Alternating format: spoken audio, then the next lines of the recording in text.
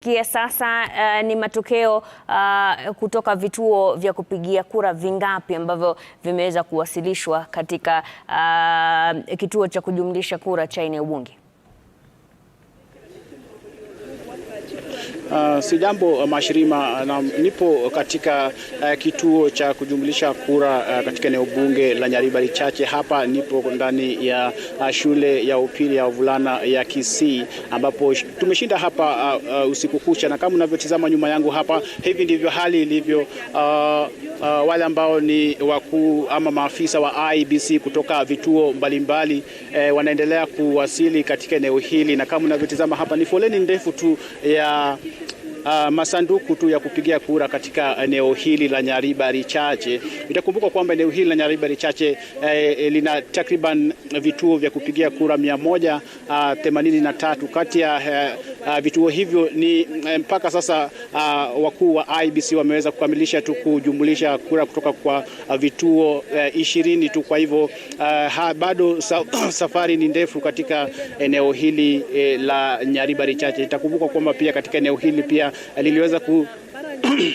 liliweza kusajili takriban wapiga kura 88,903. Kwa hivyo muda mfupi uliopita tumeweza kusemezana na afisa mkuu msimamizi wa shughuli hii nzima, Bwana Manko, ambaye amesema kwamba tayari wanaendelea, mikakati inaendelea kuhakikisha kwamba wameweza kukamilisha shughuli hii muhimu kwa haraka iwezekanavyo. Mle ndani ndivyo hapa ndio ukumbi ya kujumlisha kura katika eneo hili la Nyaribari Chache. Kwa hivyo ni swala ambalo huenda tukachukua muda zaidi katika eneo hili la Nyaribari Chache kujua tu ni vipi ama kuhusiana na matokeo ya uchaguzi ambao uliweza kuandaliwa hapo kesho. Kutoka basi eneo hili tutakuwa tukizunguka maeneo bunge 9 kote Kisii tuweze kujua tu hali jinsi ilivyo kuhusiana na uchaguzi ambao uliandaliwa hapo jana. Kutoka hapa tutakuwa tukifululiza hadi maeneo ya Kitutu Chache Kusini, ambapo pia tutakuwa tukifuatilia jinsi ambavyo hali ilivyo maeneo hayo kuhusiana na uchaguzi huu. Kwa hivyo pia sisi kama wanahabari siku hii ya leo itakuwa na shughuli chungu nzima ili kuhakikisha kwamba tumejuza watazamaji wetu kile ambacho kinaendelea katika eneo nzima la Gusii. Kumbuka kwamba katika kaunti hii ya Kisii ina jumla ya wapiga kura 637,010. Kwa hivyo tutakuwa tu tukiendelea kuzunguka kote Kisii kujua tu hali ilivyo kuhusiana na matokeo pindi tu tutakapoanza kuzipata. Kisha hapo baadaye pia eneo la kujumlisha kura katika kaunti hii ya Kisii pia itakuwa katika chuo anuai ya Kisii almaarufu Kisii Polytechnic. Pia hapo pia kutakuwa na shughuli chungu nzima.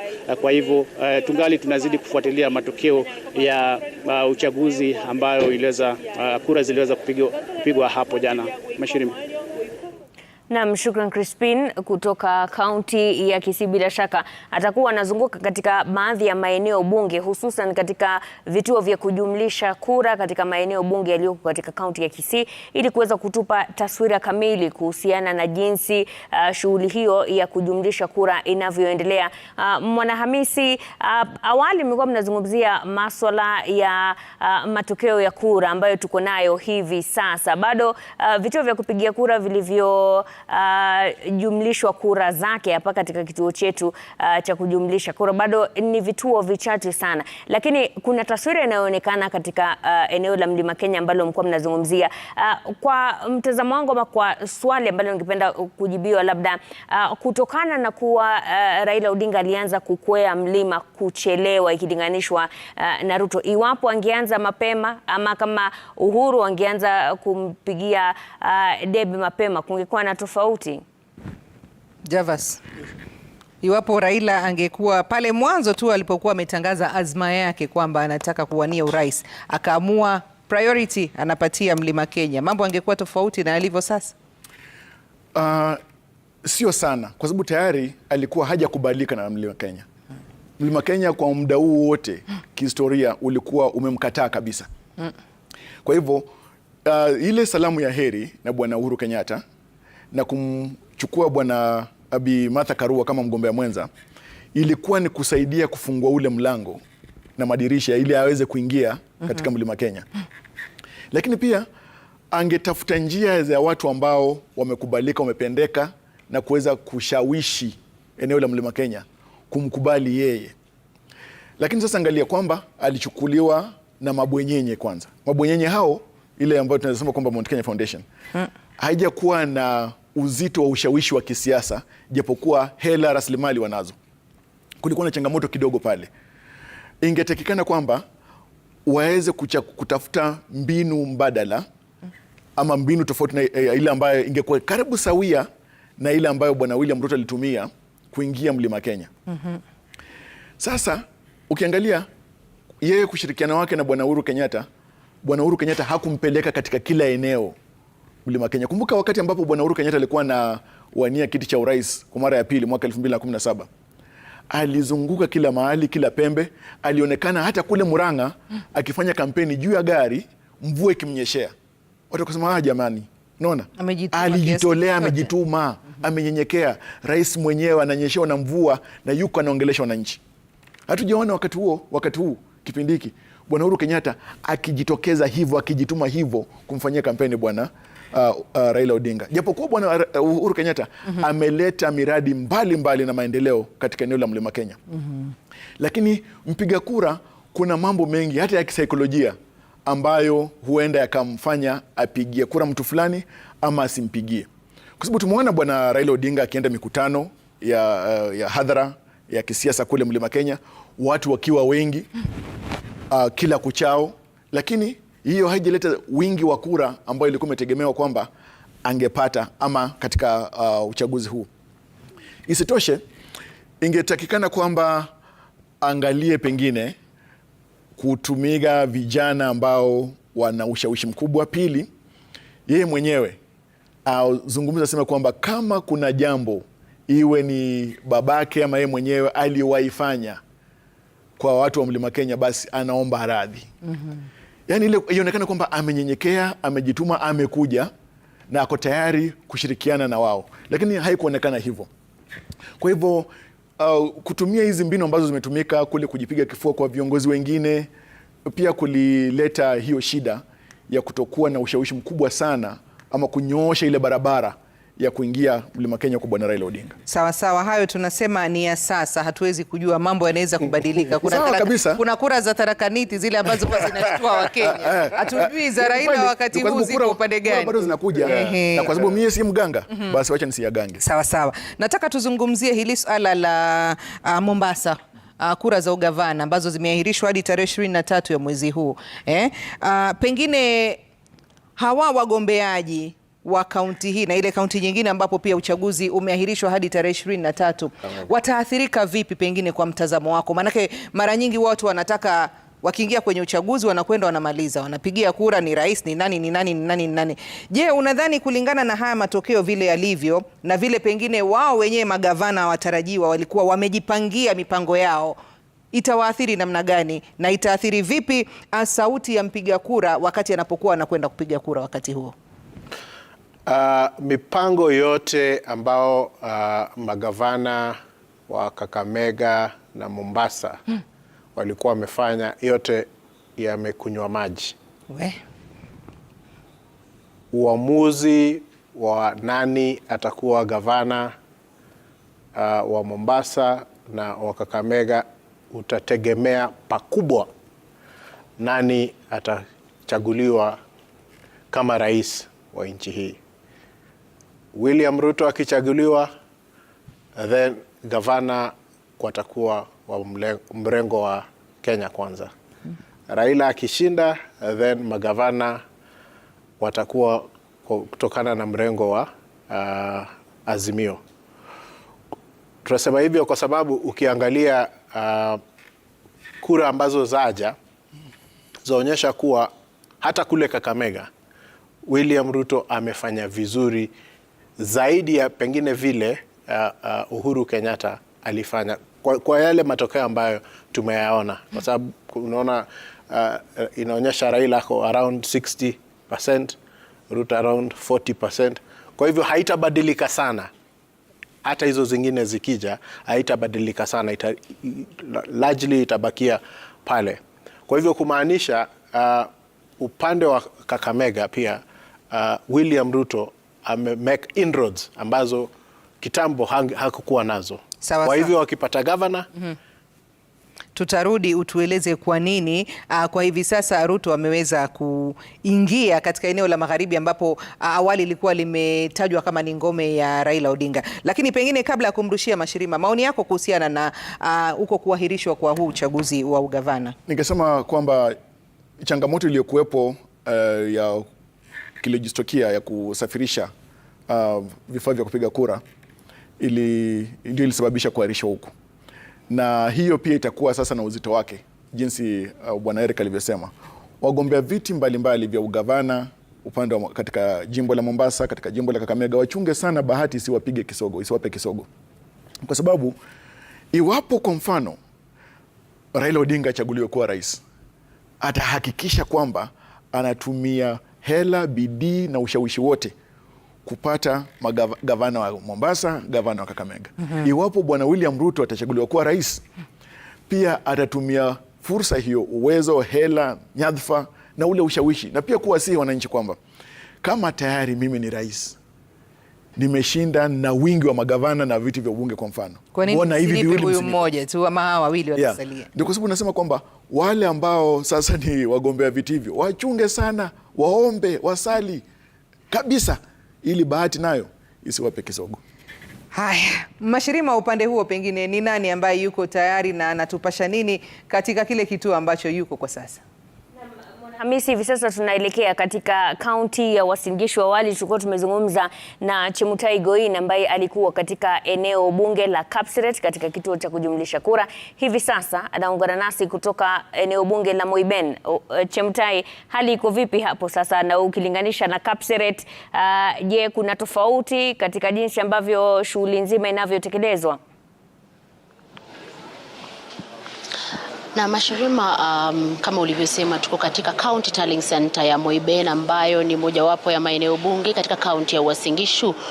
Eneo bunge hili likiwa na wapiga kura 77,877, na kama ilivyokuwa hapo awali kule Kapseret, shughuli ya kujumuisha kura ambayo imetoka katika vituo tofauti inaendelea, na tumeweza kuona hapa foleni ndefu. Lakini kabla hatujaenda kuangalia foleni kidogo, kati ya viti ambavyo vinamenya ni ile ya urais, na ukiangalia katika eneo hili la mamkuli ya shule hii ya wavulana ya AIC Chebisas, unaona pale wameweka picha ya rais wa kwanza wa Jamhuri ya Kenya kule, mzee Jomo Kenyatta, hayati mzee Jomo Kenyatta. Kisha kuna ile ya hayati mzee Moi, unaona pia ya mzee Mwai Kibaki pia ambaye aliaga, na sasa kuna ya rais wa 4 wa Jamhuri ya Kenya, Rais Uhuru Kenyatta, na pengo ambalo linasubiriwa kujazwa ni ile ya rais wa 5 wa Jamhuri ya Kenya, ambayo tumeona 4 ambao wanamenyana, wakiwemo kinara wa Azimio Raila Odinga, yule wa UDA William Ruto ambaye ni naibu rais, George Wajakoya wa chama cha Roots, na pia yule wa Agano David Mwaure. Na pia katika eneo hili pia kuna wale ambao wanashindania kiti ya ubunge, na tunajua kuwa kuna siasa, kwani mbunge ambaye anashikilia sasa anawania kwa chama tofauti, japo inajulikana kuwa haya ni eneo hili ni kati ya maeneo ambayo naibu rais William Ruto ana umaarufu na ina wengi ambao wanawania katika chama chake. Tumeweza kuona kuwa kura zao kidogo ziko juu, lakini msema kweli itakuwa tume ya IEBC na maafisa hawa ambao bado wanaendesha shughuli ya kuweka pamoja takwimu ambazo wamezipata kutoka vituo tofauti. Eneo hili la Moiben, eneo bunge, lina wodi 5, na kura ambazo zimetoka vituo tofauti kutoka hizo wodi 5 sasa zinajumuishwa hapa, kisha baadaye tutaweza kupatiwa taarifa kamili kujua ni wapiga kura wangapi kati ya 77,877 walijitokeza kupiga kura, na je, kila ambaye aliwania kiti tofauti, je, amepata kura ngapi? Na Mashirima, ukiona kutokana na picha hizi unaona kuwa foleni ni ndefu, na bado wale maafisa ambao walisimamia uchaguzi katika maeneo tofauti bado wanaendelea kuwasili. Tulitarajia kuwa labda huenda mwendo wa saa 6 hivi shughuli hii itakuwa imekaribia kufika tamati, lakini inaonekana kuwa tutaendelea kukita kambi eneo hili kwa muda, labda huenda ikafika hata labda majira ya saa 8 saa 9 hivi ndio tuweze kujua msema kweli. Je, wale ambao walikuwa wanamezea mate vyeo tofauti, je wamezoa kura ngapi? Tumeweza hata kusikia yule ambaye anaendesha shughuli hapa katika eneo bunge hili ama hii constituency tallying center, akiwaeleza wale ambao wameleta zile vijisanduku ambavyo vina vifaa vijikaratasi vya kura kuwa lazima wakae makini, kwani foleni kidogo imekuwa ikichukua muda, kwani kuna wale ambao wamechoka. Tunajua kuwa hawajapumzika kwa takriban siku 2-3, na kuna wale ambao labda wameondoka kwa foleni, kwa hivyo wanachelewesha shughuli zima, na kuwa najaribu kuleta tu utaratibu ili kuhakikisha shughuli hii inakamilishwa kwa muda, na kuwa wale wa Kenya ambao wamekuwa wakisubiri kwa muda kujua je, shughuli inaendelea vipi, je mambo yameenda vipi, labda kuna wale ambao wanauoga kidogo, wanasubiri kujua, wahakikishe kuwa wanakamilisha kwa saa ifayo. Na baada ya kura hizi kuhesabiwa, tukishapatiwa ile takwimu ya wale ambao wamewania urais na kura ngapi wamezoa, baadaye kura za wale ambao wamewania viti vya county vitawasilishwa katika county tallying center, ambapo baadaye tutazuru. Kuna wenzetu wako huko wamekita kambi kule wanasubiri, lakini shughuli huko haijaanza sababu bado kura zinahesabiwa katika zile constituency tallying center. Na unaona Mashirima, bado tupo site kwa muda, na inaonekana kuwa tutakuwa hapa kwa muda mrefu, lakini tutaendelea kuwajuza. Tunataka kusafiri kidogo pia twende tukaone.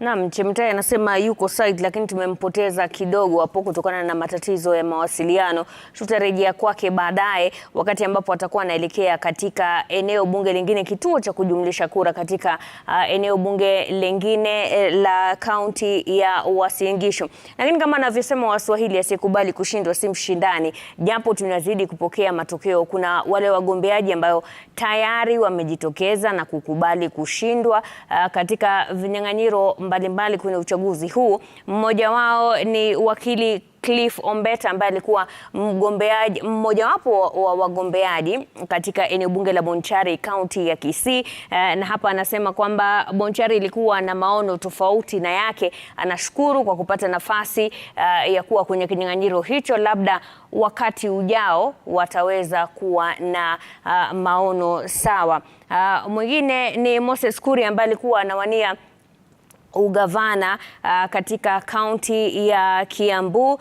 Yeye naye anasema kwamba amefurahia miaka 8 ambayo amehudumu kama mwanasiasa, hususan hivi punde kama mbunge wa Gatundu Kusini, na sasa anasema anarudi katika sekta ya kibinafsi akiwa na furaha.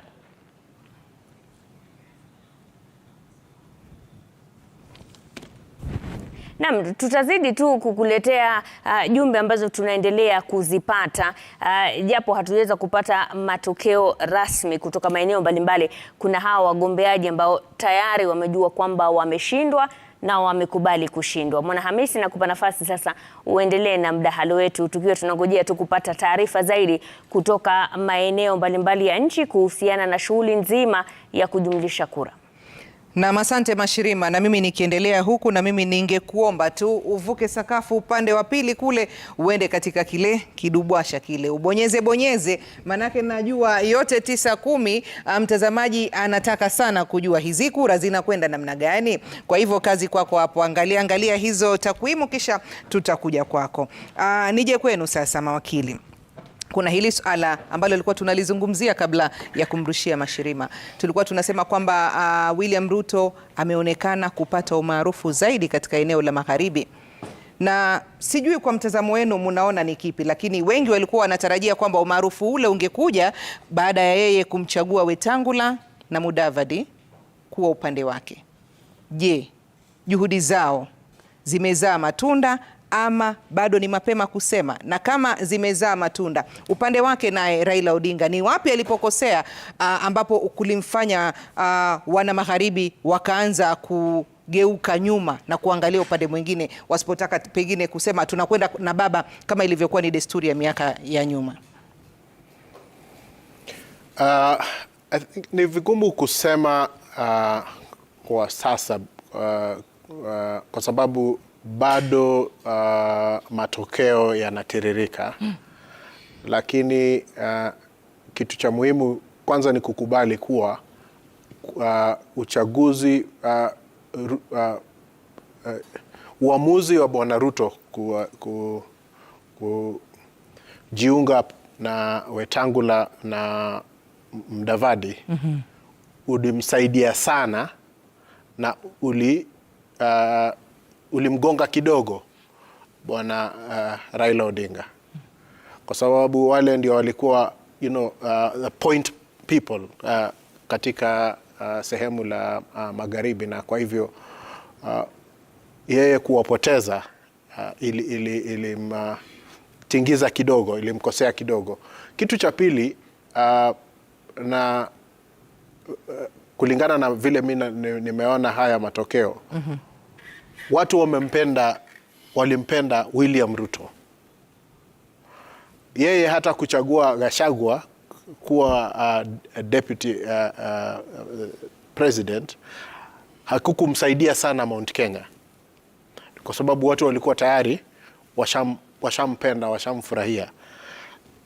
Na kitu ambacho naona ni kuwa hiyo miaka ambayo, na ukiangalia pia amezunguka sana kila mahali, hakuna mahali ambapo William Ruto hajaenda. Ameweka bidii zaidi. Kwa hivyo kule ambayo Raila alikuwa anaichukulia ni ngome yake, hakuweka bidii vile wakati Ruto alipokuwa anaenda kule kuweka bidii. Ni kama watu walikuwa wameona ataenda, lakini mwishoe hata faulu. So wanasiasa wote wale ambao walikuwa wanajipanga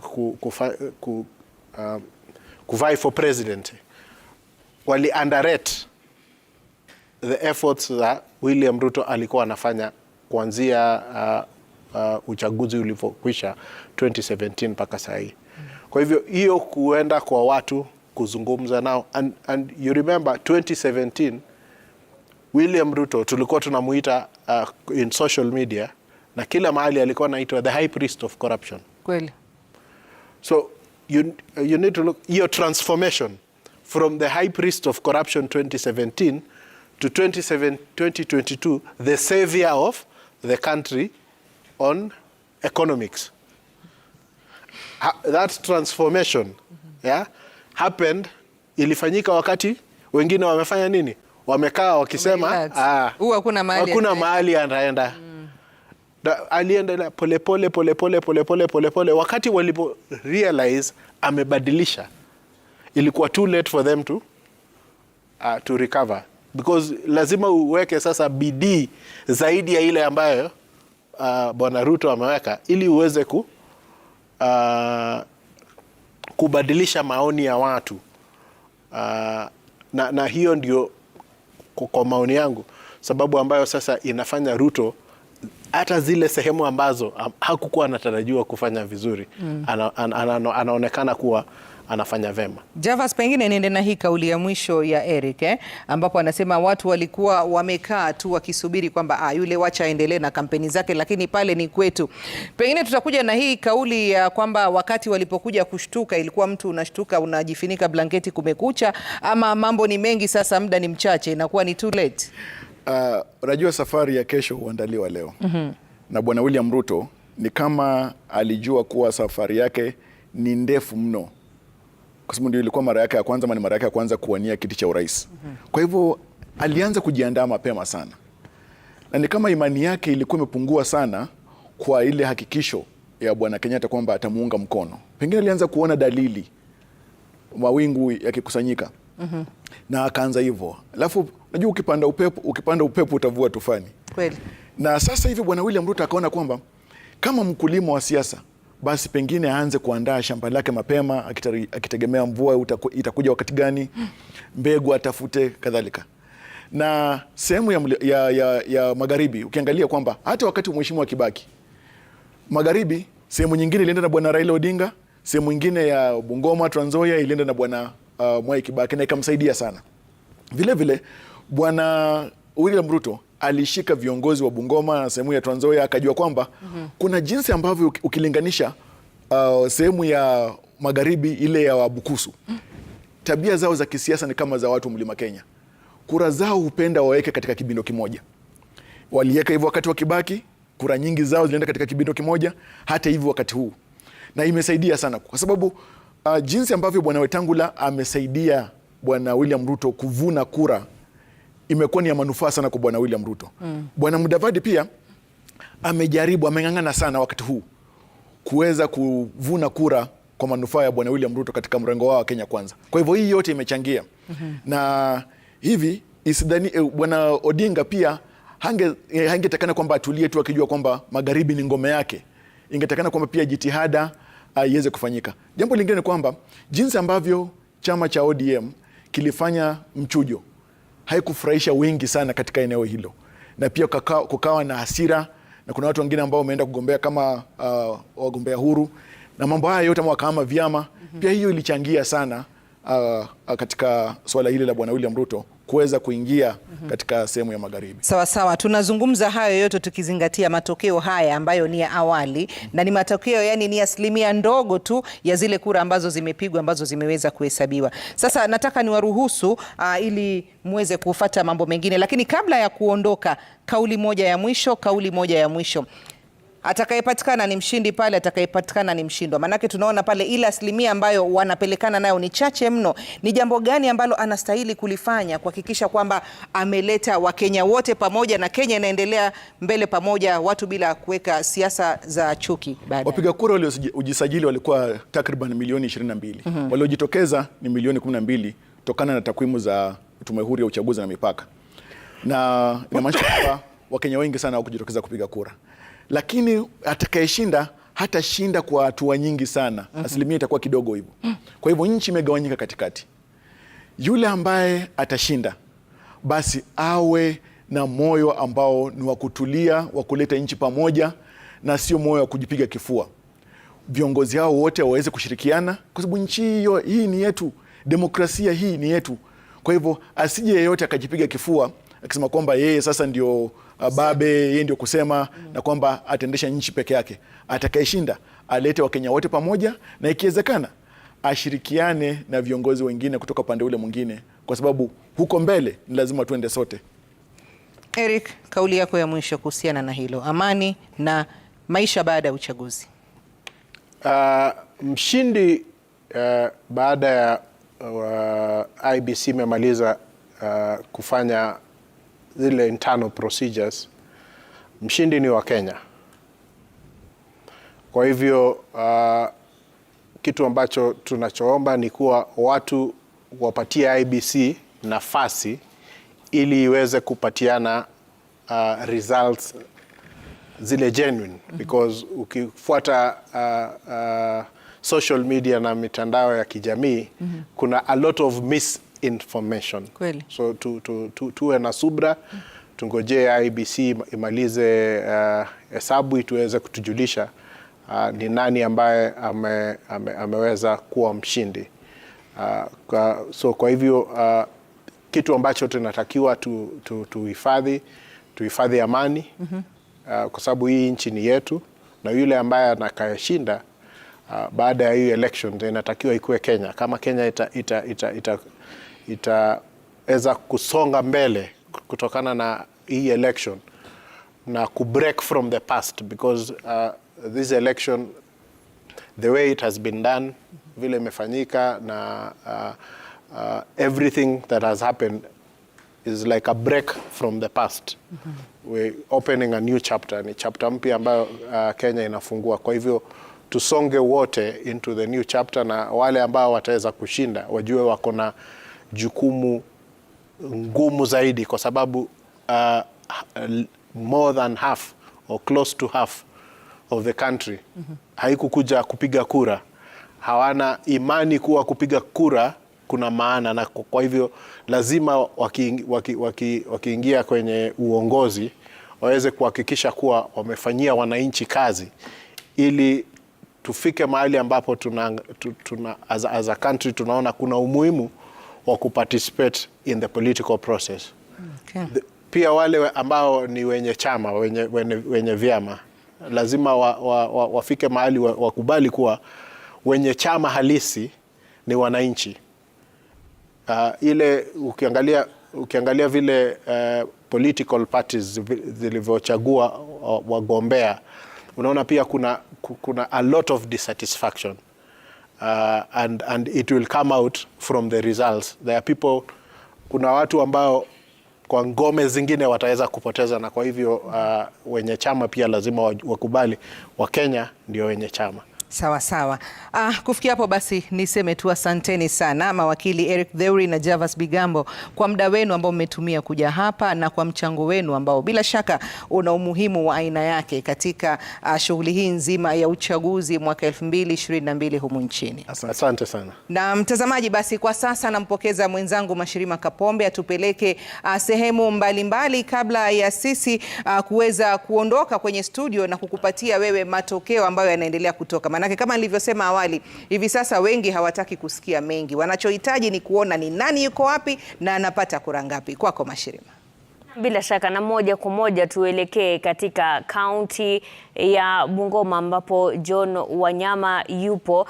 Wanyama, hujambo? Katika eneo bunge la Kabuchai, tayari ni vituo vingapi vya kupigia kura ambavyo vimeweza kuwasilisha matokeo katika kituo cha kujumlisha kura? Naam, Mashirima, katika eneo bunge hili la Kabuchai, kaunti hii ya Bungoma, zoezi la kuendelea kuhesabu kura linaendelea, na katika pengine baadhi ya maswali ambayo unauliza, tunaye msimamizi wa tume ya IEBC Big Grace ambaye ako nasi hapa tuko katika eneo hili la Mabanga, ambapo huu ndio ukumbi ambapo matokeo yote ya kaunti yatakuwa yanaletwa hapa na kutangazwa. Pengine Big Grace, kama utaweza kuja hapa tuweze kuzungumza moja mawili katika kaunti hii ya Bungoma. Kufikia sasa, pengine kuna fununu, kuna matokeo rasmi ambayo yameweza kutolewa? Ni nani anaonekana kushinda wapi? Kwani kivumbi na watu nyumbani wanangoja majibu haya. Naam, asante sana Bwana Wanyama. Hapa tuko katika County Tallying Hall, Mabanga Agricultural Training Center, and saizi hatujapata matokeo yoyote, bado tunangoja. The returning officers bado wanahesabu kura kule. Sasa hata saizi hatujui ni nani amepata ama ni nani amekosa. So tutaendelea kusubiri, na ningewahimiza watu wa Bungoma wakue watulivu, wangoje, because hiyo process ni mrefu. So hapa hivi tunaweza pata at given time, inaweza kuwa at 3 PM ama 5 PM ama hata usiku when the returning officers watafika, because the process is long. Lazima wahesabu, check all the form A's, wa photocopy, tena waweze kuannounce results za MCA na MNA, wajipange sasa kujitayarisha kwenda Nairobi. So unaona bado ni kazi nyingi, na kujaza forms itachukua muda. So ningeomba watu wote wawe watulivu. Tumeongea pia na security, tumekuwa na mkutano jana usiku na leo tena asubuhi. Nimewaeleza ya kuwa that we have 7 days to announce the results. Wawe pia watulivu na watusaidie kuangalia amani. Na pengine shughuli hii katika maeneo mengi kaunti hii ya Bungoma, kando na pengine zile makaratasi ambayo mnaangalia na kuweka sahihi, nini kingine kimeweza kufanya pengine matokeo haya kuchelewa? Haijachelewa kwa sababu we have all the time, all the 7 days.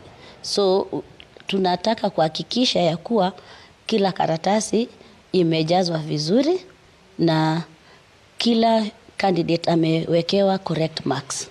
Yeah. Kufikia sasa wakazi katika kaunti hii wanajiuliza ni asilimia ngapi ya Wakenya eneo hili walijitolea pengine kupiga kura? Approximately about 52%, but after the counting is when we'll get the exact figures. Yeah, and the time and the percentages.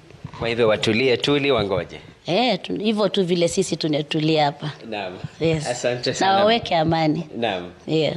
Asante sana. Asante sana Bi Grace ambaye anasimamia eneo hili la Bungoma. Yeye ndiye meneja ama msimamizi wa tume ya IEBC ambaye atakuwa anatoa matangazo rasmi kwa wale ambao watakuwa wamechaguliwa katika eneo hili. Tumekita kambi katika eneo hili Mashirima, na tutakuja kwenu kuwajuza tu ni nani ambaye amebeba ushindi katika eneo hili, ni nani ambao pengine wamepelekwa nyumbani. Na tayari tumeanza kupata fununu, na kwa sasa hatuwezi kuwapa fununu, lakini tunaenda kwa tume ya IEBC pale ambapo tumeanza kusikia pengine ni nani anaongoza wapi, na tutakuja kwenu kuambia ni nani ameongoza, na hamtapitwa na lolote, kwani runinga ya Citizen iko hapa kuwafahamisha tu punde yanavyojiri. Kwako studio.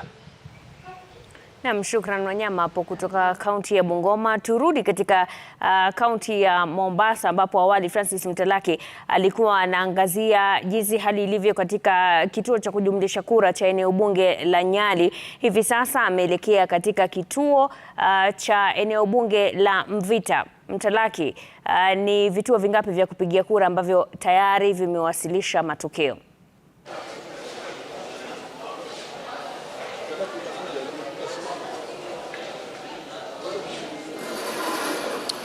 Na Mashirima, kufikia sasa vituo ambavyo vimeweza kuwasilisha baadhi ya matukio na yale ambayo yameweza kudhibitishwa ni 12 kulingana na wale maafisa wa tume ya IEBC katika eneo hili la ubunge la Mvita. Kumbuka eneo bunge la Mvita ni mojawapo ya maeneo 6 ya ubunge yaliyoko katika kaunti hii ya Mombasa, na pia muhimu zaidi ni kwamba ni thibitisho tosha kwamba hapa lazima patakuwa na mbunge mpya, manake mbunge wa sasa ambaye ni Abdulsamad Sharif Nasir kwake anagombea kiti cha ugavana baada ya kuhudumu kwa miaka 10 au mihula miwili, na sasa basi wenyeji wanakwenda kumchagua mbunge mpya katika eneo hili. Na pia hapo jana ikizingatiwa kwamba katika eneo bunge hili ndio kulikuwa na matatizo mengi, vituo vingi vya kupigia kura vilianza kufunguliwa kwa kuchelewa na pia kufungwa kwa kuchelewa. Kwa hivyo ndio manake unaona kwamba ile idadi ya vile vituo ambavyo vimeweza kuwasilisha matokeo yake na kuweza kudhibitishwa na maafisa wa tume ya IEBC ni vichache mno ukiweza kulinganisha na maeneo mengine, lakini wanasema kwamba shughuli nzima inakwenda katika njia iliyo shwari. Na nikiangalia pale naona pia kuna baadhi ya maafisa wa tume ya IEBC ambao wanaendelea kukagua na kuweza kudhibitisha baadhi ya matokeo ambayo yamewasilisha kutoka kwa baadhi ya vituo. Na hapa katika masuala ya ubunge Mashirima ni kwamba kuna jumla ya wagombea 16 ambao wamejitosa kuweza kutaka kumrithi Abdulsamad Sharif Nasir ambaye kwa sasa anawania kiti cha ugavana. Na pia ukiweza kulinganisha ile idadi ya wale ambao walijitokeza kupiga kura hapo jana, pia ilikuwa ni chache kilinganishwa na chaguzi za hapo awali, wengi wakisema labda kutokana kuhairishwa na kiti cha ugavana labda ndiposa idadi katika sehemu hii pia imepungua, lakini tunazidi kufuatilia kwa karibu kuona jinsi wanakavyokuwa kitangaza matokeo haya. Kama sehemu kama pale ulipokuwa pale, unaona wale ni maafisa wa tume ya IEBC ambao wametoka katika vituo mbalimbali vya kupigia kura ambavyo vilivyoko katika eneo bunge hili la Mvita, ambao wanakwenda na wasilisha zile stakabadhi na kuhakikisha kwamba kila kitu kishwari. Alafu akitoka pale anakuja katika sehemu hii ya pili ambapo utaona pia kuna baadhi ya maafisa wa tume ya IEBC ambao wako pale. Wakifika pale pia wanapitia ngazi ya pili, ngazi ambayo pia wakikamilisha ndio waweze kufika katika ngazi ya 3 ambapo utaona kuna maafisa wawili wa tume ya IEBC wako pale wakishadhibitisha kama vile anavyofanya mmoja wa tume ya IEBC. Ndio sasa tusubiri tangazo rasmi, alafu tangazo hilo litakapotolewa rasmi basi utaweza kuona pia matokeo yatakwenda kubadilika katika ile tovuti ya tume ya IEBC. Lakini si kipute cha ubunge peke yake, manake hapa kuna pia maseneta waliweza kupigiwa kura, wale ambao walikuwa wanataka kiti cha useneta pamoja na wakilishi wa kike. Na katika maeneo haya Mvita pia kuna wadi 4 ambazo zipo ndani ya kisiwa hiki cha Mombasa, na wapiga kura pia waliweza kushiriki. Kwa hivyo pia tunafuatilia kwa karibu kuweza kuona kama ni vipi matokeo haya yatakwenda kutirika, na tunataraji kwamba mida ya kama jioni hivi wengi wataweza kujua ni nani atakuwa mshindi na ni nani atakuwa basi amejizolea kura ngapi, hususan katika masuala ya uongozi pamoja na kiti cha urais. Lakini tunaweza kuarifu kwamba kwa sasa shughuli nzima inaendelea. Usalama nikiweza kuangalia kando kando umeweza kudumishwa. Yale magari ambayo yanapaswa kuleta vile vijikaratasi vilikuwa vya kupigia kura pamoja na masanduku ambayo yamebeba idhibati tosha ya zile kura yapo nje tu, na baadhi ya shughuli ambazo zinaendelea katika eneo hili. Na hapa tulipo ndio makao makuu ya Mvita katika shule ya Aldina Visram, shule ambayo ndio imekuwa na shughuli nyingi hususan ya kuweza kutafuta uongozi wa Mvita, uongozi wa kaunti ya Mombasa katika nyadhifa mbalimbali pamoja na kapu la kipute cha urais. Kwa hivyo basi tutazidi kuwajuza mengi tu yanayojiri katika kaunti hii ya Mombasa, ikizingatiwa kwamba kuna wapiga kura zaidi ya 600,000 ambao wanatarajiwa kwamba wamekuwa wakishiriki kura za urais pamoja na zile nyadhifa zilizoko, na pia tume ya IEBC itakapotangaza kwamba tarehe fulani ndio wale magavana watakuwa wakimenyana, basi shughuli nzima pia itakuwa ikiendelea katika sehemu hii. Kwa hivyo jinsi baadhi ya viongozi wamekuwa wakisema kwamba wapo tayari wakati wowote shughuli ya ugavana itakuwa ikifanyika, basi tutakuwa tukirudi hapa tena. Kwa hivyo kwa sasa tuweze kukomea hapo, lakini shughuli inaendelea vizuri, shughuli inaendelea shwari, na kulingana na maafisa wa tume ya IEBC wanasema kwamba itakapofika mida ya jioni huenda watakuwa wameweza kukamilisha kila kitu.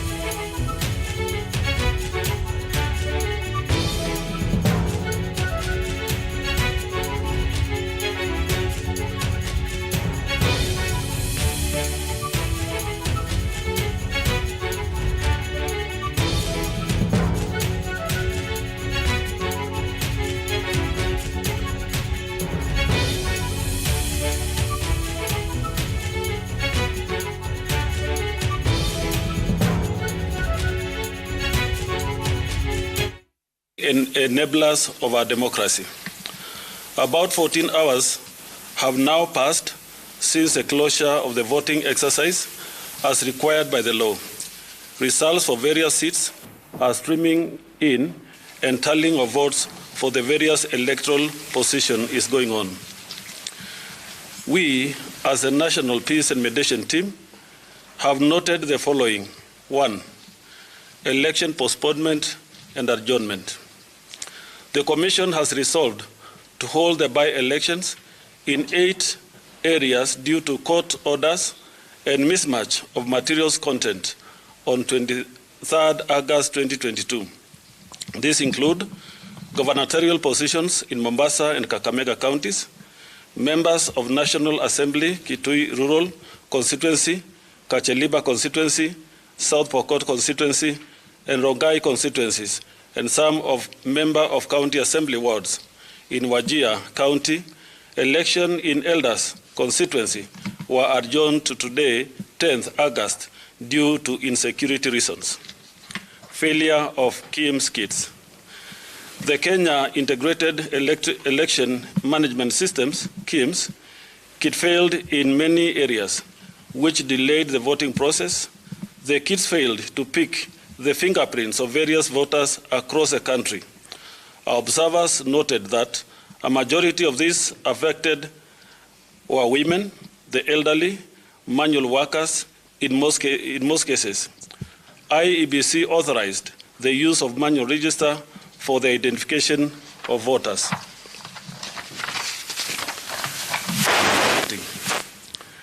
There was generally peaceful voting in most of the polling stations in the country, as noted by our observers, and we commend fellow Kenyans for observing peace. However, isolated incidents of violence were reported in Wajir, Garissa, Uasin Gishu, Nakuru, Mandera, Mombasa, Kisumu, and Bungoma counties. Voter turnout.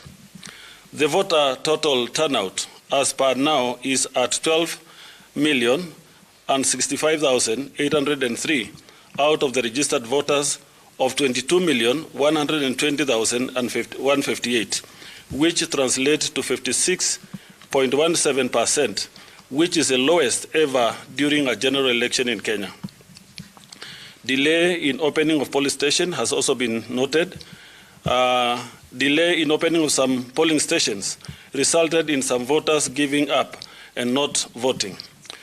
Also, delays in communication by IEBC. These delays in communication by IEBC on the postponement of election in certain areas were reported. Incidents of violence. We noted with concern a number of incidents of violence in some parts of the country. In this regard, we call upon the Inspector General of Police to be more vigilant and deal firmly with the perpetrators. Reports received by our observers and monitors across the country in our women's situation room, we note with concern that 200 polling stations, there were violence targeted at women, especially women candidates, women agents, and women voters. The most notable form of violence against the women was physical violence. Our call to the country. The National Peace Mediation Team remains observant of the ongoing electoral process, even as tallying of votes still continue in various parts of the country. We call on political leaders and citizens to give IEBC official time as to continue to conduct its constitutional and statutory duty and obligations in this democratic journey. In this regard, we advise against any unreasonable pressure being piled on IEBC. Lastly, whatever the outcome of the presidential election and all other elective positions, we call for calm and restraint from all sides, and whichever party or parties that will feel aggrieved to call for calm among their supporters and pursue the acceptable legal and constitutional means to seek redress. We call on all Kenyans to continue receiving and following the results peacefully until the persons elected for the respective positions are announced by the IEBC as stipulated by the law. As mediators, we are committed to working closely with all relevant stakeholders, including political parties, and ensure continued peace, harmony, security, and unity among all Kenyans. As we wait for the finalization of tallying and the official announcement by the returning officers, we will endeavor to keep the nation informed by sharing critical information collected by our monitors and observers across the country. We continue to urge Kenyans to remain peaceful as we await the conclusion of this electoral process. Being able to see the good side of things, even in the toughest of times, is a blessing from the Almighty. We are blessed as Kenyans. God bless you, and God bless all of us together. And that is our statement as at now.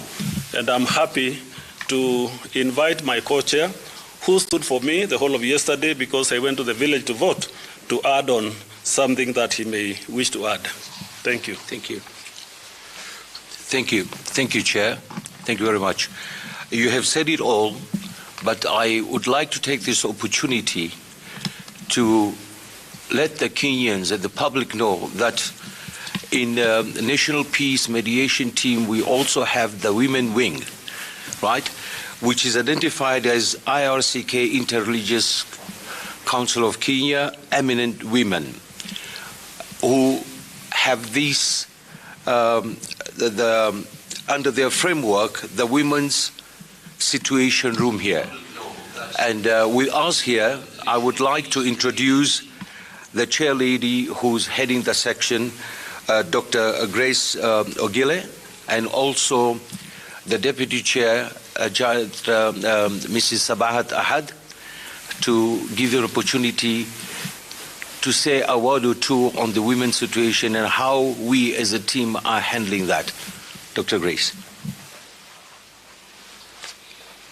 Thank you very much.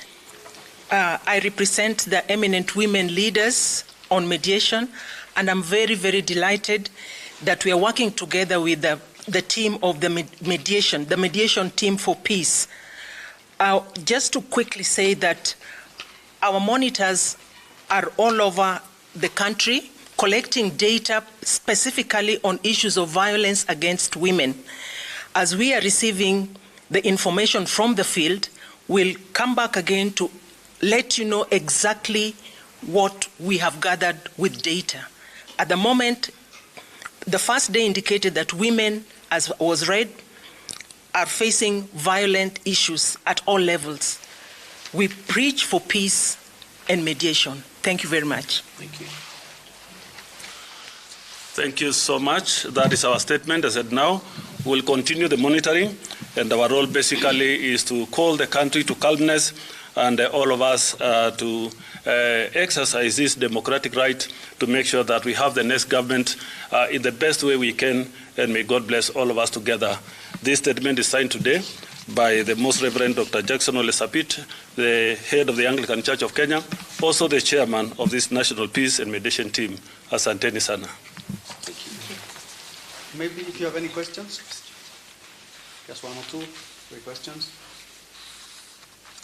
If you have anything specific to ask or clarify.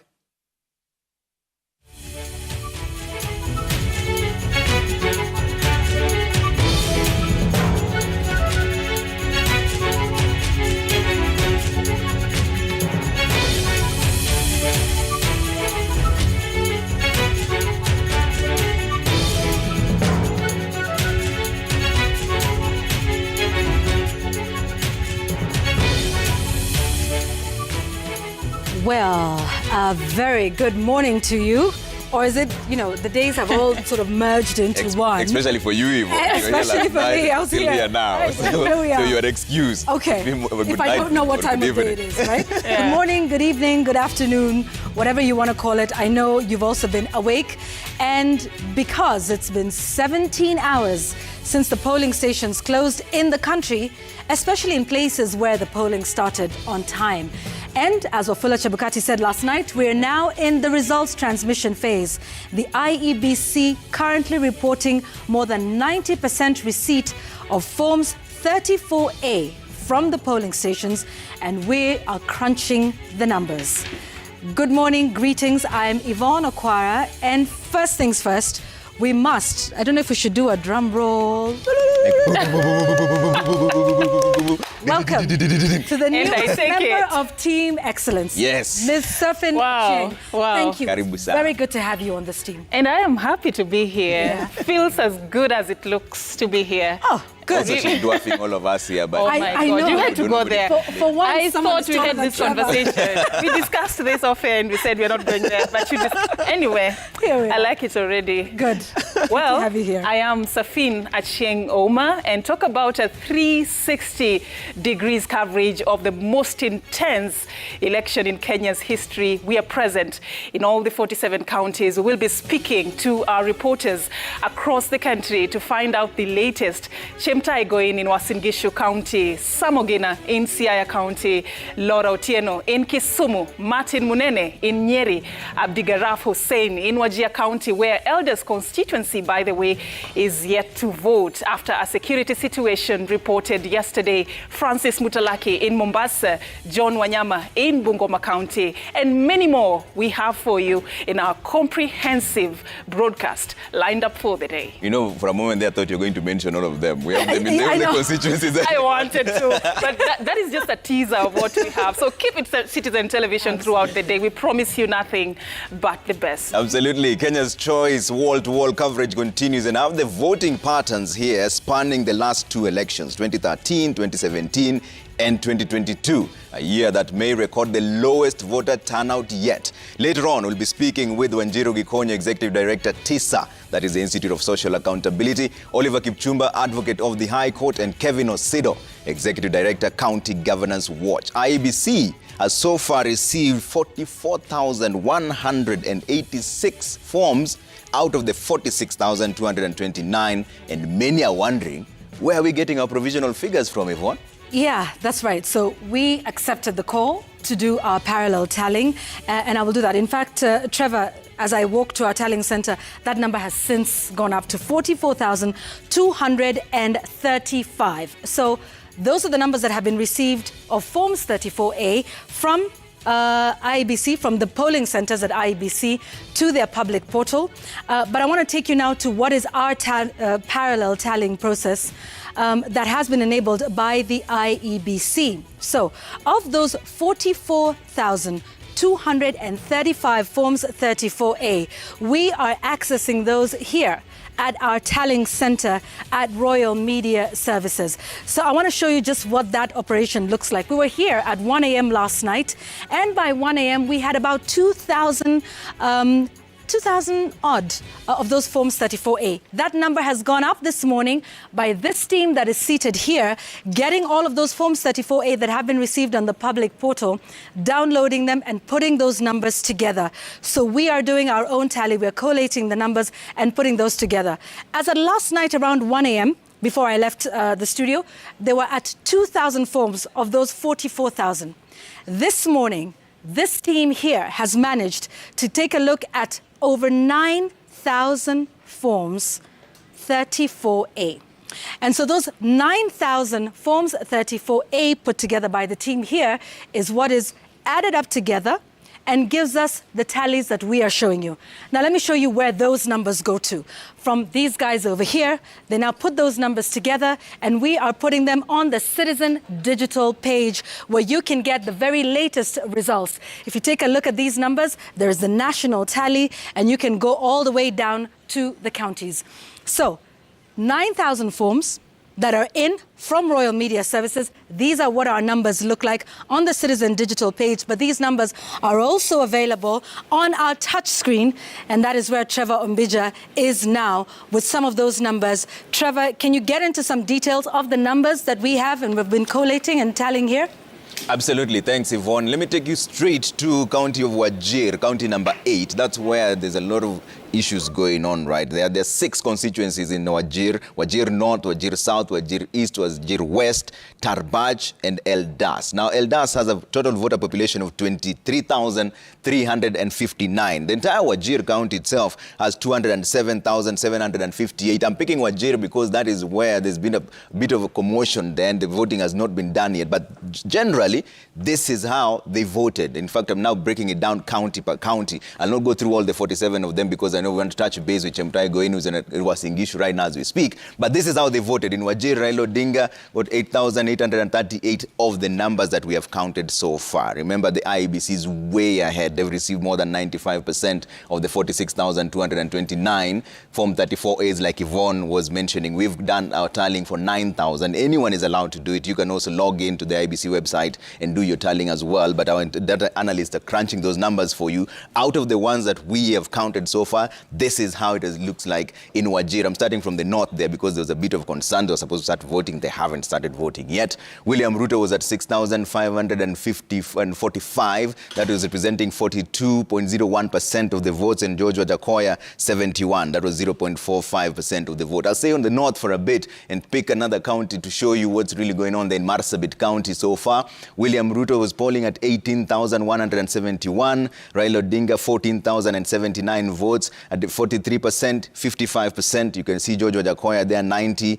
0.27% representation. This is just a general representation of how the counties are looking like in terms of the votes. And we'll compare that to 2017 and 2013 as well at some point. But I'm just sampling the 3 counties to show you what's happening right now. In Turkana, Raila Odinga, out of the forms we've counted, we cannot emphasize this enough. IEBC is way ahead, all right? So these are just the forms that we've already tallied. And Yvonne mentioned that we've tallied 9,000 from 34As. And those are the figures you're seeing in total. So Raila Odinga in Turkana got 20,806. That is 62.61% of the votes. William Ruto, 12,039, 36.2% of the votes. George Wajakoya, 93 so far, 0.27% of the votes. I'm picking the counties up there in the north just to show you what's really going on there. That's Turkana as well. Let's pick another one and show you Mandera County. Raila Odinga so far, 14,533. As you can see, 75% of the vote. William Ruto, 4,522, 23% of the vote.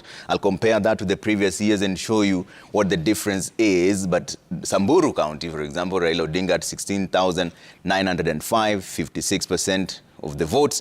William Ruto, 12,709. Now keep your eye on this figure because these numbers keep changing really fast. So far, this is the general tally of what we have counted.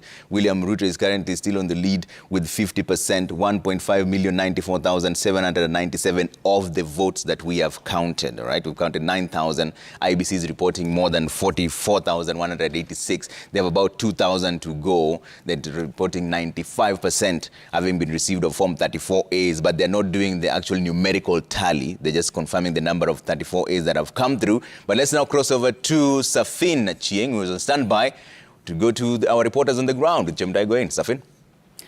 Indeed, like you say, we are going to be telling you more about the numbers, but of course later on also breaking down those numbers for you. And right about now, we want to cross over first to Uasin Gishu County, a county that has seen a total number of registered voters standing at above 450,000. It is a county that has 6 constituencies. So Chemtai Goin has been traversing different parts of this vast county just to get the situation on the ground for us. And a very good morning, Chemtai. What more can you tell us? Well, hi, Safin, Yvonne and Trevor, still in Uasin Gishu County, having traversed so far 2 now. We are in the 3rd constituency tallying center. Earlier on, we were in Kapseret and Moiben, and now we are at the Rift Valley Vocational Training Institute, where the constituency tallying center for Ainabkoi constituency is located. And just like the other areas where we've been, of course, the process now is the tallying of the results. Uasin Gishu County has actually 138,000 registered voters. Ainabkoi constituency having 62,606 of those. And the constituency has 3 wards. That is Ainabkoi Olale, Kaptagat and also Kapsoya. And like the other regions where we've seen, despite the region having 3 wards and there would be the expectation that the results so far would have progressed, we should note that a place like Ainabkoi is located in a far area, and some of those polling stations may be far away. So far, by the time we were here about 30 minutes ago, they had tallied 57 out of 124 polling stations. And the clerks here in charge tell us that the process may take longer. It may run till later in the afternoon, and that in some of the polling stations that are located farther away, the polling clerks are yet to get here. So we will be visiting this area once again later.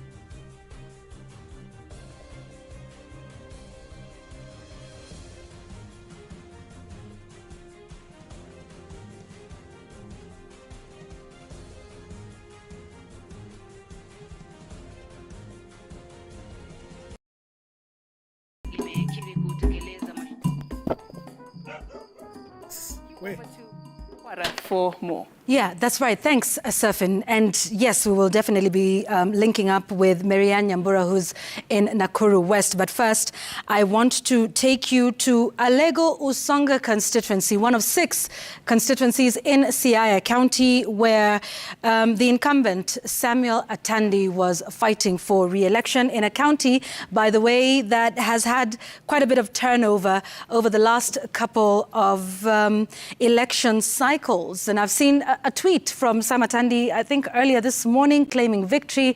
But Sam, what can you tell us about Alego Usonga in terms of the various races at that level? Yvonne, it has been a waiting game, but that waiting game is almost coming to conclusion. In a matter of, say, minutes, we should be concluding the tallying exercise here in Alego Usonga from all the 230 polling stations strewn across the 6 wards in Alego Usonga constituency. And rightly so, that tweet attributed to the current Member of Parliament, Samuel Atandi, who is defending his seat from a number of aspirants or challengers, including the immediate former Member of Parliament, Washington Mulwan. And of course, rightly as you said, there is the history behind Alego Usonga constituency is it is a one-term sort of tenure. You come, you serve your 5 years for one term, and then over you go. And of course, from the information that we have, the tallies really are putting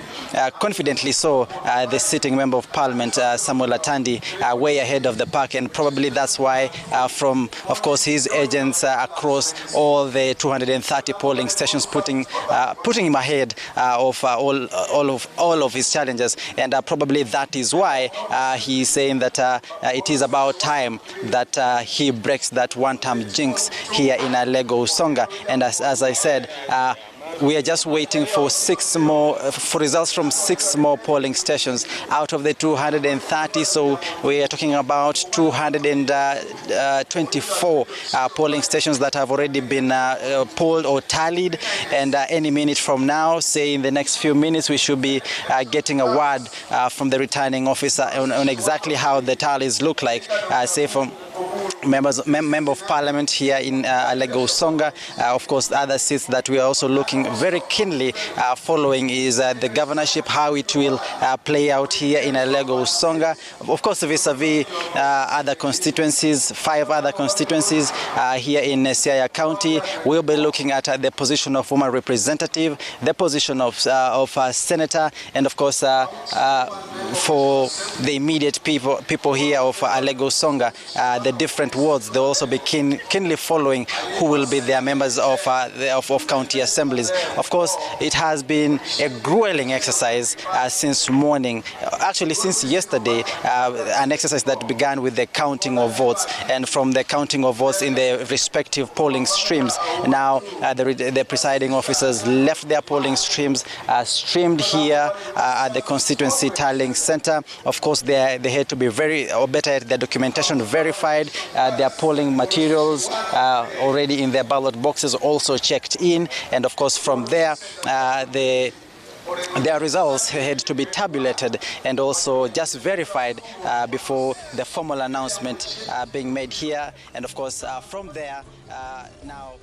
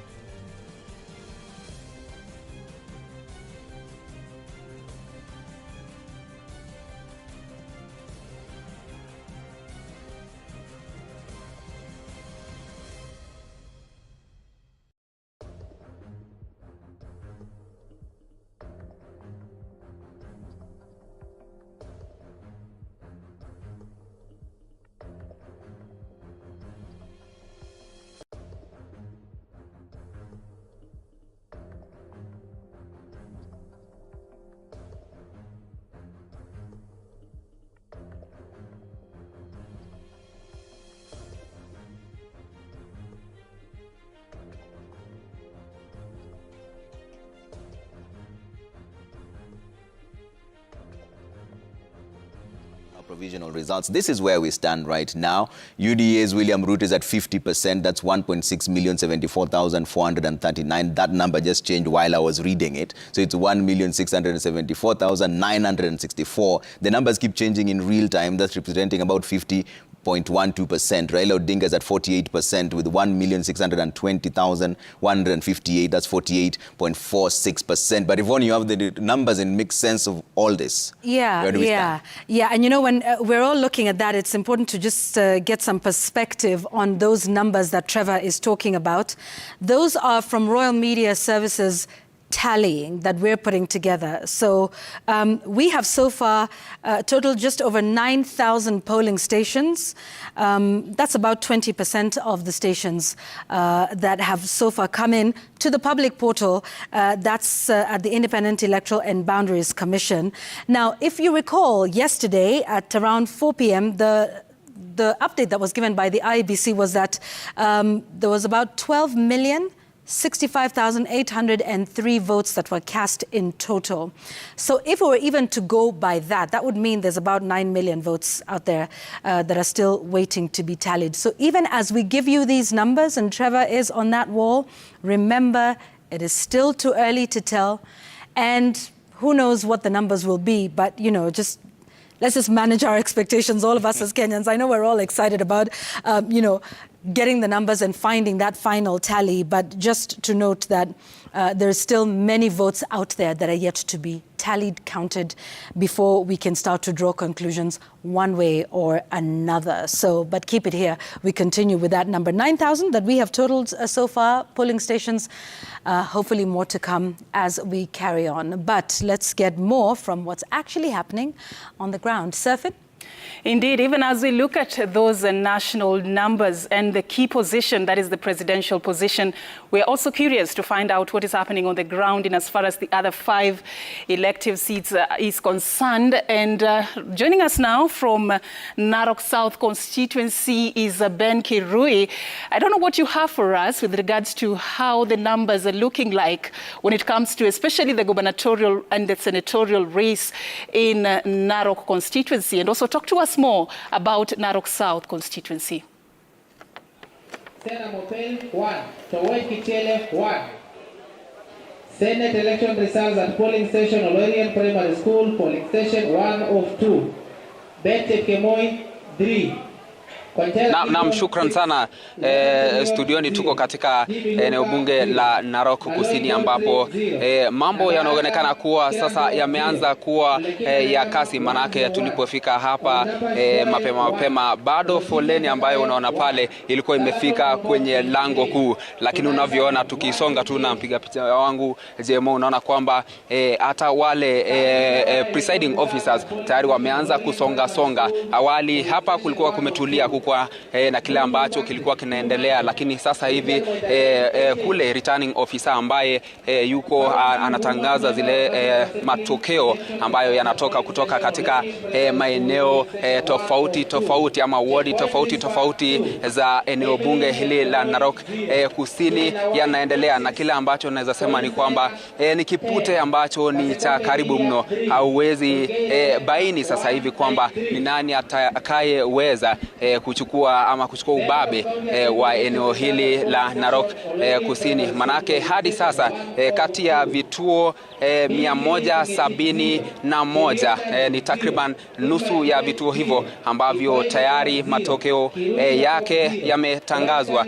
Kule ambapo tulitoka ambako ni Narok Kaskazini, ambapo tumekita kambi kutoka jana jioni. Shughuli ni kama hii. Hicho ni kituo ambacho hicho ni eneo bunge ambalo lina vituo vya kupigia kura 190, na tulipotoka kule walikuwa wamehesabu takriban nusu ya matukio hayo. Kwa hivyo tutaweza tukurejea pale, lakini kila ambacho naweza sema tofauti ya Narok Kaskazini na Narok Kusini, katika upande wa Narok Kaskazini kipute kati ya gavana wa sasa ambaye anawania kuwa seneta wa kaunti hii ya Narok na pia vilevile yule ambaye ni seneta wa sasa na anataka kuwa seneta kwa mara nyingine ambaye ni Ledama Olekina alikuwa anaonekana kuongoza kidogo dhidi ya Tunai, lakini ukikuja pande hii ya Narok Kusini ni kwamba ni kipute tu ambacho tunasema kwa kimombo neck and neck, manake ukisikia wadi hii unapata kwamba Ledama Olekina anaongoza, ukisikiza matokeo ya wadi nyingine unapata kwamba Tunai yuko mbele. Kwa hivyo ni kiputa ambacho bado ni mapema sana kusema kwamba nani ataweza kuchukua ama kuongoza ama kushinda kiti hicho cha useneta. Vile vile kiti cha ugavana baina ya Ntutu wa chama cha UDA pamoja na Moitalel Olekenta, hauwezi baini kwamba ni nani ataweza kuchukua ushindi wa kwanza, manake bado kunazo pia zile maeneo bunge 6 ama 5 ambazo hatujaweza kuzizuru, lakini niseme tu kwamba kaunti ya Narok ina maeneo bunge 6: Kilgoris, Emurua Dikir, Narok North, Narok South, Narok West na pia vilevile Narok East. Kwa sababu kwa hivyo hauwezi baini ni nani yuko mbele katika eneo lipi, lakini ni matokeo tu ambayo tunazidi kufuatilia kwa karibu sana. Tutaweza kuzuru maeneo ya Narok East ndio tuweze kujua mambo yako aje katika maeneo hayo, lakini kila ambacho tunaweza sema ni kwamba ni matokeo ambayo labda yataweza kukamilika masaa ya jioni, lakini yule returning officer wa pale kaskazini, pande wa kaskazini, alikuwa anatuambia kwamba ikiwa itakuwa mapema sana labda itakuwa saa 6 za usiku za leo. So ni kile tu ambacho tutaweza kusubiri tuone itakuwa kwa kasi gani, lakini sasa hivi ipo matumaini kwamba tutaweza kujua washindi wa viti mbalimbali. Asante sana Ben Kirui. Now moving on, the voting is done, the counting of votes is done, the tallying is currently ongoing, but not in every parts of the country. Trevor? Yeah, that's absolutely right, Safin. In fact, in this part of the nation, that's in Wajir, county number 8, 6 constituencies there. 1 constituency, Eldas to be specific, did not vote because of security incidences. Let me take you there and show you live pictures. They are voting right now as we speak. Eldas is just one of the 6 constituencies there.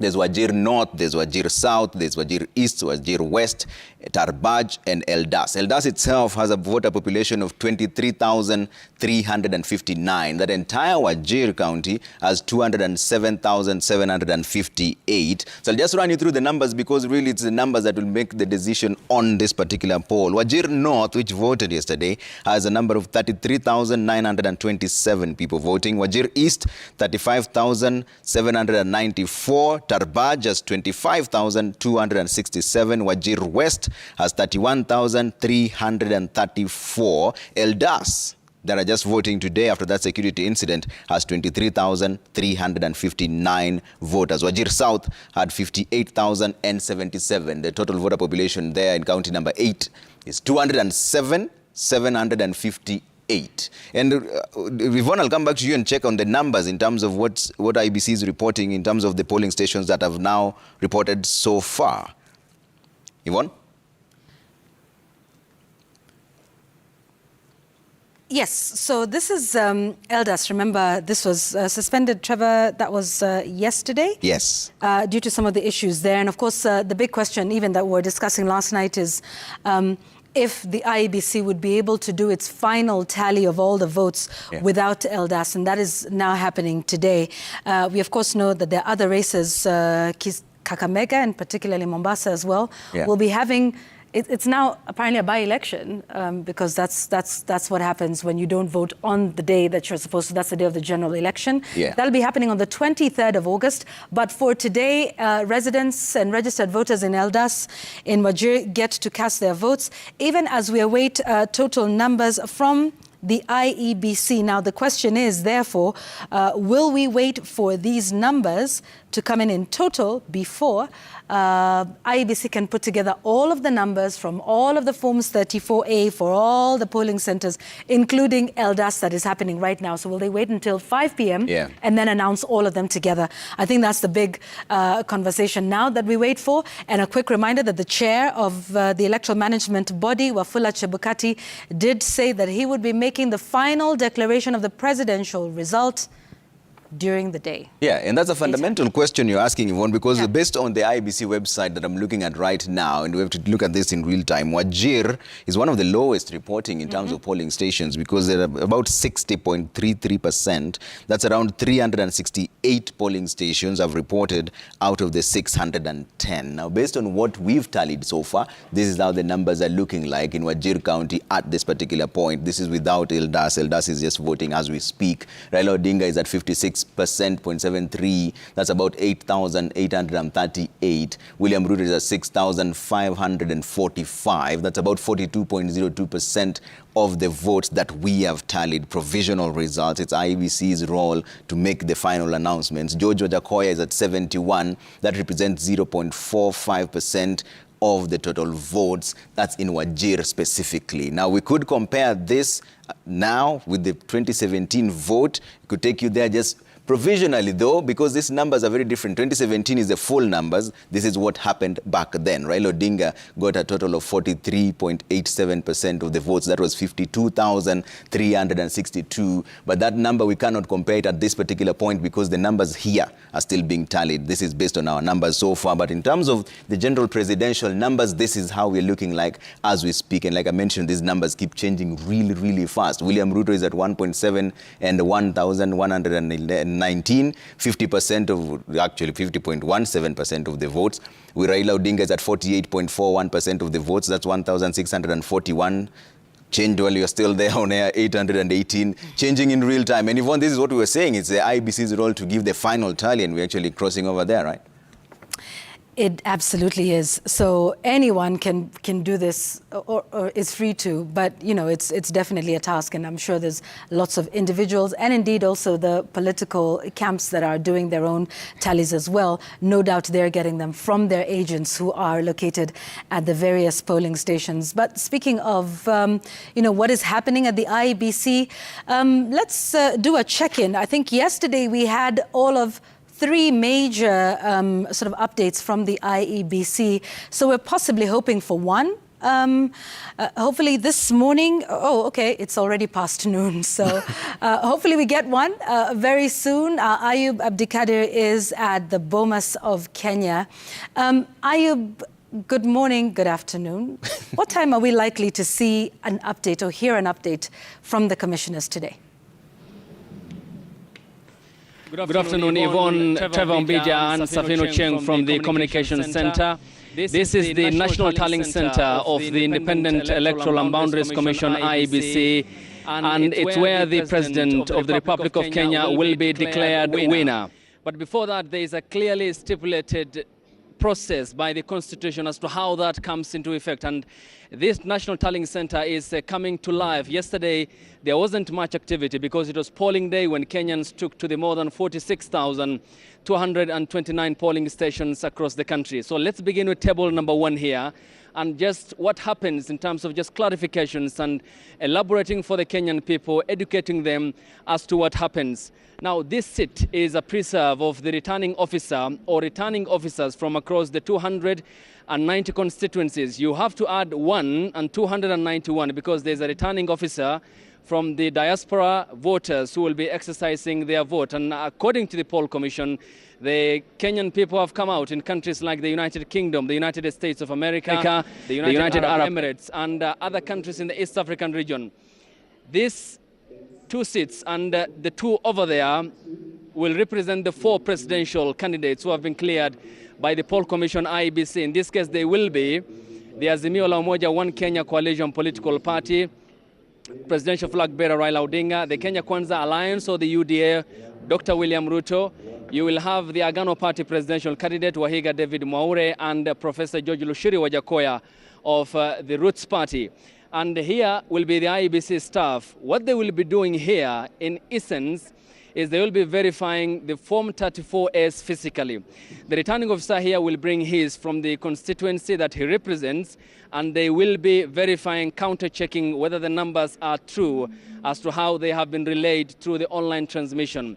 And as of now, 44,501 of 46,229 Form 34As have been relayed through the online transmission for the Poll Commission IEBC. That will be the verification exercise happening here, and you can see the National Tallying Center is now coming to life. So it isn't going to be a one-off exercise. So what happens next is going to be across this very crucial desk, and here are the coordinators. So what they will be doing more or less is verify what happened over there, and then of utmost importance is the security feature that the papers do bear, according to the printout by the Greek firm Inform Lycos. And that is a very crucial step because the security features on the Form 34As are very, very important. Thereafter then, Yvonne, Trevor and Safin, the returning officer after the coordinator's desk, will be presenting that form which has been substantiated, authenticated, and he will be presenting the same to the national returning officer, who is the returning officer for the presidential election. That is the Commission's chairperson, Wafula Chebukati, who will be then announcing the results from the constituency as per the presentation of the report by the returning officers from across the 290 constituencies in the country, and one therefore becoming mathematically 291, because Kenyans have equally voted in the United Arab Emirates, in the United Kingdom, in the United States of America, in Canada, in the United Kingdom, in Burundi, in South Sudan, in Uganda, and largely the East African region, for they are bearers of the sovereign power that the Constitution of Kenya gives them under Article 1, and therefore delegating that power to the next batch of leadership who will be governing over them, a tenure that will expire on the 8th of August, 5 years from now, in 2027. And Yvonne, Safin and Trevor, that is largely what's happening here. Therefore, we expect this National Tallying Center to be coming to life more, because yesterday it wasn't as busy as it is today, and we expect tomorrow and thereafter to be even more busier, because the returning officers will be jetting to Nairobi, and depending on the proximity from the National Tallying Center, you have the further points like in Mandera County, in the county of Migori, you have Lamu, you have Kakamega, and therefore the congregation here will be of utmost significance. And once they are done, then their responsibility ends there. And Wafula Chebukati, the national returning officer for the presidential election, will then announce the president-elect of the Republic of Kenya. And then you have to also understand that the Commission has a 7-day time frame constitutionally to declare the president, meaning that date falls on the 15th of August this year. Until then, they have that leeway, the wiggle room to authenticate, to verify and ensure everything is in order, bearing in mind, and you can vividly, as many Kenyans do, that the Supreme Court in 2017 cited that the Commission had committed illegalities and irregularities in the conduction of the presidential election, ordering for a repeat election which happened on the 26th of October 2017, and in which President Uhuru Kenyatta won after the opposition National Super Alliance presidential flag bearer Raila Odinga had boycotted the process then 5 years ago. That is in a nutshell what's happening, and we will be, of course, keeping our viewers updated from the National Tallying Center here at the Bomas of Kenya. So far, no citation of the commissioners, Wafula Chebukati, Professor Abdi Yakub Gulie, Boya Molo, Irene Masit, the Vice Chairperson Juliana Cherera, Francis Wanderi, and others. But we have seen, and the presence of stakeholders, including observers from the European Union, a critical player for the country in terms of support that it had offered with regards to the military and diplomatic leverage Kenya enjoys in the region, including the support for the Kenya Defence Forces, and also the United Kingdom and the High Commissioner who represents the country here, who we had spoken to, and will be catching up with her later in the day or the day after, as observers here are camping, including representatives of political parties, the presidential candidates' family and friends, observers from the European Union and the African Union. And you can recall the EAC, the East African Region Mission, or the Observer Mission, is led by former Tanzanian President Jakaya Kikwete, who was a key ingredient in the 2008 Serena talks, months after the post-election skirmishes that engulfed the country following the disputed presidential poll in 2007, leading to the formation of the Grand Coalition government then, which President Mwai Kibaki the late and former Prime Minister Raila Odinga led, and a tenure expiring in 2013, or expired in 2013. That's so far the latest from here, the National Tallying Center. Yvonne, Trevor and Safin, back to you in studio. Well, thanks, Ayub. Ayub Abdikadari there speaking to us from the Bomas of Kenya, where IEBC is standing by. They've now received so far 44,551 Form 34As out of the 46,229. You're the numbers person. I'll let you crunch those ones. I think you're better at the numbers than I am, but that's about 96% yes, of that. Exactly. And so just to remind everyone, there's also another procedure that happens at the National Tallying Center, even as these numbers are streaming into that portal that is made publicly available. Remember, the National Returning Officer will also be waiting to receive physically the Forms 34A. And those come from the constituency and county returning officers, who then bring them to Nairobi. And then they do the verification to just make sure that, you know, what physically matches what was sent via the KIMS kits yesterday. And so it is that transmission process that happens. A quick reminder again, because these are our electoral processes, we vote manually, but we transmit our results electronically. And so that is the phase we're in right now, results transmission.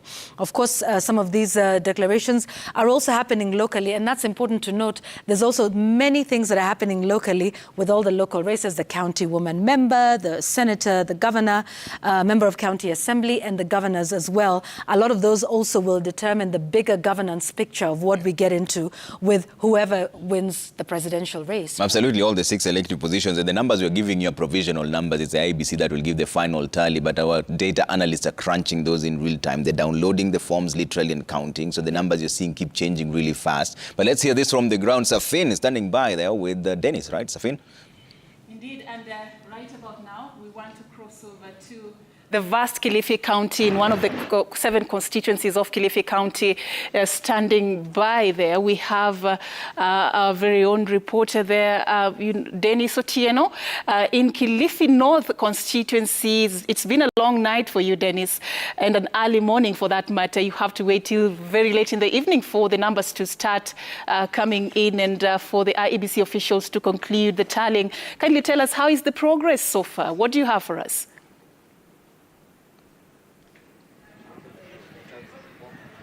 Dennis, if you can hear me, just bring us up to speed with what you have with regards to how you've traversed different constituencies of Kilifi County. What more can you tell us? Good morning, Yvonne. Indeed, interesting.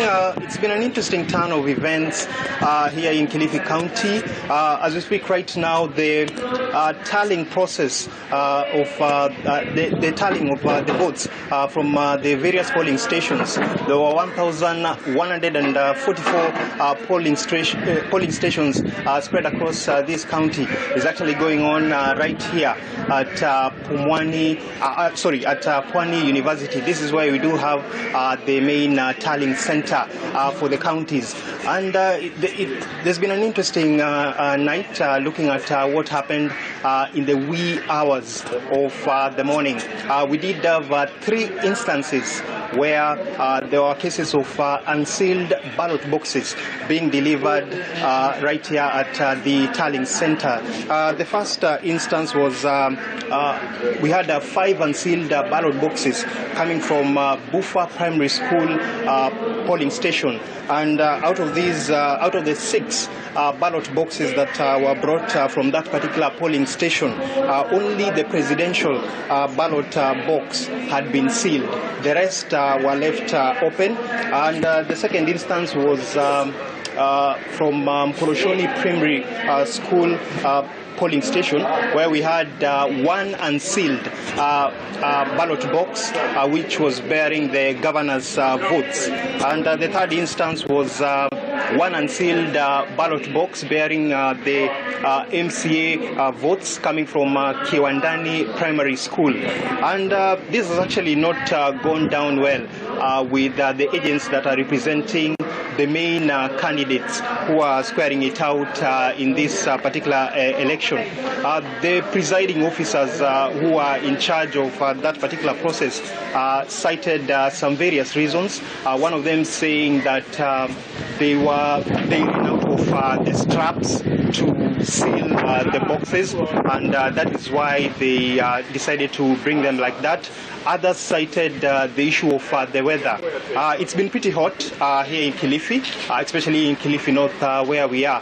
But since last night, we've been having a few showers. It's actually been raining, and this particular presiding officer cited that as one of the reasons as to why they had to be in a hurry to bring the ballot boxes. But this really did not go down well with the agents who are present here, representing especially the gubernatorial candidates. I remember seeing the ODM gubernatorial candidate for the Kilifi seat, Gideon Mungaro. The agents of his agents were actually here, and they demanded to understand as to why that was the position. Some ballot boxes are being brought in that particular manner. But I'm made to understand the IEBC officials and the officers who are here have managed to sort the situation. They had to set aside those contentious ballot boxes, and they've managed to verify them, and they've managed to include them. They managed actually to tally them. And we're still waiting to get clear results, especially with regard to the gubernatorial contest, where we do have UDA's Aisha Jumwa and also ODM gubernatorial candidate Gideon Mungaro. We've seen them online urging their supporters to ignore some of the results that they're actually seeing online, where we've seen some people actually congratulating some of these candidates for winning this particular seat, but they are saying that is not the case. And indeed, even the IEBC officials here have not given us a final tally as to how that particular race is going on. So we are still receiving results and votes. Votes are actually coming from the various polling stations. They're still being tallied here, and therefore we've been assured that by around 4 p.m. we are likely to see where this contest is actually shaping up.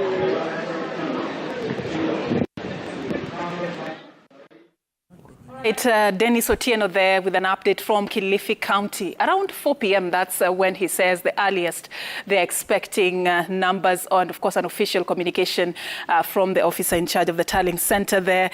And of course, just talking to us about an incident that was reported today that concerns unsealed ballot boxes that were delivered at the Tallying Center in Kilifi North constituency. But according to Dennis, so far that issue has been sorted. The IEBC officials managed to verify those ballot boxes, and they're included in the tallying process. We'll be getting back to him a little bit later to get more details from Kilifi County.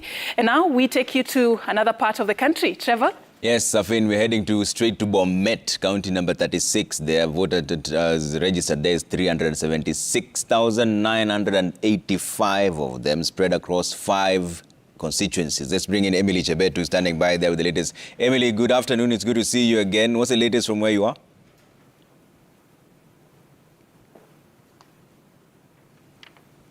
Emily?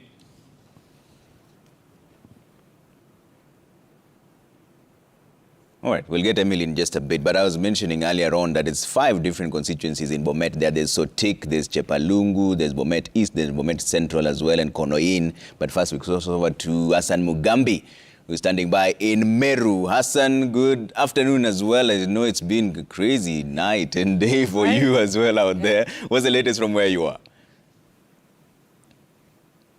Thank you very much. It was freezing, yes, but today the weather has committed to ensuring that we work under some very, very good conditions here. We are currently in Imenti South constituency, where we are at the main Imenti South constituency, South Imenti constituency Tallying Center, that is Kaguru Social Hall, where, as in all places here that where we have been in the different constituencies in Meru County, returning officers are now returning the tally to the constituency election managers, who are actually just receiving them and making that process. It is a very slow process, I must say, across the constituency and across the county, so to speak. And here now with me is Kasim Kaima, who is the returning officer.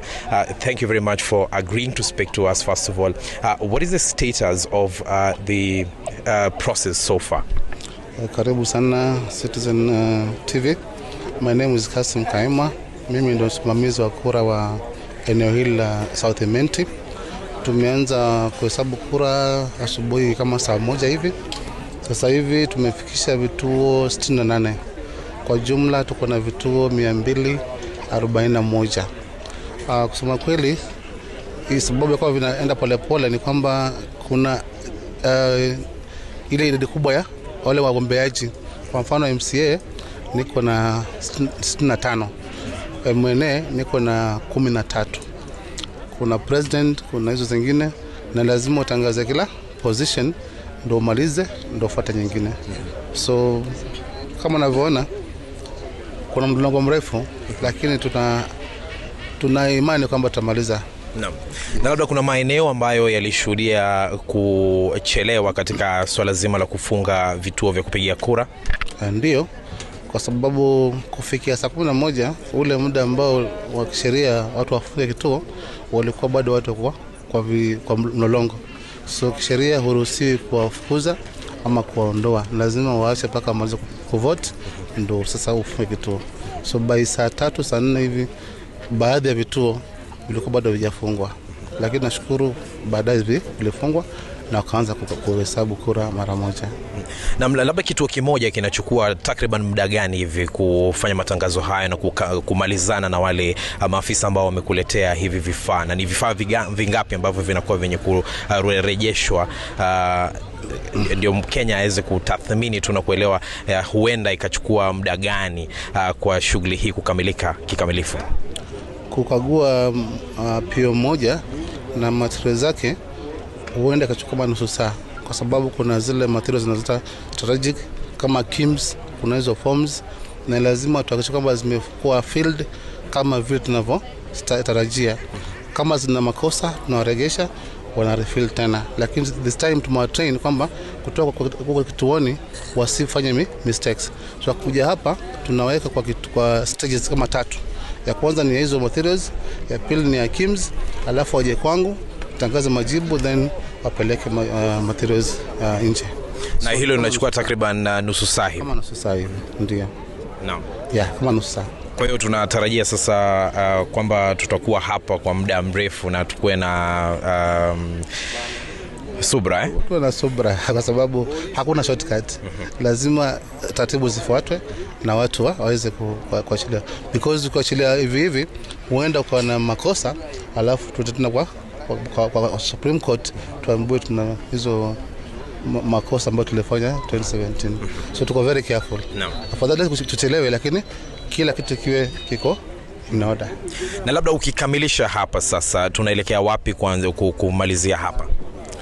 Kumalizia hapa, baada ya clear POs, mimi nita print form zangu B, nitaenda county, nitamtuma DRO county, mimi naelekea kwa chairman Bomas of Kenya, kwa chairman Chabukati, nikatangaza majibu ya urais. DRO ataelekea county Meru, akatangaza ya senate, akapeleka ya senator, akapeleka ya governor na ya woman representative. Yes. Naam. Asante sana kwa kuzungumza nasi. Asante.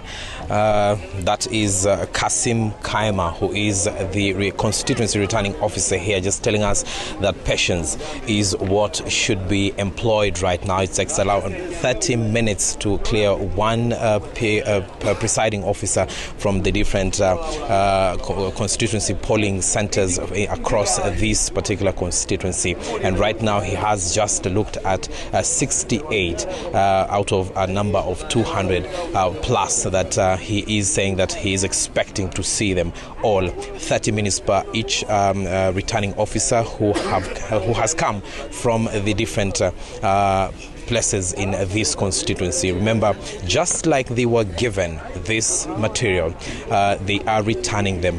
Everything is going to be signed for both strategic and non-strategic, and that explains why it is taking so long with one person here. And they are all here patiently waiting, and we will be here waiting with them until the last announcement is made. Before now, like he says, the deputy returning officer will be heading towards the county tallying center as he goes towards Nairobi, so that he makes the presidential results from there. So this is calling for patience, and we are going to be here to ensure that we cover every incident that has been happening around the constituency as well as the county at large. Remember, we were yesterday at a polling station called Kirogine. People were voting up to midnight because of the failure of the KIMS kit. It locked, and it had to be unlocked later on for those that were already on queue to continue and exercising their democratic right. That is what we have here in Imenti South.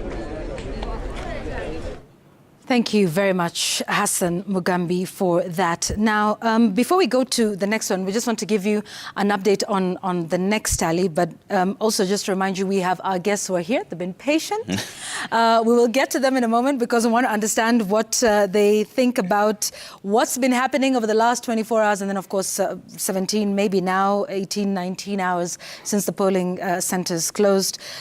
We have with us Wanjiru Gikonyo, who's the National Coordinator for the Institute for Social Accountability. Kevin Osido is the CEO for the County Governance Watch.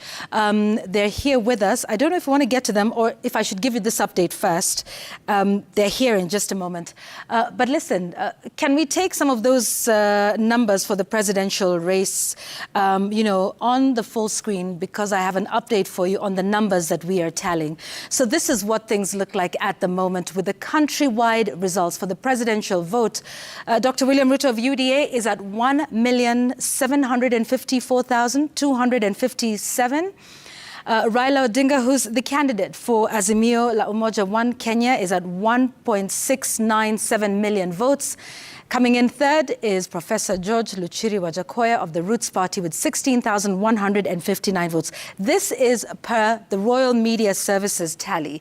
How many Forms 34A, Trevor, received by the IEBC? Yeah, based on the IEBC website, they've received 44,609 out of the 46,229. So just about 1,620 to go. Okay. Now, out of those that IEBC has received, these numbers that we're giving you from our tallying are from 10,536 polling stations. They're from 10,536 polling stations. This is an update from what we reported a little earlier this morning. In fact, when we started this broadcast at about 11 a.m., when we had results from 9,000 polling stations. So we, in the last hour or hour and a half, have managed to put together an additional 1,536 polling stations, and the numbers are showing at the bottom of your screen. This represents 22.79% of the polling stations. That's 46,229. So just thought we would give you that update. So as it stands, Yvonne, based on what IEBC already has, which is 44,660 now, we still have to go through 34,073. Correct. As Citizen TV tallying. And it's also important to mention that when you look at the website, Elgeyo Marakwet has submitted all the 34As. Yeah. They're at 100% now, 555 out of 555. Kericho, there's only one polling station remaining. 923 have submitted out of 924. In Nandi, 925 have already submitted out of 928, so only 3 remaining. Yeah. Elgeyo Marakwet is among the first to just have done 100%. Right. Yep. Yeah, and also just a reminder that Eldas in Wajir County, the voting there is currently ongoing. Remember, yesterday they were not able to do so. A couple of hitches, including security ones. Today, that has been resolved, and so the voters there are, currently exercising their mandate. So, with that said, I think we have another update before we get to our guests in just a moment, and we really thank them for their patience. They're also here following the numbers. We'll get their perspective on where things stand right now. We'll get to them in a moment, but first, Surfin has an update for us. Indeed, and we will be delivering those numbers to you as soon as we receive them. And talking about numbers, we want to take you to Bomet County, a county that registered a total number of 376,985 people across the 853 polling stations, an increase from what was, what was recorded in 2017 that stood at 322,012 registered voters across 728 polling stations.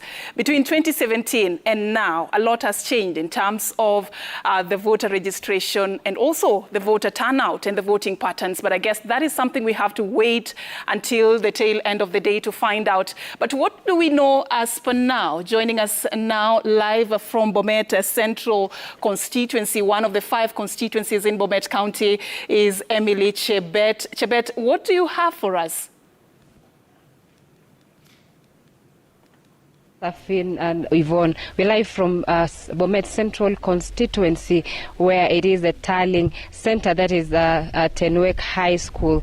And right now what is happening is that tallying is ongoing.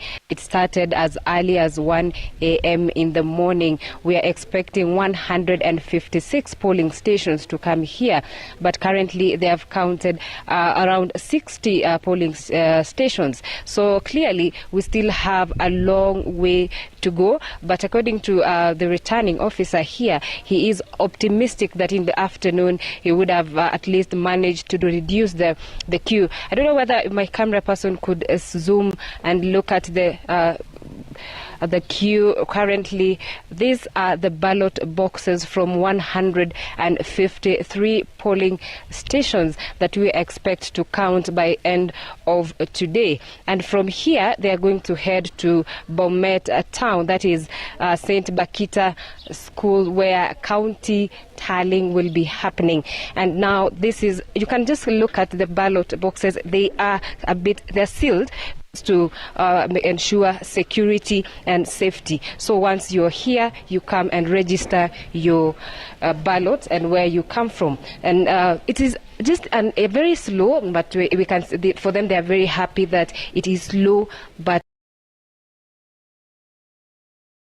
broadcast is saying they have been here, but they are patient because they're looking at the transparency of the whole process.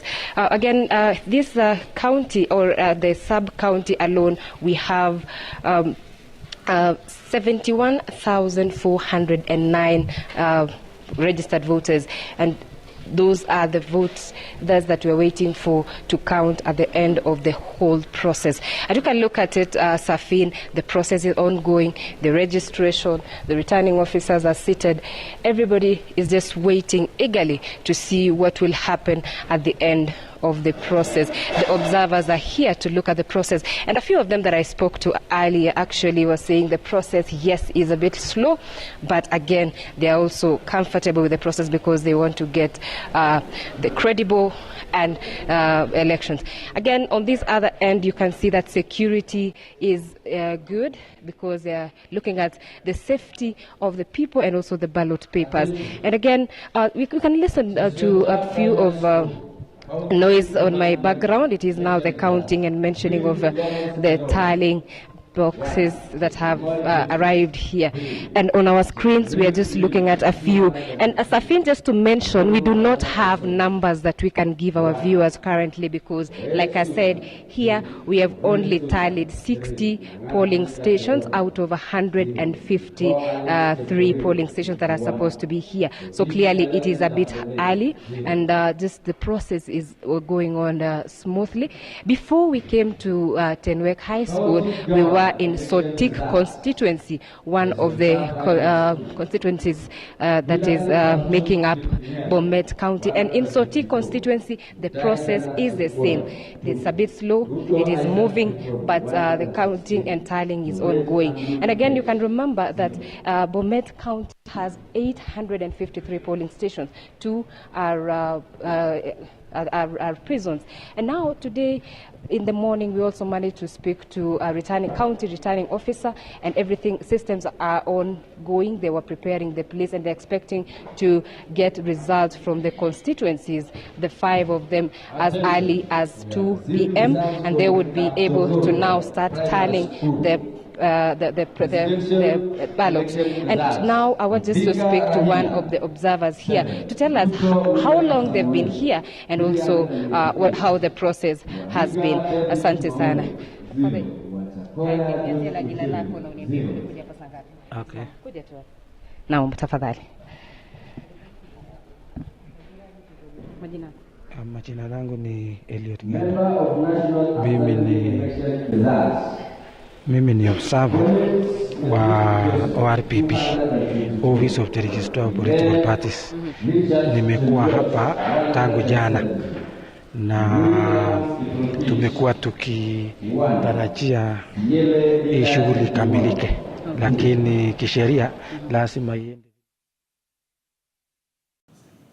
Emily Chebet, there we are facing slight issues with the sound in Bomet County. We'll be crossing over back to her as soon as possible. But now we also still want to take you to yet another part of the country. We told you we are present in all the 47 counties across different constituencies. So keep it Citizen Television. Trevor.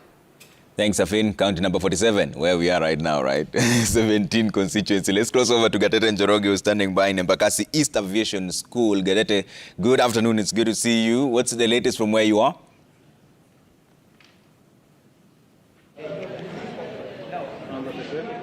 Yes, Trevor, we are coming to you live from the East African School of Aviation in Embakasi East. This is the main tallying center for Embakasi East constituency. And what is happening now, if we can just take our viewers through the process, is that presiding officers from all the 234 polling stations in Embakasi East constituency are bringing in their results. Once they come here, then there is a process they follow. As you can see next to me, here is one of the presiding officers who comes in with the documents and the papers where she has recorded the results from the particular polling station where she was stationed, and then there are IEBC officials who verify the results together with the documents that accompany the results. From there, he moved to this next table where we can see there are other IEBC officials, and among them is an ICT expert who basically verifies that the KIMS kit was used well and that the results were transmitted and that the results have been received. From here, Trevor, when the presiding officer is done with this particular section, then is when he moves to the table where we have the returning officer, Mr. Daniel Musyoka, who is here and who is currently announcing results from some of the polling stations. So far, they have been able to do 37 polling stations out of the 234 polling stations. And according to the results that we have been able to access, is that in the parliamentary seat, the incumbent, who is Babu Owino, is leading, and also we have a number of MCAs who are leading in the races. If my cameraman can just show you where the candidates are sitting, they are sitting over here. They are just waiting for the process, but it's going to take a bit of time. We have seen long queues out there. The presiding officers waiting in the queue to basically waiting in the queue so that their documents, their votes are tallied and every vote is validated, and to make sure that everything is okay. Then from there they appear before the returning officer, who has to once again confirm and then announce. But the process here at Embakasi East is smooth.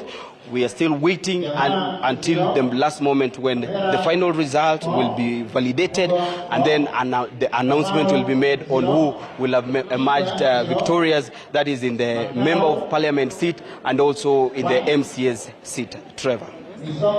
Thanks, Gatete. Gatete Njoroge there speaking to us from Embakasi East, giving us the numbers as we continue the wall-to-wall coverage of Kenya's choice. And the time is finally here, Yvonne. You were saying that they've been patient, and they really have been. They have. Wanjiru Gikonya, Executive Director, TISA, the Institute of Social Accountability. Kevin Osido, Executive Director, County Governance Watch. Let's bring you in on this conversation now. And Wanjiru, I'll start with you. What has been your assessment of the general voting process up until where we are now? Right, thanks. Happy to be here. And yes, shooting for canonization. That's the term we use in Catholicism. When you have done very well, you are then blessed to be a saint. Yeah. We are becoming saints due to our patience and perseverance. But you deserve it. Kenyans are patient and perseverant. Yeah. And in this case, the IEBC has made a very good account of itself in terms of the administrative and logistical management of the process. The IEBC appears to have sealed many of the loopholes that were there before, that brought problems in 2017 and earlier.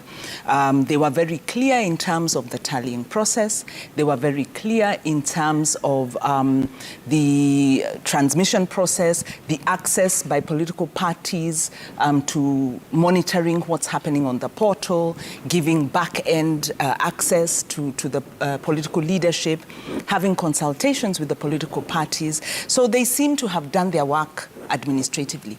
Of course, there are a few messy ends. Looking at Mombasa, looking at Kakamega, I think there'll be a need to see, did those last-minute announcements suppress the vote in any way? Because when you have a vote that is this close, then each and every ballot counts.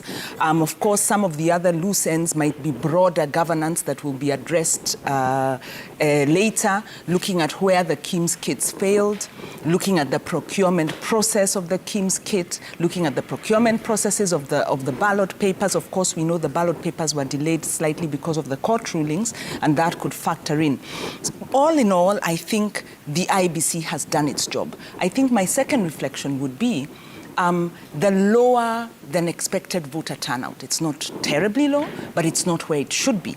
And I was checking, looking at 2013, we had 86% voter turnout. 2017, 79.5%. Voter turnout. Now we are looking at 61%. This means that voters are not convinced that despite, I think the UDA campaign particularly has broken, many barriers. A very strong economic platform. Azimio also has a strong economic platform, but UDA has framed theirs in a particularly impressive way. They've been very strategic, targeting specific segments, really doing a marketing approach, a message for everyone. But despite that, and despite their very impressive mobilization, they actually have a manifesto that was consultative. This is something we champion as civil society. But despite that, you have 40% of the voters who decided not to show up. They were not convinced by Azimio. And we can, really conclude or imagine that is because of the handshake and the Uhuru Kenyatta lurking in the background with the state capture issues and how that has affected their businesses. But they were also not convinced by this very progressive economic manifesto. And also the youth did not register. They were also not convinced, despite this real onslaught. This means that there's a large number of Kenyans who are still not convinced about the accountability of their leaders, and they have expressed themselves by not participating. This is a major issue because whoever wins will govern for all. They'll not govern for their winners. They will govern for all, and legitimacy comes in addressing what is missing. And to my mind, it is the leadership integrity. It's the political accountability of our leaders. The promises are great, but we are done with promises. And I think young people and those voters who didn't turn out are saying, enough of promises. We need accountability. Okay, and that's happening on a national scale. And maybe as the days go on, we will question whether part of the reason for that lower than expected voter turnout is the issue of, incumbency that for all intents and purposes sort of existed on both sides of the two big political formations. So you have one who's a deputy president, and another who's being backed by, the current sitting president. Maybe voters were seeing a little bit more of the same. We don't know. We shall get to hear a little bit more as the days go by and as we learn that.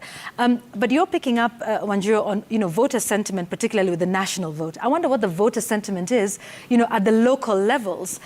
You're working with the counties, Kevin. What is the state of the race in terms of voter sentiment at those levels? Because those are equally important in terms of, governance. One thing that is quite impressive at the county level is just the fact that people were not very much aligned to the national political parties in terms of issues. So you look at, for example, the big coalitions. There are counties where the zoning perspective of politics in Kenya did not matter. They were looking at the individual and the issues that you come up with. So much such that if, for instance, you're looking at UDA, or of course UDA, if you look at the regions and the zoning mechanisms, then there's a different story. But if you look at Azimio la Umoja and against the historical hotspots or zones of the former Prime Minister Raila Odinga, there are candidates who people just thought about in terms of looking at what can you deliver, what have you done, as opposed to the political parties, which is partly why the narrative around the six-piece voting system was being propelled and profiled within the campaigns as it were. But again, looking at what really service delivery and devolution means for this election narrows down to the aspect of the economy and the fact that the economy was a centerpiece. It was a big message that both sides of the coalitions were looking at. So much so that from Azimio la Umoja, it's about the 6,000 shillings. And then what does that mean for county governments and governors who are going to be administering the Azimio la Umoja One Kenya Alliance manifesto at the county level? On the other side of it, of course, is a question of devolution and the bottom up, and how then you marry or merge the gaps or the convergence point between bottom up and the narrative that UDA or Kenya Kwanza had against the budget process, for example, or how devolution is being done in Kenya. So the citizens at the county level went beyond in my view, the expectations, and much more fundamentally, even including the opinion pollsters, because if you look at certain narratives that were painted across the country around which governors had upper hands, or which members of National Assembly, or which kind of MCAs had upper hands in certain counties against the provisional results that we are currently seeing, you can tell that the voters were not so much interested in what the pollsters were saying.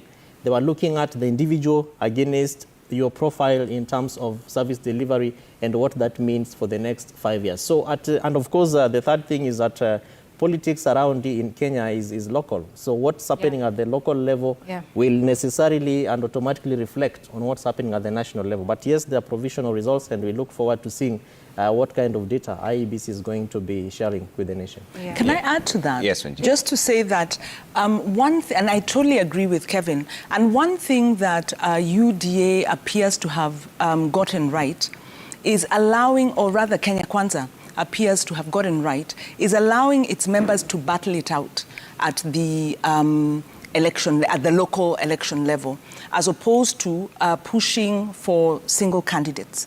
And so you've seen that in some of the counties, like we were talking about Murang'a, they've been able to just do a clean sweep. Of course, we expected that, but also pushing out any other candidates.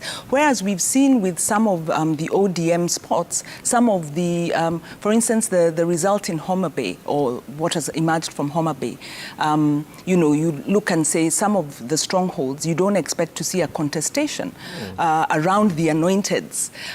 Also in Nairobi, the contestation we are seeing at the gubernatorial level. This Nairobi is traditionally quite a stronghold for Azimio, for Raila, but they may have gotten it wrong in not allowing a free nomination process. So one thing that Kenya Kwanza, I think, got right is saying, you battle it out. The best will come on board. As long as you're under the wider umbrella, then they are able to paint more parts of the country. But again, if you look at the distribution of the Azimio counties, it's wider, maybe not as, it may not bring the numbers, but it is still wider, touching more parts of the country. Yeah, Wanjiru, let's stay with the voter turnout that you mentioned earlier on. And some people are arguing that that in itself was a vote of no confidence from the people. But when you say that the voters were not convinced, and yet we have both sides that fashioned themselves on what they thought were the issues at the time. One fashioned themselves towards the economy, the other one towards social accountability and integrity. Were those not the issues that the voters were looking for? Or when you say they were not convinced, is it that they were not convinced about the method under which they would achieve them? Or did they totally miss the point on what the voters thought were of importance at this point? In my view, and of course right now a lot of this is anecdotal, it's based on maybe conversations we have because we haven't done a poll, but even though some of the polls that were done towards the election were showing that yes, trust in the political leaders, track record of the political leaders. The issue that Yvonne mentioned, that we are really voting for the status quo that has refashioned itself, and we don't like what the status quo has done for us. But then also you look at the IEBC and the electoral process itself. There were questions around the procurement process. Yeah. So this calls into the legitimacy of the electoral process. You know, these are historical issues. You've got in fact, a supplier, a procurement process, and a provider of our electronic equipment that has been able to continue benefiting from. There was a very, you know, some of what was coming out in the media.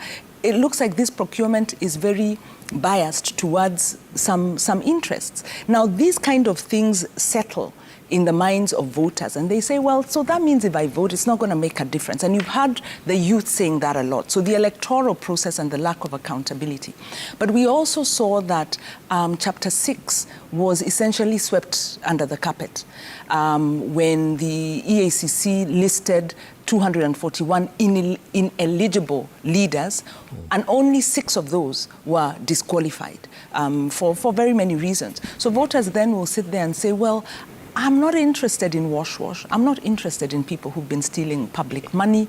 What am I going to do? So this has been a very conflicted election, very paradoxical, in that the economic agenda on both sides, by the way, not just UDA, Azimio also has a great economic agenda. They are focusing on agriculture.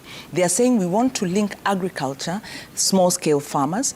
We want to ensure that the informal sector is linked into this. It links into manufacturing. It links into the regional market so that you create opportunities, you build business, really build, create the economy. And of course, the UDA also have a very strong economic agenda. But despite that, what I think voters are saying is we don't trust you guys. And I think this election calls for a reflection on what have we missed. There's a step we missed. It's not enough to say, forget about the last 10 years of abject corruption, a trillion shillings possibly lost every year due to corruption. You know, it's not enough to say, forget that. We've got a new fancy message for you. We have to go back to where did we go wrong? How did we enact a constitution and then have a regime undertake the largest and most, rapacious forms of corruption ever seen in Kenya? How did that happen? Does it mean our constitution is wrong? Does it mean our process was wrong? So we need to go back to a genuine conversation. Otherwise, we are taking part in administrative processes and we are losing the people, particularly the youth. Yeah, and Kevin, there seems to be some kind of nonchalance when it comes to the youth in terms of taking part in this election. In fact, Yvonne was talking about it yesterday. Yeah. Even when the IEBC was looking to register voters, they missed the mark by a mile. But we could still see them attending rallies and all that. Yeah. So what did Kenyans miss at this particular point that made them feel that only when there's remuneration, alleged remuneration, then they show up? But when it's a civic duty, nobody cares. Largely, the response to that probably would be looking at government performance. And if you look at what the interesting perspectives from what a young person in the Republic of Kenya would be looking for from government, the answer would be probably either a job or an opportunity to get a job or ease of doing business. So coupled with COVID-19 and how the government responded to COVID-19 against the mega job losses around, of course it was a global issue, but particularly and specifically in our country, the government looked quite irresponsible in terms of opening up spaces for young people.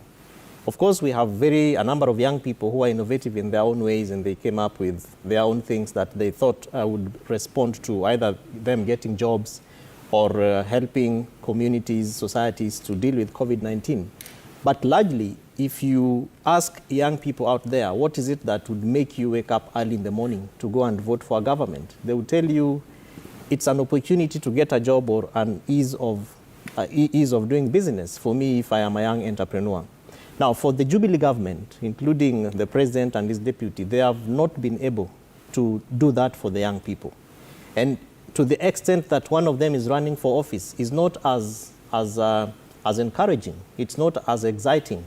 And you could see that from the messaging around the political rallies, where somebody says, we promised you stadia. The other one will ask you, where are they? Somebody says, we said we'd give you 500,000 jobs every year.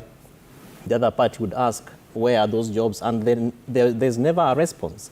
So young people are looking at this and they're saying, where is this solution? Of course, Trevor, you know that out of the numbers that you're mentioning, out of the 22.1 million registered voters as at February this year, there were about 39.54% of youth who registered to vote, which was a 5.74 decline from 2017.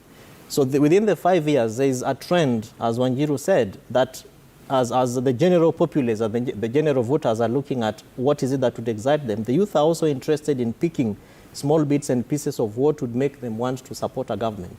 And if we're not so serious about responding to that youth question, over time we will see this apathy, this kind of disinterest, even in not just elections, but even in accountability and aspects that make citizens want to participate, even in governance issues. Public participation, we'll be seeing elderly, because in this election, if you look at the numbers, 39.54 against 22 million, and then you have a turnout of about 12 million. It means that 8.8, almost 9 million young people slept. They never woke up to go and vote.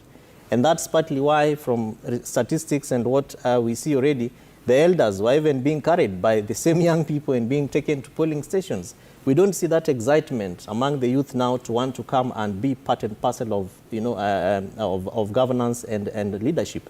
And if we don't do something to excite these young people, amidst all the promises by government, affirmative action funds, Kazi Mtaani was brought back by the president just ahead, about 3 months to the election, to more or less try and seal off young people from being used by political parties, and also to help them see that government is responding to the need of them putting some money into their pockets. But that never responded to the question around why would young people be interested. So overall, we have to, as a country, we have to get back and ask ourselves, how will we be able to make the almost 50 out of the 54 million Kenyans to be excited about leadership, about governance, and even want to run for office? If you look at the statistics right from the gubernatorial level, because we have done a bit of that, the number of young people who vied for those positions beyond the party primaries is not as encouraging. All the way to MCAs. Of course, MCAs are quite a number, but it's given that because of what it takes to run for office in this country, resource-wise, the sphere or the area of campaigns, not so many young people would want to go up to the levels beyond MCAs. So this election has given us a number of questions that would help us reflect on as a country in terms of exciting the young people to want to be active participants in leadership and governance issues. Yeah. Wanjiru, is that something that will change the trajectory that we seem to be shooting in the dark here around? Because you see, would you say that there's no options? Because in this election, there were the leaders that some may perceive that have been there for long. There's literally a man of cloth there. Yeah. So what are they looking for? Yeah, yes, what are the voters looking for? Well, I'll answer, maybe just pick up something that came to my mind when you were talking about the size of the campaigns, the money spent, versus the voter turnout. And the word reparations comes to mind because I was talking to some young people and they said, yes, we'll go to the campaigns, we'll do whatever, some get social media jobs and they'll mobilize, and they say that's our reparations because this is our money. Yeah. These people haven't given us work, but it doesn't mean I'll vote for them. It doesn't mean I'll vote at all. So unfortunately, that transactional politics is, or maybe we could say that transactional politics is not working. And the political leaders may also now come to recognize the ability to buy the vote is falling, is diminishing, and that's a loss-making enterprise. But what are young people looking for? I think this is not an easy question to answer, but I do think we missed a step. The Agenda 4 was about dealing with historical issues. And, those had to do with land, those had to do with human rights violations and other forms of injustice. When we enacted the Constitution, we forgot the Agenda 4. The Truth and Justice Commission report, the Dongo Land Commission report was set aside because the administration of Jubilee, and these are the paradoxes, had no interest in implementing that agenda. You've seen land titles being dished out, you've seen digitization happening, but the issues of justice, social justice, human rights have not been addressed. So I think other forms of injustice have been then meted out onto the youth, as Kevin is saying. We are a middle-income country that is growing, GDP growth of 5.6% thereabout, but we're not creating jobs. People have gotten poorer. And of course now with COVID and then the war in Ukraine, people are not able to put food on the table. Families are living on one meal a day. You've seen evictions around mega projects, some of them that are linked to the first family, conflict of interest, state capture, really coming to bear on the most vulnerable. We are food insecure. We are facing a massive drought. So these are the realities. So the messaging of government is so disconnected from the reality of people and the violations this administration has really wrought on the people, that we need we need to speak to that, because government must serve the people. This government takes a lot, very heavy taxation on the people, but it gives very little. And it continues to violate, the most vulnerable, and even the middle and professional class and small businesses have been ravaged.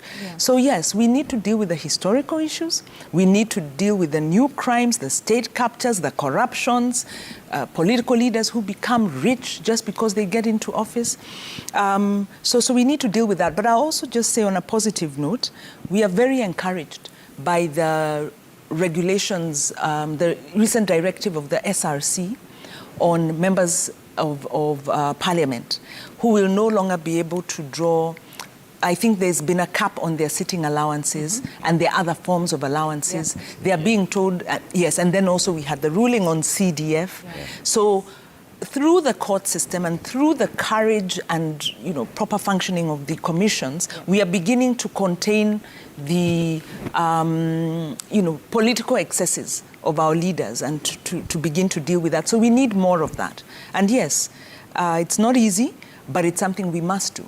Yeah, and that is the ideal and that is what we hope for. But for now, we have to deal with, first of all, getting to that point. So I want to take us back a little bit to IEBC and, what is happening now. I think a lot of what's happening with respect to the results and how those are being transmitted and indeed announced are significantly different from 2017. In 2017, we had the nice big board at the Bomas of Kenya. There were numbers that were coming in. Actual numbers. Now, all we've got is the number of Forms 34A that have been received. What's your sense with what IEBC, particularly the chair, has to do now in terms of also managing the expectations of Kenyans? Everyone is able to, well, can do their own tallying if they want to. But, you know, we're all just waiting with bated breath. So I want us to just sort of focus on that for a moment and see what Wafula Chebukati should do. Of course, all eyes on him and the entire commission. They have 7 days to announce the result, but, you know, obviously... Should they take all the 7 days? Should they take all the 7 days is the question. Yeah.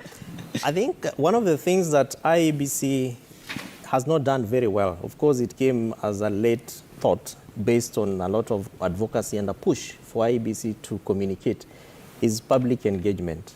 Initially, IEBC was extremely closed. Nobody probably would have known what's happening within IEBC until now, a month and a half ago, when people, institutions, organizations demanded that IEBC honestly has to inform the public. So what the chair has to do and the commissioners is to enhance its public information. Keep speaking to people, keep talking to people, keep briefing Kenyans about these processes. And even as much as they had these information that was helping Kenyans understand the voter system and all that, the public service announcements and all that, the same now needs to be enhanced at such a time as this. Of course, we are seeing different institutions, stakeholders, even County Governance Watch, where I serve and work, will be issuing a statement around the observations that we picked up from our 92 observers that the Commission accredited. But the last word in the election by constitution rests with the National Returning Officer, the chair of the IEBC. So they have to think of a way in which they are going to help Kenyans to contain their expectations, because in this election we are going to have more than 14,129 losers. Yeah. These are people who have supporters. They are people who are seated on the screens and waiting to also listen to their results. They can mobilize for good or also mobilize for bad. What is the messaging that IEBC has put in place to ensure that there is enhancement on people staying calm and that peace is also being sustained? Of course, we've also seen the religious leaders issuing a statement, but we have always seen them. What then does that mean to people who are so expectant, woke up so early yesterday to go and vote? By the time we were voting, we had no idea about the voter turnout. We have people who are disenfranchised by, of course, the failure of the KIM system. And IEBC, if you begin to count the number of missteps, the number of mistakes that they walked into this election with, I think they might not even feel this, they will overflow from this station. So the Commission has to, secondly, enhance its confidence in the citizens so that people begin to see that, yes, they were able to pick up. They began from a very slow move. They had a lot of challenges. They had a lot of issues. But towards the tail end of the process, they are picking up and they are able to help Kenyans understand the process. What is Form 34A? Those are things that Kenyans need to be taken through. What is Form 34D, the certificate given to the president-elect? What do those forms mean? Because the conversation now is about forms and forms and forms. Who picks which form and takes it to who? That results management pathway is one opportunity for IEBC now to engage much more closely with the citizens. Of course, Kenyans have a lot of questions. There has to be a portal where people can be able to post those questions and get answers from IEBC, which I believe that the Commission's department and the Commission's manager at IEBC needs to pick up. Yes, we have the verification mechanism by IEBC, but candidates want to get results. They want to verify what their agents or what their political parties are for them. There has to be a mechanism by the Commission put in place to ensure that those difficult questions that citizens have out there are answered. And that way, Trevor and of course, Yvonne, I believe it will help in terms of pacifying the kind of expectations, because that's what ultimately, the long wait is what ultimately a number of times boils into tension, and then suddenly the country is happening. Yeah. Wanjiru, what must IEBC do now to build on the confidence of the public? Because I can see even on their portal now they're at 96%. The two counties, Kericho, Elgeyo Marakwet, have now reported 100% already of the 34 A's. What must they do now to build on the confidence? I totally agree with what Kevin is saying. And if you, IEBC, in my view, appears to have preoccupied itself with the mistakes of 2017 and has really put in effort into the technical aspects, looking at the technology, looking at, they've got, if you look at their voter education tools, they laid out how the transmission will happen, how the tallying will happen. They've published their disputes guidelines. Of course, their code of conduct was also published, but there was a court ruling that suspended parts of it. So they've also had setbacks in terms of operationalizing the framework as they see it. So they've been very proactive technically. But I agree fully with Kevin that in terms of PR, in terms of messaging, they've been very poor. Even if you listen to their press statements yesterday, I think there was one at 6 o'clock where the commissioner was, even the tone and the language, the fielding, you can have the choir, but the way you communicate, don't sound defensive. Don't say it's obvious. These are things that we know. Because, Not that everybody means... knows. No, and even if you've said it 2-3 times, people are anxious, you have to say it again. So one is basic PR. They seem to have missed that. Then the other thing is, the IBC, there is apparently a political party liaison committee where the IBC meets with political parties. And we've seen them on occasion in the media. We imagine they meet regularly. They should be meeting right now. They should be meeting to ask questions about what happened in Mombasa. Do we feel there's a problem? And fielding those from inside. And also with Kakamega, Kibwezi, and other places, and voters who are unable to cast their ballot, because those ones could really throw the whole thing into a spin. My sister-in-law, for instance, was not able to vote because she couldn't find her fingerprint on the KIMS kit, and the presiding officer wouldn't allow any other form of verification. So I imagine there may be more like those. Yeah. So I think the IBC may be trying to insulate itself from political interference, which I imagine can be very overbearing. But by the same token, they should be talking to these political actors, because they are the ones who can make one wrong statement that will set the country aflame, because this is our period. This is actually the watch period. Right. We never have problems voting. I mean, we voted worse, the queues have been longer, there have been skirmishes. This was tidy and very high-tech. Actually, it was lower middle income class voting.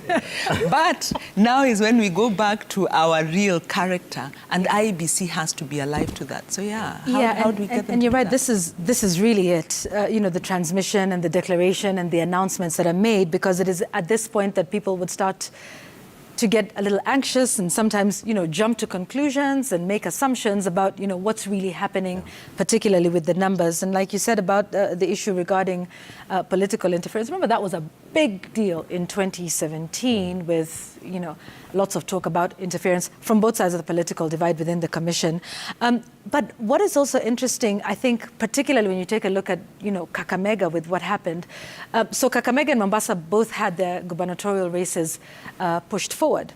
But Kakamega was also particularly peculiar. So not only were there the issues with the mix-up with the printing of, papers for the governor's race, but then there was also numerous challenges of voter identification, to the extent that one presidential candidate literally cast his vote at 1 p.m. Manually, not being able to do it through the There you go. Yeah. I wonder what this means for the residents of that county. How many of them stayed and waited to come back when that announcement was finally made that they would allow for the use of the manual register? How many of them went and came back? And, to what extent were they disenfranchised, if at all, with respect to their right to vote, Kevin? Definitely. In fact, that aspect of disenfranchisement is quite huge. And it doesn't just rest with the voters. It also goes all the way to the candidate who has spent resources, you have spent monies, you have been spending sleepless nights to excite your people to go and vote for you, and then suddenly it doesn't happen. Kakamega County has over 580,223 registered voters. Yep. And we're looking forward to seeing out of the results that are going to come from the commission, how many, or rather what percentage of voters therefore voted against the total number of registered voters. That number, Yvonne, is not small. It is such a huge number that is able to tilt any results of not just a gubernatorial position or election, but even the presidential. And of course, taking note of the fact that the two counties, Kakamega and Mombasa, are the counties of the deputy party leaders of the party that sponsored the Azimio presidential candidate into the coalition called Azimio La Umoja One Kenya Alliance. The question then that probably the voters are also asking is, would there be something behind Mheshimiwa Oparanya's people being disenfranchised and Mheshimiwa Joho's people also facing those kind of challenges? Which is why the IEBC needs to be very categorical in terms of how it's communicating to these voters, pacifying them, encouraging them that on August 23rd you'll have an opportunity to come and cast your vote. But there are also lots of preparedness concerns, because how do you identify a voter who already voted and their fingers were already inked, and those who are going to come in and vote for the governor? I think IEBC needs to be very critical and categorical in terms of how it is communicating to the citizens, and particularly from those 9 other areas, because we have, from our observations, we have Mombasa County, Kakamega County, Kacheliba constituency, Pokot South, Rongai in Nakuru, Utawala Ward, South Game Ward, Oloismani Ward, and also Thana Ward. These are people who are anxious. They are anxiously waiting. Fact of the matter, and from history, in terms of how by-elections are done in Kenya, I project quite a low voter turnout. Remember that the government gave us a national holiday to go and vote. Yeah. Is there going to be a holiday just for the people of Mombasa and for the people of Kakamega and these other areas? What does that mean to the national outlook? Trevor, you know that where we come from, people travel all the way from Los Angeles, fly in to go and vote. And then you show up in Kakamega and you're not given the opportunity to vote. You've booked your own air ticket, which your governor candidate did not book for you. What does that mean to the logistical aspects of the voters? So it's quite unfortunate, Yvonne, because right from IEBC's 2017 lessons, they've been able to learn a few lessons, but I think in terms of their logistical preparedness and just the fact that there are this number of failures, I think does not encourage a number of people and might lead to quite a low turnout for even the various 9 areas where we'll be having by-elections. That's right. Wanjiru just looked at you like she couldn't relate. I mean, Los Angeles to...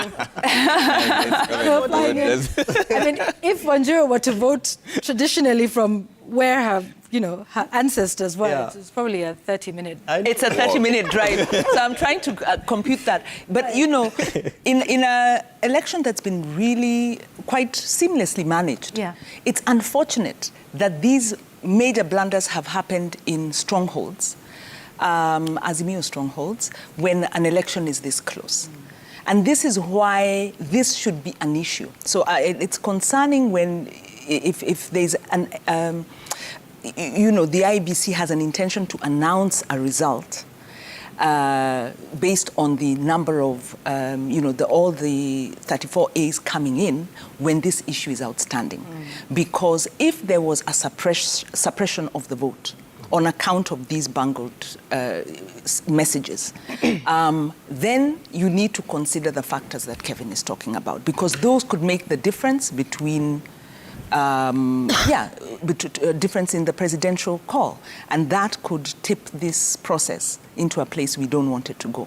I want us to take a look at the numbers for a moment. Trevor, what do we have from the IBC? So from the IBC, they're at 97.07%. That is 44,874 polling stations reporting out of 46,229. Quite a number of them have already reported this in 100%. That's a turnout rate so far. What you're seeing on your screen is the numbers as we crunch our figures at 1,823,990. That is 49.79% of votes for the ones we've tallied for William Ruto, UDA's presidential candidate. For Raila Odinga, Azimio is 1,788,125. 48.80% of the votes cast so far. I think we're safer off dealing with the percentages because the numbers keep changing really really fast. And out of the polling stations, so let's keep this simple because the numbers are quite a lot, okay? So there are 46,229 polling stations in total in the country. Out of that, Form 34As that IEBC has received is 44,874. There are counties, however, that have reported 100% of the Form 34As. One of them is Kericho, 924 polling stations. All of them have submitted their forms. Elgeyo Marakwet, 555 polling stations. All of them have submitted their forms, so they're 100%. Nandi has 3 more to go. Uasin Gishu is at 99.99%, meaning they only have 1 polling station to go. Nyeri, the same thing, 964 polling stations out of 965 have already submitted their Form 34As, which is another 99.99%. So essentially, it's safe to say IEBC already has the numbers at this particular point. Yes, they should. I also just want to update you on the numbers that we have. So what Trevor has read out to you, which is what you're seeing on your screens, is based on the Royal Media Services tally. And we can now tell you that out of the 46,229 Forms 34A, we have managed to put together 11,858 polling stations. That's about 25% of the national tally. Actually, it's 34%, 34.3% of that national tally. So, you know, the numbers are steadily moving. I think that means we've counted another 1,000, yeah, I believe. It means we still have 34,371. Right, yeah. Actually, we've got 34,000 to go. Yeah.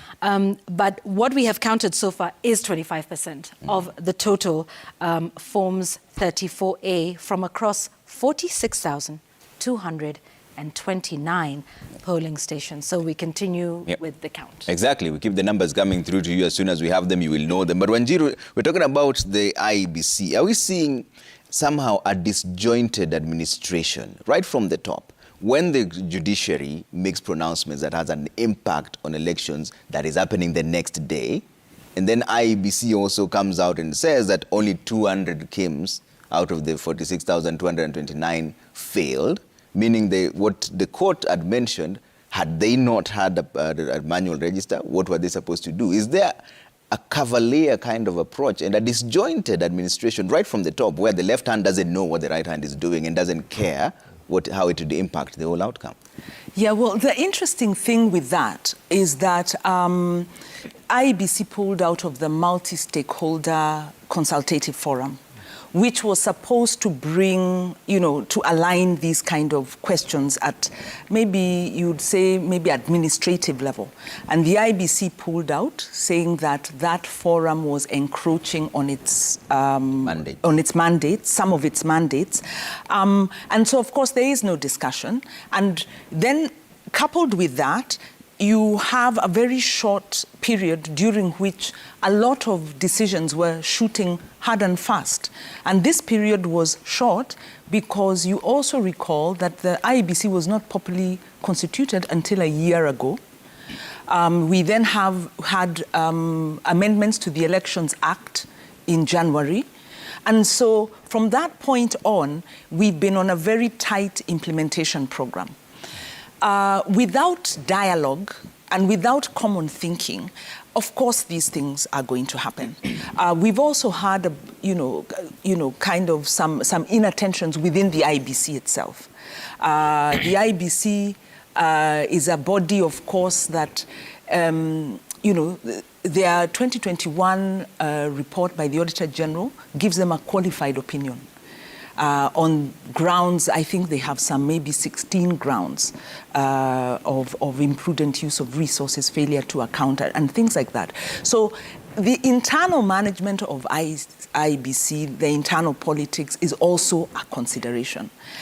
They've been able to give us administratively and logistically a good election, but internally, if they are not pulling on the same page internally, then it could fall apart at this point.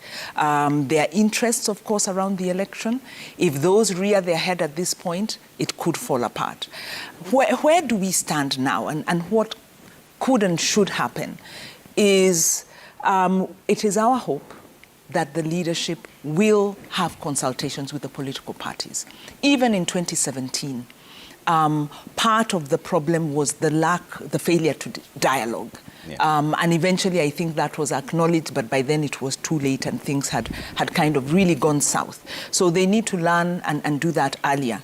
What then needs to happen is that hopefully once this is successfully behind us, we need to audit the IEBC. We need to audit it in terms of its performance. We need to audit it in terms of its financial accountability. We need to look at the way the IEBC works and is constituted. But I will make a final point on why the IEBC continues to struggle.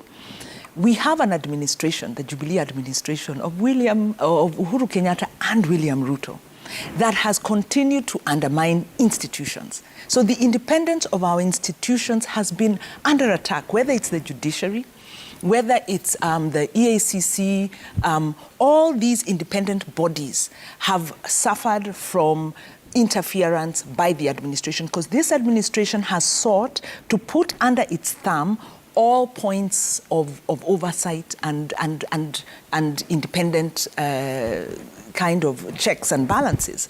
So the IEBC is a consequence of the failure of the administration. They are working under very, very difficult circumstances, but they have to be alive to the politics, and they need to get somebody to help them with their PR. Yeah. We should be having scheduled press releases. Those press releases should be giving us substantive information, not telling us what we already know, what's already reported in the media. So they should be talking to those who were disenfranchised, because if you went and tried to vote and didn't vote, you are disenfranchised. And you have a basis under court to then petition the whole process. So you might have maybe some 10 people who might hold up a whole national process on constitutional grounds. That shouldn't happen. So they should be addressing those real issues as opposed to sweeping them under the carpet. And I think they have been downplaying the failure of the KIMS kids. I think they quite quickly came up with a number, and you'd have expected a more holistic statement. They would have been giving us a number, they would have been giving us the locations, they'd have been giving us, tell us the polling stations, tell us what remedies, categorize them. But when you just quickly sweep and say, well, it's a small 0.4% of yes, they gave, is it 0.04% something? How did you know? Yeah. Is that the only information? Is that the only feedback? Was somebody just telling you? Is that the only feedback you got? So the IEBC needs to be accountable to the people of Kenya, and that will stop this situation from building up, tension from building up. I think the last thing is the expectation. The IEBC commissioners were on record on TV saying the results will be known, provisional results will be known very quickly. Yeah.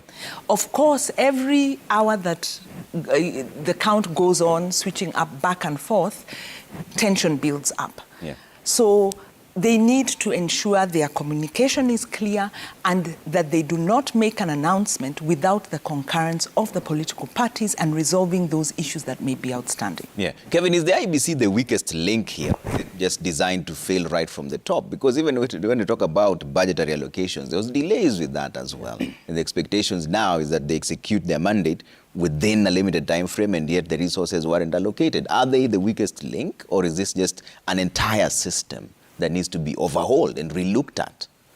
Trevor, this, in my view, is an entire system that needs a complete overhaul and relooking.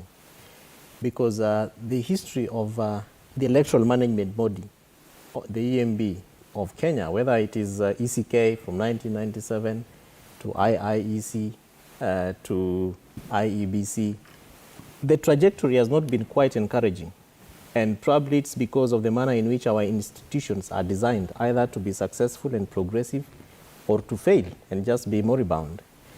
So I wouldn't very quickly link it to budgetary issues, because IEBC itself, even beyond the Treasury's involvement, has had internal concerns from commissioners resigning at the heart of an election. Kenyans are waiting for results, and a commissioner is at the airport, my life is in danger, crying from wherever, without necessarily looking at the details, the concerns. You have a director of ICT being murdered in broad daylight, or, at the wee hours of 4 days to an election.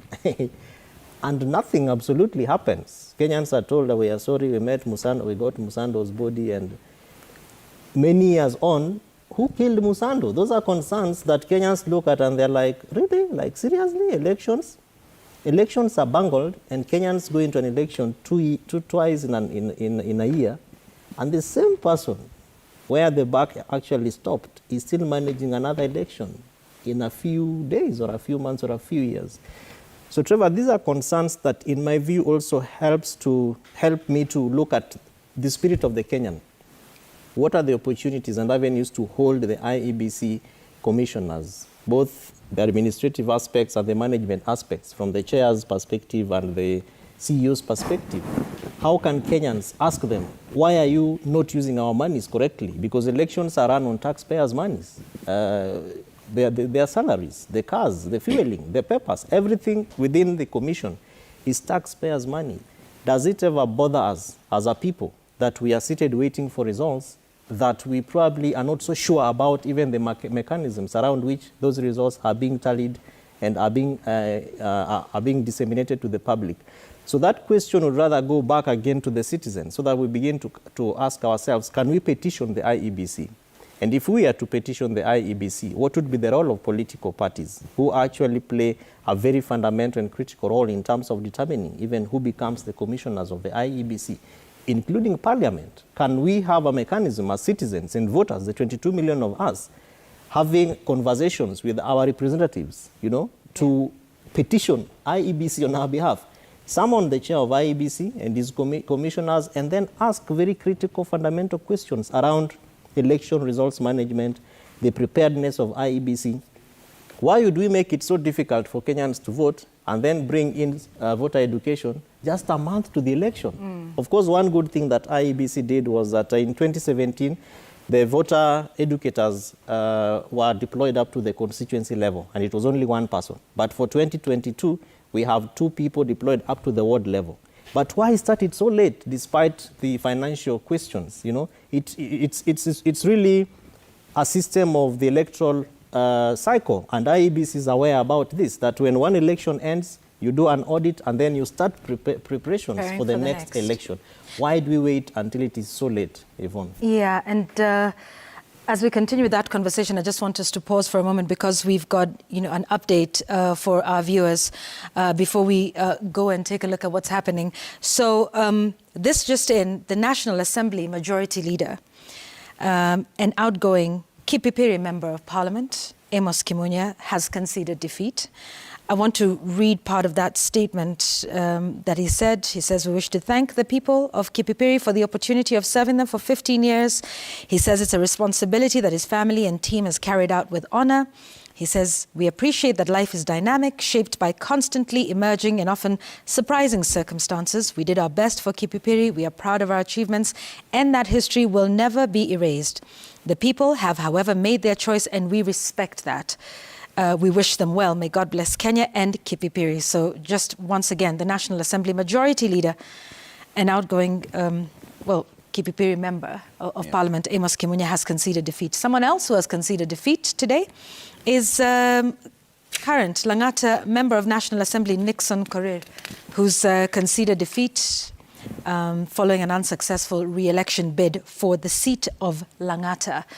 So now we wait for the final declaration. Of course, you remember, that for the seat of Lang'ata, amongst many others, there was Felix Odiwuor, also known as Kalango to many. But he is one of many, so we'll wait for the final declaration. But just so that you know, those 2 members of National Assembly have conceded defeat. You can get a lot of these updates on www.citizen.digital, where we have first-hand information coming through there. And we can also see that Nakuru Town East Member of Parliament, David Gikari, has been freed on 50,000 shillings cash bail. He's set to appear in court on August 17th after arrest for causing chaos at a polling station yesterday. We also know that the school's reopening date has been pushed to Monday, August 15th. From tomorrow, as the process of tallying of ballots still ongoing. That's according to the Education CS Magoha. Yeah, and another update, you remember the incident around a shooting associated with Kimilili MP Didmas Barasa. He had been given 24 hours to surrender by the Bungoma County Commissioner Samuel Kimiti. He is still yet to do so. He's yet to surrender. Yeah, he's yet to surrender, and no doubt they're still looking for him. So we'll update you on all of these things that are happening around the election. And that's just what's important as well regarding the local races, right? So, we focus on the presidential, which is great. And, that's the vote that is counted first. But really, like we've said here, I think politics is local. What do you think were some of the choices that went into that? We've seen several constituencies like Tetu, amongst others. I'm told Butula constituency as well, where, no MP has managed to be re-elected. Yeah. And those are some of the things when you take a look at even, what happens with the turnover rate or the attrition rate in the National Assembly. How important is that? And Wanjiru, do you think we pay enough attention as voters to those local races as well? Right. I think, of course, it's very important because, like you say, all politics is local. And now we've got quite a few options at the local level. I think Ipipiri might also fall into that category of high turnover, where they try one, don't like, keep going, and that's the democracy. The beauty of democracy, you can keep doing that. But we also have with the member, a particular interest, because I think that, one, we are seeing our democracy maturing, in my view. You've seen around the campaigns more issue-based campaigns. We've also seen, to my mind, the voter apathy is voters really saying, this is my protest because you're not speaking to me. So that's the discerning voter who can go to the campaign, take the money, and then come back and still say, well, I still don't feel you until this system works for me. With regard to the local races, I feel that ever since 2013, the local races have diffused the tension and interest in the national. And had we had a proper implementation of devolution, it would be even more so. And part of the insecurity of the presidency and such is becoming irrelevant. Because where you have effective devolution, people don't bother that much with the national government. So, yes, I think the local matters. I have seen, we've seen around, especially in Nairobi, and I imagine even in other parts of the country, citizens getting together, especially the Residents Association, and interrogating their political leaders. We've had, of course, platforms by civil society and others scrutinizing who is your candidate. We've had a lot more interest. Before, I think people would get to the polling station and wonder because the fixation was with the president. But now people are asking questions. So our democracy is slowly and surely maturing. How do we deal with the issue of attrition? I think that has to do with accountability of our political leaders. And I think we need to really take a step back. I'll talk from civil society perspective. We really need to rework our tools. Our methods have not been as effective under an administration that was really violently opposed to the Constitution. We don't know what administration will come in and what their attitude will be, but as much as political parties have lost the youth and a part of the ground, civil society has also lost. And civil society is important because our role is to ensure we are a countervailing force to power. Media being part of that, structured civil society being part of that. So we really need to go back to the drawing board because we are losing the citizens. The citizens are not feeling us. The youth are not feeling us. But one of the big, maybe the last point I'll make, is the ability to influence outcomes. We need resources to go to the local level. We need resources to respond to citizens. Yeah. We need opportunities to be available. We need to deal with this black box of non-implementation, where promises don't get implemented. So I think this is a point for reflection across the board for our political actors, but for us as well. How do we unlock those parts of our democratic process that are locked? And they're locked because of patronage. Maybe last point is on the IEBC. As Kevin was talking about the ECK, the IEC, IEBC, there's one common trajectory around procurement violations, procurement mismanagement. People getting into this office and getting compromised because they are able to abuse the law around procurement, around allowances, and then get compromised. State capture is, really perpetrated in this way, where you have commissioners, public officers, abusing public office, and the executive kind of allows it, because when it comes to the crunch, then these people are pliable and malleable. So we must hold the IBC to account on the procurement violations, on the failure to give a clean audit, because until we hold public and state officers accountable for their actions while they're in office, then the rest is really just, it's an illusion, it's an imagination, it's an aspiration that we might not be able to achieve. Okay. Kevin, I'll come to you in just a bit, but let's take a pulse of what's going on across the country. And Safin is here. Safin, where are we heading to next?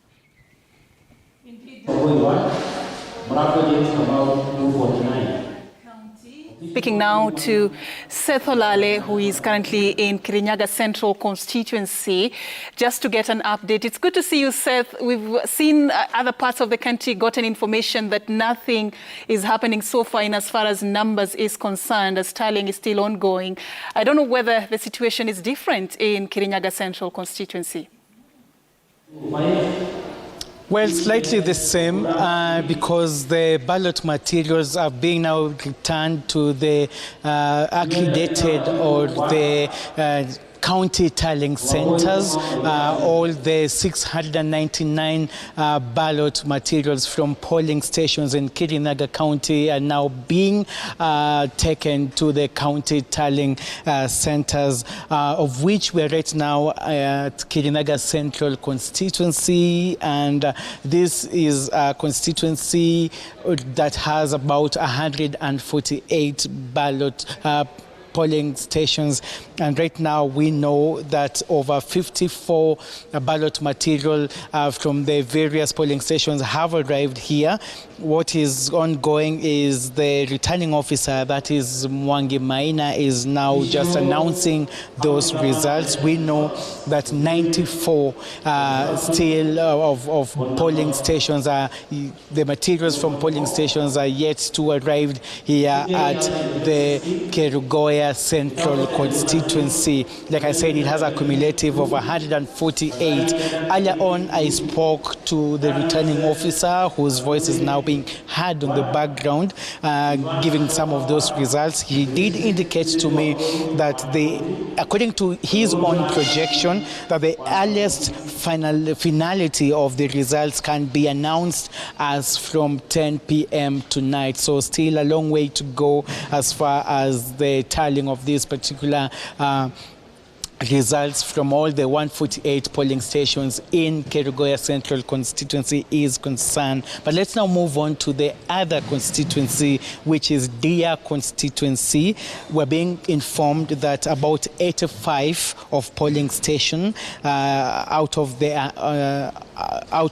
131 polling station results have been received and announced by the returning officer there, who is Francis Njogu. So 85 out of 131 in Mwea, and this, of course, is being tallied at Baricho School, which is the Deer Constituency Tallying Center. Moving on to Mwea.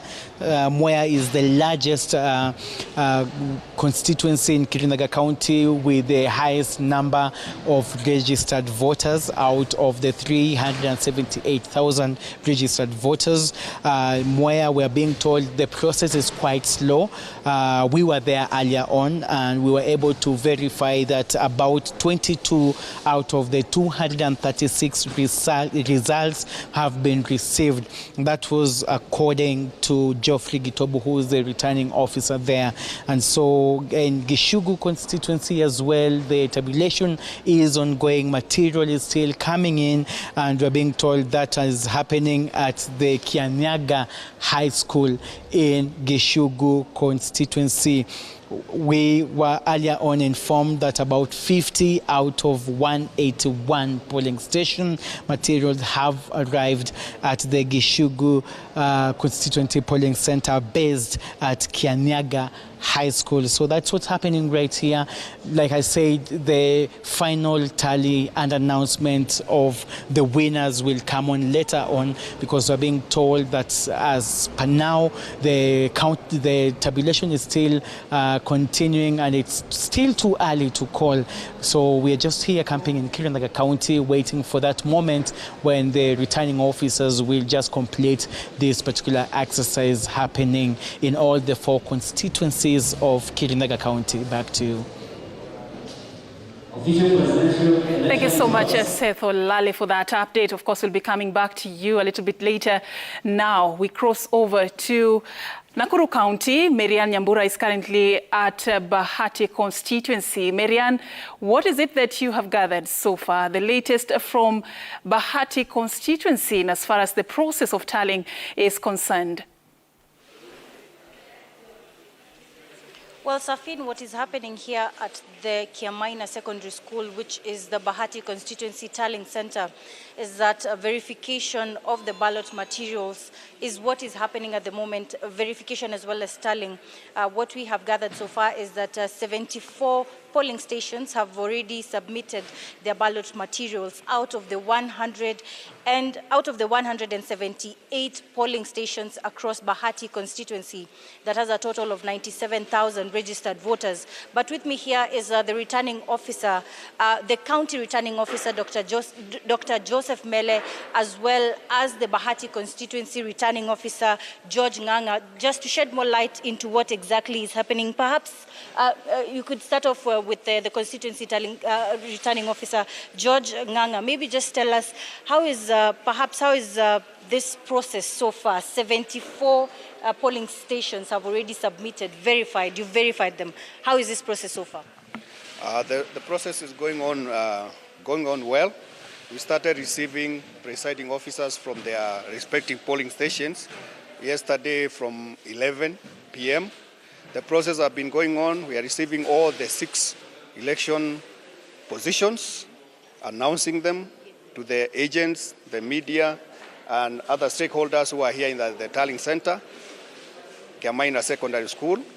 So the process we expect to go on like that, maybe up to tomorrow, when you'll be able to generate Form 34Bs, which we can now announce and even declare elections accordingly. And perhaps we have seen long queues. Out of the 178 polling stations, 74. How long is this process per polling station taking? Because of the process of verifying those results, confirming all the materials are back with us, the process usually is tedious, but we are on top of things. As you can see, my staff have various desks which we are using to clear. So we expect tonight, maybe later in the evening, we'll be able to clear with the queue. Then we'll be left to verify our results and come up with the clear picture of what is happening. Okay. Yeah. Maybe just briefly, just one question to the county returning officer regarding this process. Perhaps the presidential results, how are they in terms of Nakuru County? Nakuru County, we've transmitted the provisional results, and we are now standing at roughly 98.8%. Because looking at my template where I'm following proceedings, of provisional results transmission, I could tell most constituencies are done 100% except Naivasha and Molo that was still with 0 point something % to do, which should be done in the next 1 hour or so. Yes. Thank you so much. You're most welcome. Well, indeed, Safin, those are the details here in Nakuru at this particular tallying center, the constituency tallying center here in Bahati constituency. Now, of course, other than the presidential results, given that the county returning officers told us that Nakuru County has submitted 98.8% apart from Molo and Naivasha constituencies, then for the different seats, the 5 other seats, what we have seen, this particular race will be interesting in terms of the member of parliament that has attracted at least 7 candidates, including the incumbent Kimani Ngunjiri, Jubilee's Irene Joki, Gatonye James, John Mbugua Honest, Paul Mwaura, Karanja Quindos and George Gathonja.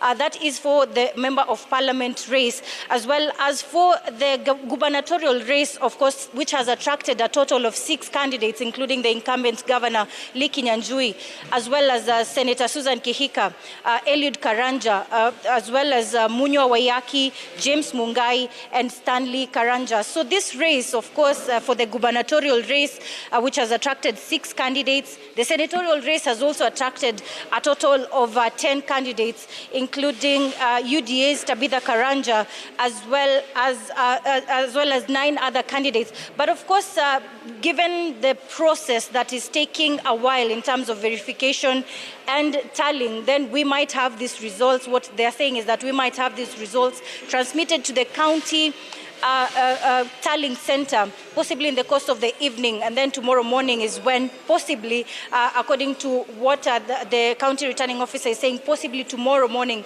is when they will start seeing these results reflect across the different constituency tallying centers, what exactly will be going on as the polling clerks as well as the presiding officers submit their documents, the ballot materials for verification and tallying at the constituency level. We also went to the Nakuru High School, which is the county tallying center, the Nakuru County Tallying Center. And of course, not much activity there ongoing because given that the verification and tallying is now being done at the constituency level, after which this will now be transmitted to the county tallying center, whereby Dr. Joseph Mele, who is the county returning officer, will now take over from the constituency returning officers as regards to the different county seats, including the woman representative, including the Senate seat, the governor seat, those 3 particular seats. So we'll just be traversing across different constituencies. Remember, Nakuru County has a total of 11 constituencies. So how far is Molo? How far is Kuresoi South, Kuresoi North constituency in terms of this whole verification and processing? We'll just be here just to give more details in this continuous broadcast of the election coverage. All right, thank you so much, Miriam Nyambura there from Bahati constituency at the Constituency Tallying Center, talking to us about the situation so far. Good questions you're asking there. We're also waiting to find out what is happening, and we will be getting that. At least 74 polling stations, the results have been verified. This is 74 out of 117, that's what we get from Bahati constituency, and we will continue to track this for you. Now we cross over to Uasin Gishu County, where we are joined by Chemtai Goin. Chemtai, I believe now you have a comparison of what is happening at Soy constituency, considering what you had gathered earlier. What can you tell us about the situation on the ground? Well, Safin, like you said, we are at the Soy Constituency Tallying Center. And from the pictures that you can see just briefly, unlike the other constituency tallying centers where we visited and the pictures we showed you earlier, is that there's no queue really over here. The PO, the presiding officer, tells us that within the next an hour and a half, we may be getting the announcement of the final tally, since all the results have been brought from the polling polling stations. Remember, Soy constituency has 7 wards and has 92,702 registered voters. We will be waiting to see the voter turnout in this constituency. As we told you earlier, most of the regions experienced a somewhat low voter turnout, and we'll be looking out to see how many voters in Soy constituency turned up to vote and what votes will be garnered by the different individuals running for the various seat, cutting across from the presidential seat down to the ward. But as we have been here, we've monitored and looked at the process just here and the other constituency tallying centers that we've been able to visit, and the process is quite tedious, and it's what has taken so much time. For instance, for this one, which may be finishing soon, and then of course we will head to Kapseret, which has also made some progress in trying to clear up the backlog that is there in terms of clearing all the results that have been brought from the various polling centers. We visited Ainabkoi, we visited Moiben earlier, and we've been able to see that the numbers there are substantially high, and the presiding officers there tell us that we may be there until later in the night or actually tomorrow morning. Earlier on, we also spoke to the county returning officer, Mrs. Irene Mutai, who also talked to us about the process so far in terms of the county tallying center, and said there is no activity there so far, and maybe activities there will pick up from tomorrow morning when they've been able to receive the results from the various constituencies that are currently now carrying out the tallying.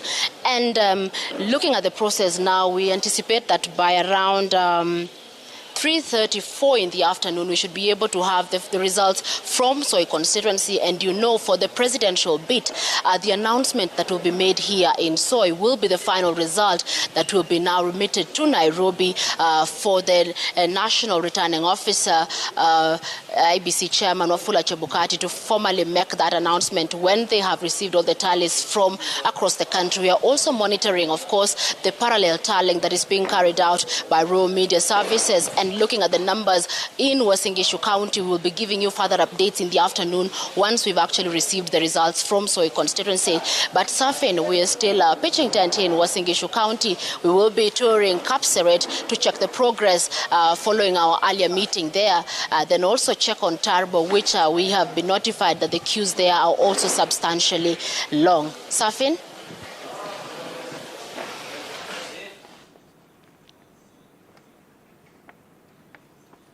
All right, thank you so much, Chemtai Goin there, reporting from Uasin Gishu County, specifically at Soy constituency. So we are giving you a wall-to-wall coverage of the 2022 general election. And any minute from now, we should be crossing over to the Bomas of Kenya. Standing by there is the IEBC chairperson, Wafula Chebukati, with latest updates on how far the commission has gone in as far as putting the numbers together is concerned. Remember, so far, they've not been able to give out numbers publicly. All they are receiving is the Form 34As, and that is all that has been done so far. But of course, what you're seeing there is the IEBC officials just taking their positions as they await to tell us more about the latest in as far as what they've done is concerned. Yvonne? That's right. The last time we heard from the IEBC was last night. What time is that? About 10 o'clock? Before they did the choirs that you like so much. There were 2 choirs, actually, including one from Tanzania, I'll have you know. So that was the last time we heard from them. And in fact, I think the last in terms of voter turnout was what we got at 4 p.m. before polls closed, and that was about 56%. So it would be interesting to know what the final voter turnout has been, and indeed what they're going to do with all of these forms that they have received. Close to 100%. Very interesting to hear what happens next. Trevor, what are those numbers? Yeah, and their servers look good if it's anything to go by. 97.42% of all the Form 34As have already been submitted. That is 5,038 out of the 46,229. That means 1,101 to go. go. Yeah. And there are certain counties that are already reporting 100%, like we mentioned earlier on. Elgeyo Marakwet is one of them. Nyeri is at 99.99%, meaning they only have one polling station to report. Kericho is at 100%. All the 924 of them have already reported. Kirinyaga is at 99% as well. 692 have reported, just about 7 to go because they're out of 699. And also Elgeyo Marakwet there, we saw earlier on, they had reported 100%, if I'm not wrong. That's going through that entire list there. Yep. Siaya is at 99.9% as well. Out of the 1,036 polling stations, 1,035 have already reported their results to the IEBC. Taita Taveta is at 97.49%. The numbers keep changing, and we were also tallying this. Yes. You have a complete explanation of what the numbers you're seeing under your screens. Right. Yeah, right now. Yeah, let's do that while we wait for IBC. So their numbers are almost in. This is what our numbers look like, and we can put that on screen for you. Right now, Dr. William Ruto at 1.845 million.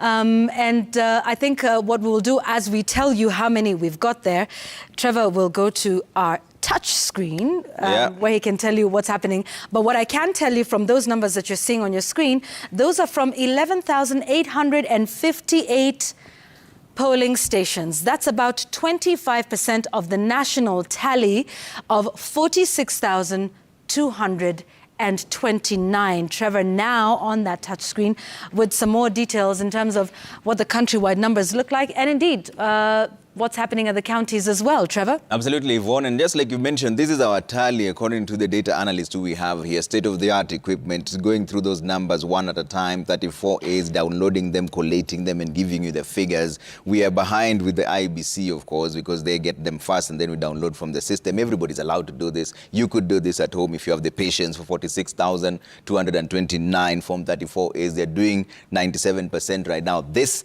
is how the numbers are looking like based on the figures that we've tallied, and I want to go county by county and show you just a few of them, how it's looking like based on what we've counted in terms of the stations. You're probably wondering which Form 34As have we counted, which ones have we counted. There's quite a number of them that are still pending. We've only done about 11,000 right now out of the 46,229. These are the numbers out of what we've tallied. Again, Dr. William Ruto of UDA is at 49.52%. That's 1,845,504. The numbers change in real time. Raila Odinga is at 1,828,795. That's about 49% of that figure that we've tallied so far. George Wajakoya, professor, has 16,963, about 0.45% of the vote so far. Let's come to this central region and see where we are in terms of the ones that we've tallied, because I spoke about the north earlier on. Let's start from Nyeri here, see what the numbers are like based on what we've tallied.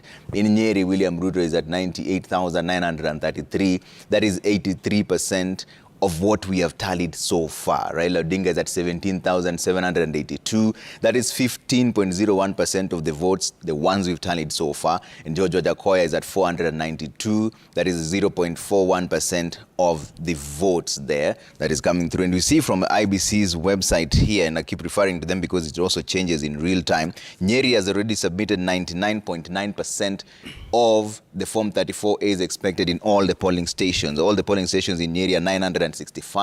964 of them have already delivered that. Let me compare these numbers to you and see in 2017 how they're looking like. Of course, this is just provisional. It's not the end. The 2017 numbers are the ones that were announced at that point. Let me show you how the difference is looking like. At that time, President Uhuru Kenyatta got 98% of the votes, 389, 410. Raila Odinga got 4,735. That was in 2017. If you want to go further back and see how the difference is there, in 2013, the numbers were even much more different. Uhuru Kenyatta got 318, 880, that's 96%. And Raila Odinga got 5,638. That is 1.7%. Compare that with the current numbers that we're tallying as we speak, not the IBC official numbers. We're getting the Form 34As from their server though, but we have not gone through all of them. We still have about 30,000 to go.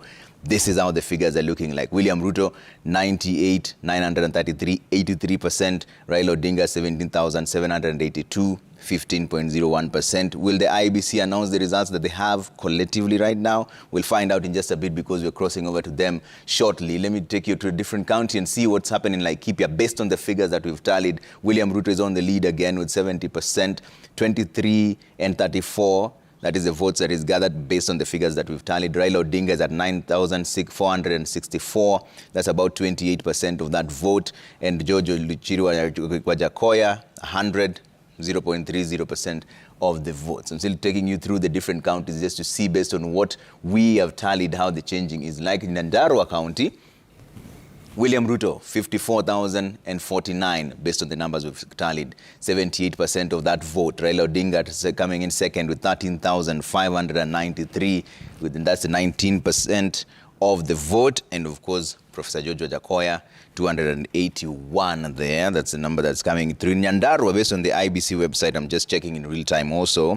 Nyandarua, 700 out of 728 polling stations, 725 have already sent in their Form 34As, just about 3 to go. So the IEBC is recording it at 99.59%. That's based on the numbers that we have. This is the numbers that we have here, the Citizen TV, picking from their website, the Form 34As. You could also do that as well. It's free to the public and to the media houses to collate and tally based on their own figures. In Baringo, this is how the numbers are looking like. 75.51%, that's 36,156 of the vote going to UDA's William Ruto based on the numbers that we've tallied. Raila Odinga coming in second with 11,373, that's about 23.75% of the votes. George Wajakoya, 113, 0.23% of the votes. Let me take you to the general number so that you also see. This is the collated number. I was just taking you through the counties. I'll go back to that in just a bit. There's an update, of course. This number is changing in real time. Dr. William Ruto, 1,845,787, changing in real time at 49% of the votes that we've tallied so far. Raila Odinga, 1.8 million, 31,073, based on the numbers that we've tallied so far. But there was also this gubernatorial race and the senatorial race and the women rep race, MP, MCA. You can see them here. We're not ignoring them. These are numbers that will come through as soon as they're announced. That's a conversation we'll have. And in fact, that was a line of questioning that Yvonne was taking earlier on, and I'd like to bring in Kevin Osido to find out what he thinks on this issue. Kevin, are we now seeing a situation where people are changing their focus, like Yvonne was saying, but there's a difference between the role of the leader and the expectations of the people in terms of what is the threshold for performance? We've seen big names that Yvonne was talking about conceding defeat, but there's no threshold of how did they perform in terms of vis-a-vis their role. So is there a lack of civic education of some sort so that there's a standard in terms of performance and the role of the leader? Trevor, that's very correct. In fact, if you look at the manner in which we undertake our public engagement and even public participation between governance and leadership, so that there is the aspect of implementation of services and service delivery governance and taking lead in terms of ensuring that that is done, so leadership, we haven't had a good conversation around how we look at the performance of the leaders. A lot of that discussion only happens when big things are happening. And examples of big things are, for example, the budget process, where we see a lot of excitement because there is a timetable. There is a timeline that we must beat, both at the national level and also at the county level. So everybody wants to whip citizens, everybody wants to whip people to be there, want to mobilize them and speak to them.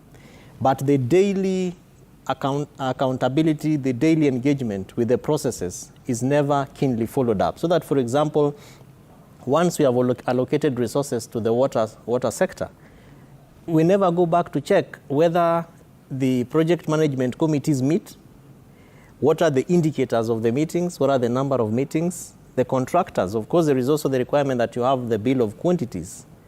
But the citizens, including those who are mobilized at these conversations, never go back to check.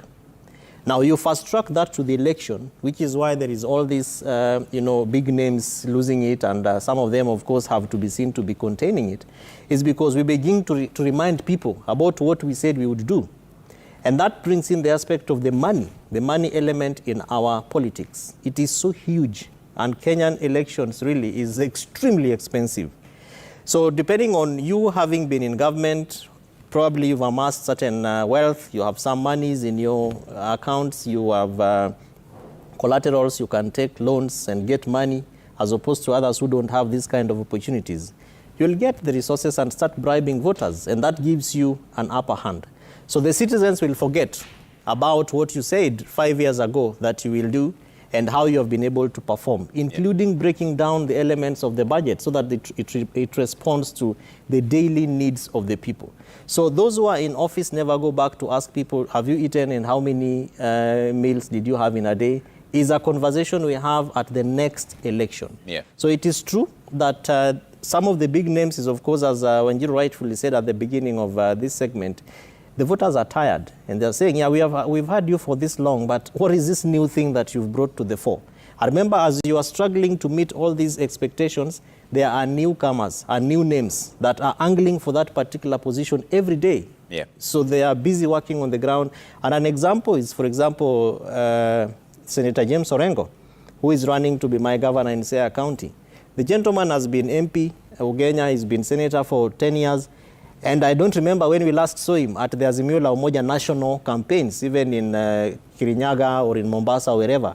It is because he's facing a similar issue at the ground. People are saying, you've been here all this long. Yeah. And what have you done, even as an MP, as a senator? So he has to be physically present and never miss any single burial, any single wedding, any single opportunity he has to meet a big number of people. So incumbents and those big names who are running for either second terms or looking to move into other offices like senators who want to be governors or MPs who want to be senators are facing it quite rough, especially at the decision-making session of the voting when it comes to citizens, either vetting them, because as she also said, we've had many vetting sessions to just sit them there and ask them, what have you done? And you said you do this. What are the mechanisms that you're putting in place? So citizens are getting informed.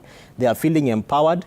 And that probably is as a result of some bit of civic education, I would say, because looking at the performance of the Jubilee government and the degree of frustration by citizens, people are beginning to look at the aspect of over-reliance on government and saying, I don't have to wait for government to give me water. I don't have to wait for government to construct this road. So people are writing petitions, they're writing letters to government asking for questions which they are mobilizing around themselves and responding to some of those concerns. Yeah, Wanjiru, the burden of incumbency, are we seeing a shift where you see when you hear big names like the ones Yvonne was mentioning, conceding defeat, are we seeing an electorate that is now more proactive in terms of what to expect from their leader? Or is it still pushed by the money element that Kevin was talking about? Because in counties, there's an entire CIDP, County Integrated Development Plan, that directly affects you at the ward level, but most people don't even take part in that.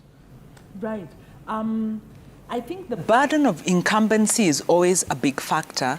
And if you're going into an election during an economic crisis, when you have rising poverty, rising cost of living, households are poorer and feeling the pinch, the buck stops with the incumbents. So the extent to which incumbents, even at the county level, are associated with the ruling party, they will pay for it. So one of, I think, the miscalculations of the handshake, because on one hand, I personally associate quite strongly with part of the sentiments around the handshake when Raila Odinga said we need better cooperation and less adversarial politics.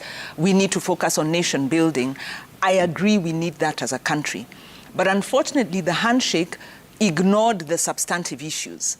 And it was a handshake without the principles of, yes, let us shake hands, let us do nation building, but let us have the accountability. So, ironically, the burden of incumbency has fallen not only on the Jubilee Party, it's also fallen on all the Azimio parties. And so, yes, the Azimio parties will have been forced, even in their campaigning, to kind of make a rationale of why, of this coalition. And you know, a lot of what the Jubilee administration has done is inexcusable.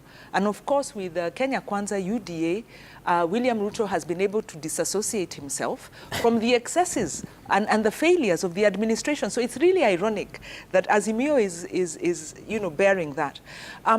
But I think there's also another aspect when you look at the relationship between citizens and their political choices. And it does go to the point that you made, Trevor, the question you asked around civic education. Yeah. Civic education in this country collapsed after 2013. In fact, it was a little bit in trouble before that because we have a new constitutional dispensation, and without a proper civic education process, you then have a mismatch between a very aspirational constitution. Unfortunately, political leaders who are still back in the dark ages, because they are the ones who we are trying to reform, that political culture. And then you have citizens who've been left out of this discourse. So without that, citizens do not understand properly the demands to make of their political leaders. So this culture of dependency, because the money culture, the culture of, you know, handouts from your political leaders is still a problem.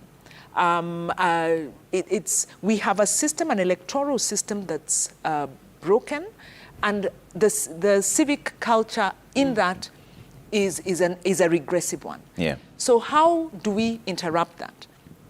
We haven't interrupted it because our political leaders need to keep manipulating citizens. So the reason civic education was stopped by the Jubilee administration, because for 2-3 years, by the way, the Jubilee administration would not even allow funding, especially to the national governance institutions. They wouldn't. They didn't mind getting humanitarian assistance, but to create an enlightened citizenry that can ask questions, they didn't want to have any of that. Why? Because they needed to keep manipulating citizens.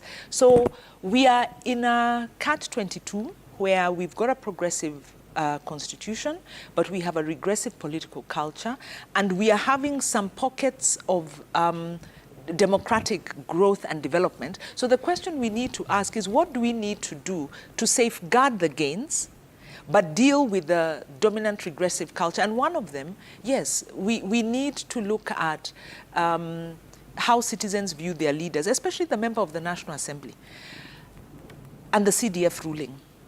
One of the big justifications MPs make for the CDF, and then women reps went along that, and MCA is also Ward Development Fund, is that citizens ask for projects. Mmetuletea nini?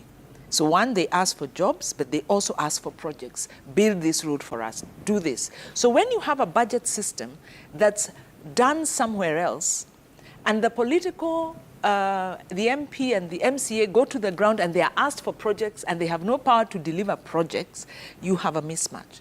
So I think the recent CDF ruling, which we are hoping you know, to continue with in court so that it can come to the other funds, gives us the opportunity to discuss the role of the legislator vis-a-vis the public. And part of that has to be supporting local development structures like these project committees. You've got county education boards. You've got county policing committees that were never implemented.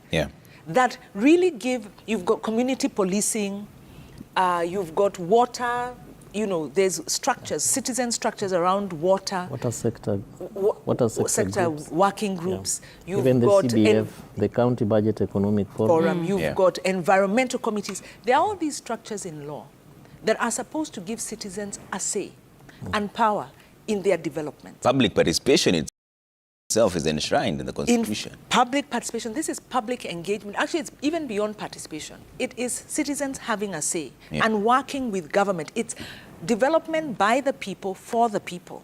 And with the people. And with the people. So this is enshrined in law in the Constitution, but it's not implemented. So this is the mindset shift that we need. And we need to push. So, you know, when UDA comes, Kenya Kwanza says, bottom up is all well and good, but where is the power? Is it bottom up just giving money, or are you giving the ability to question, the way we saw the deputy president grilled during the presidential debate? Those are the kind of questions political leaders should be fielding from citizens all the way from the village to the very top, as a practice, not just around elections. So it's a long answer, but really we are saying, let's implement the Constitution and the laws we have to to give effect to Article 1 on sovereignty of the people, to give citizens power in their governance. All right, we're oscillating between the role of the people and the role of institutions. Speaking of institutions, now let's talk about the IBC. They're doing quite well based on their websites here on the general election 2022. You can go to forms.ibc.or.ke and you can see this for yourself. They've so far reported 97.58%. That is 45,112 of the 46,229 polling stations, meaning they only have about 1,117 to go, and we'll be crossing over to them as well as soon as when they have an update. But you have an update based on our numbers? Yes, I do. So out of those, the numbers keep going up steadily based on what we have been able to put together. I think the last time we gave this update, we have tallied 11,858 of the 46,229. That number has now gone up. In the last hour or so, we're now at 12,122 polling stations of the 46,229. And that is what gives us the total figures that you're seeing on the bottom of your screen. If we can actually just take a look at it on the full screen, there we go. That is what I wanted you to see. If you can see, okay, that's different from what we see on the touch screen.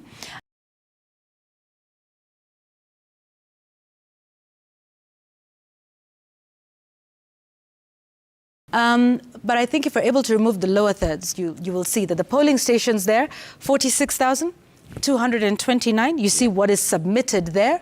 That's where we're at. So we have personally submitted 12,336. Yes, yes, absolutely. That then means that we have 32,776 to go based on what IBC has gotten. Correct. So the number you're seeing on your screen is the total number of polling stations, 46,229. But IBC has received results from 45,112. We as Citizen TV have tallied results from 12,336. There you go. That means from what IBC has, we are still behind by 32,776. Yeah, but you know, catching up quite fast. Remember when we started at 11, we were at 9,000. We were at 9,000. And so we've been able to do that. And remember, this is it's quite a task. I mean, and obviously it's something that we set out to do. And so, you know, we take that challenge and we take the responsibility that we set for ourselves to do, doing the best we can. And so you can see then what that translates to into the tally. Again, let me remind you all that these numbers are provisional. The only person that makes the final declaration is the IBC, and particularly the chair of the IBC, who's the National Returning Officer. Absolutely. That would be for the presidential votes. Now, we are hoping to hear from them in just a short while from now. We hope to prepare. If we can just show you the sort of preparations and the choirs that are happening there, but maybe some of the things that we'd be hoping to hear from the commissioners, amongst other issues. What was the final voter turnout? And that's okay, even if we don't have the sound, we can just show, you know, the pictures of what we have. So we're hoping to hear from them in terms of voter turnout. So what was the final voter turnout? We also want to hear from the IEBC about the areas that had issues. So Kakamega, where they started voting pretty late after making the decision to now send them the manual registers. And it wasn't just Kakamega, it was Makueni County as well. So hoping to hear how they dealt with some of those challenges. Yeah. How they're dealing with Eldas constituency that is currently voting, not able to do so yesterday.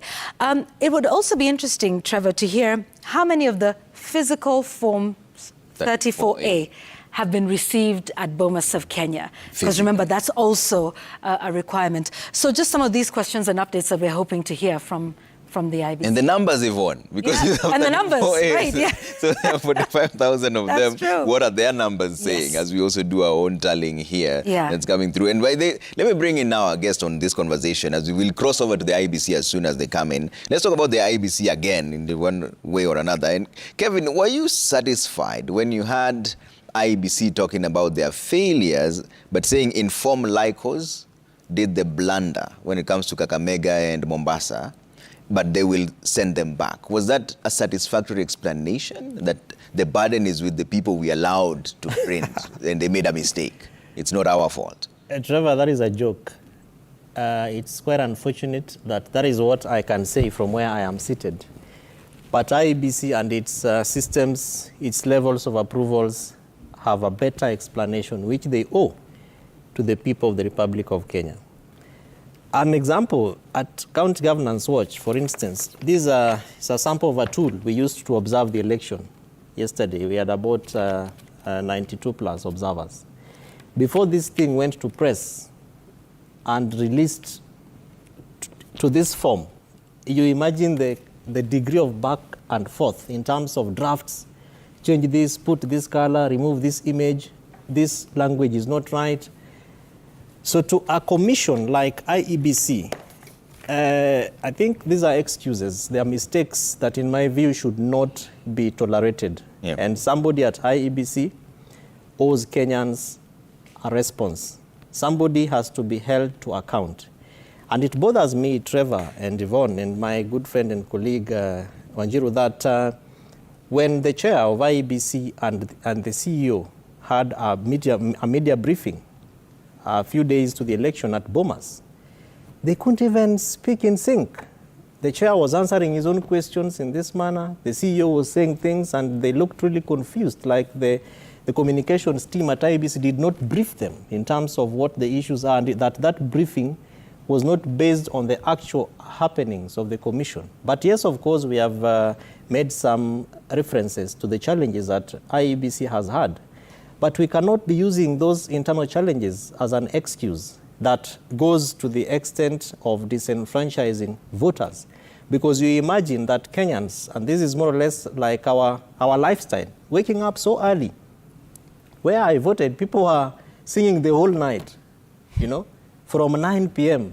until I was the second to vote, 6:02. And then you ask yourself... Kevin, hold your thought in just a bit. We are aware now that the IEBC chairperson of Fletcher Bukati is speaking. Let's go there. Photo results are the same results the commission that we rely on when we are doing the tallying in the national. In conclusion, the law requires undertakes verification of presidential election results and declare the president-elect within 7 days after the close of the polls. However, the Commission shall endeavor to conclude this exercise at the earliest time possible.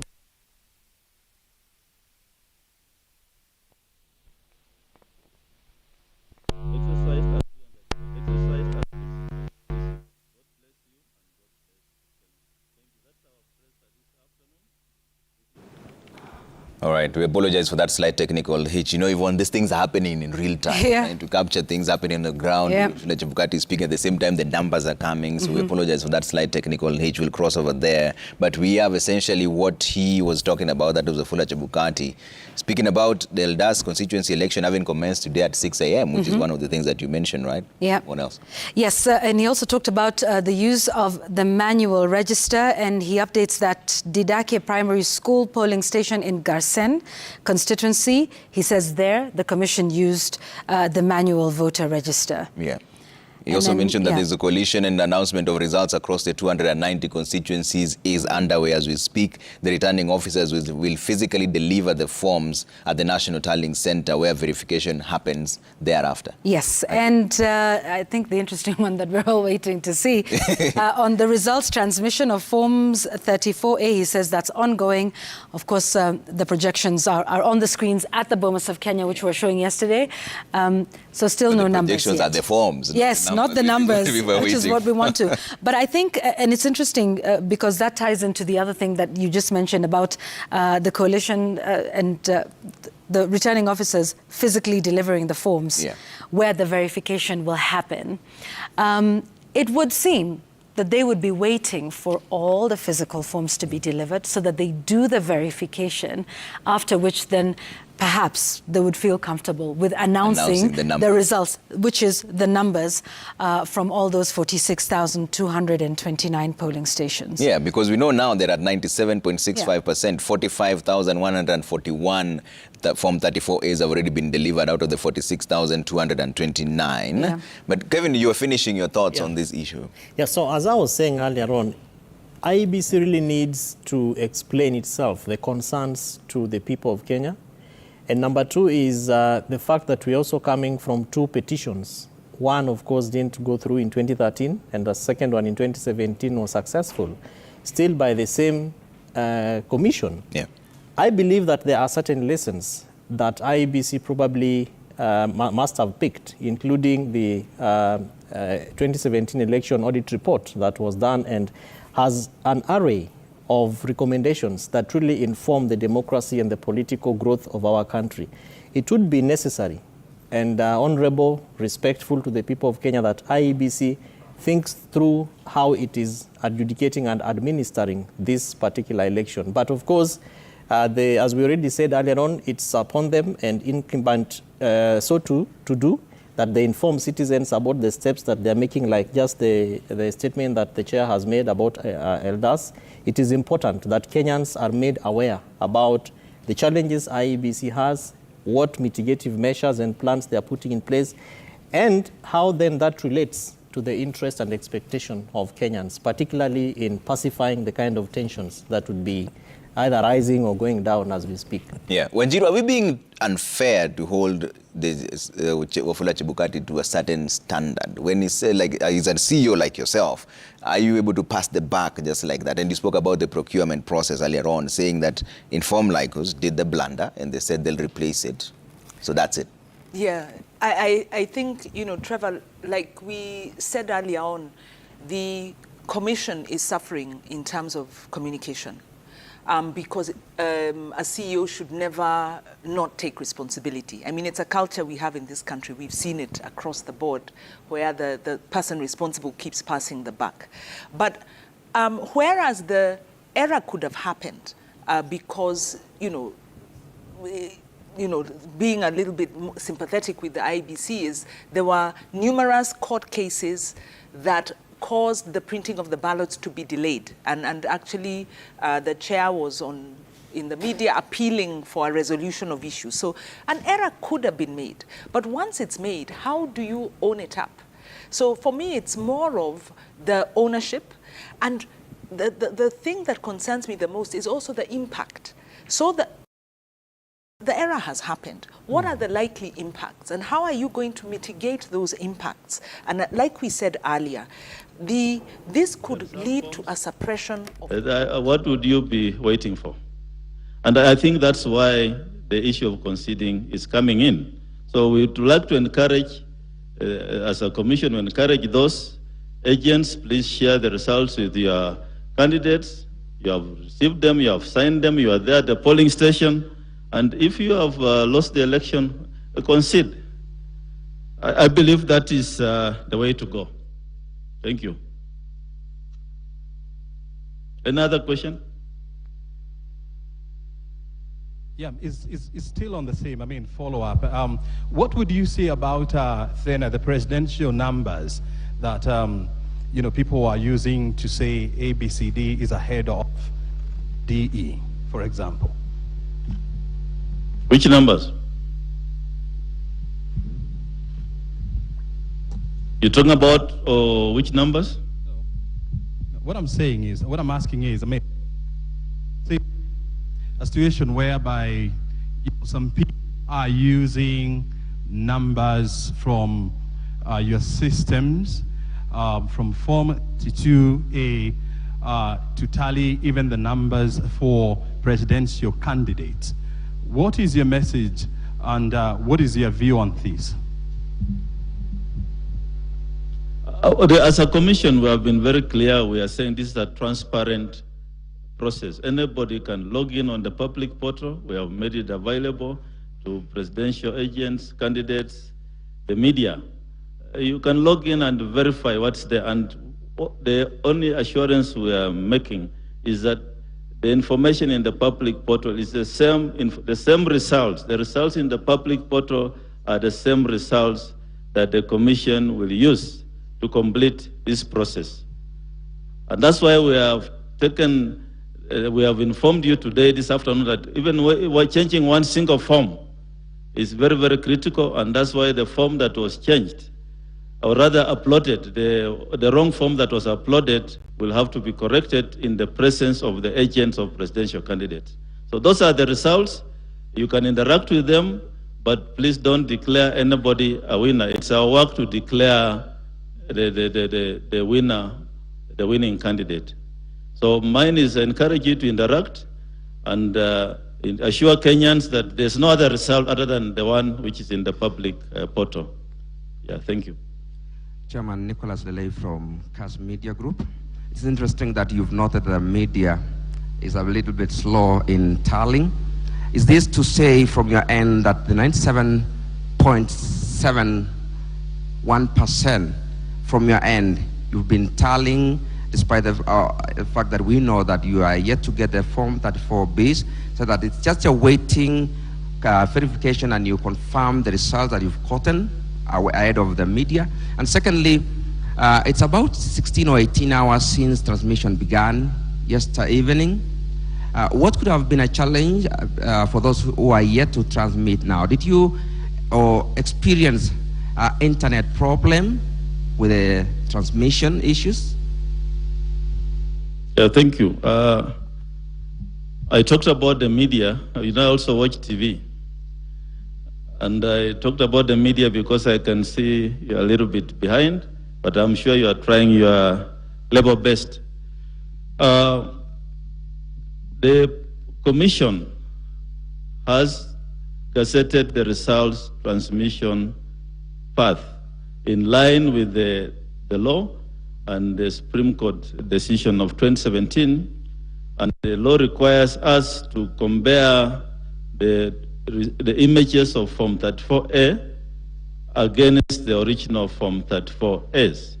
And so we are not doing any tallying now until we start receiving the original Form 34As from our returning officers and the 34Bs. We expect that they'll start streaming in sometimes today, and then we shall then complete that exercise as soon as possible. The 34Bs will also be uploaded on the public portal, and I believe then the rest of those who are logging in on the portal will also be able to upload the same and compare with the 34As which are in the public portal. And as I said, the Commission has 7 days as per the Constitution to complete this exercise, but we shall undertake to finish it as soon as possible once all the returning officers bring the documents to the National Tallying Center. Thank you. Chairperson, one final question. Ayub from Citizen TV. You have talked about the physical Form 34As, which are key ingredient in this process. So far, how many physical Form 34As have you received as the national chairperson or returning officer for the presidential elections? Up to now, we haven't received any. We expect the arrows to start coming in by this evening or this afternoon. And we shall keep you updated. Once they come in, we shall receive them, we shall populate verify the details, and we shall then use one of these screens to start populating the constituency results for presidential candidates. So to be clear, you have 0 Form 34As, physical Form 34As. Well, if you want me to use the word 0, yes, we have 0. We have not received any. Okay. Yeah, thank you. So thank you. We'll see you later. No, just one final question. Yes. My name is Erin Mwange from Capital FM. In the 2 polling stations that you cited, that the Form 34A was uploaded erroneously, what is the magnitude of erroneous? Was it that they keyed the wrong data, or the Form 34A were not signed? What is the magnitude of erroneous? Was it that they keyed the wrong data, or the Form 34A were not signed? What are you talking about when you say they were erroneously uploaded? IBC portal. The 34A or B? 34A in the 2 polling station. I think one was Uriri in Homa Bay also. Actually, 34A is just one in Uriri. Not that 34A is just one form.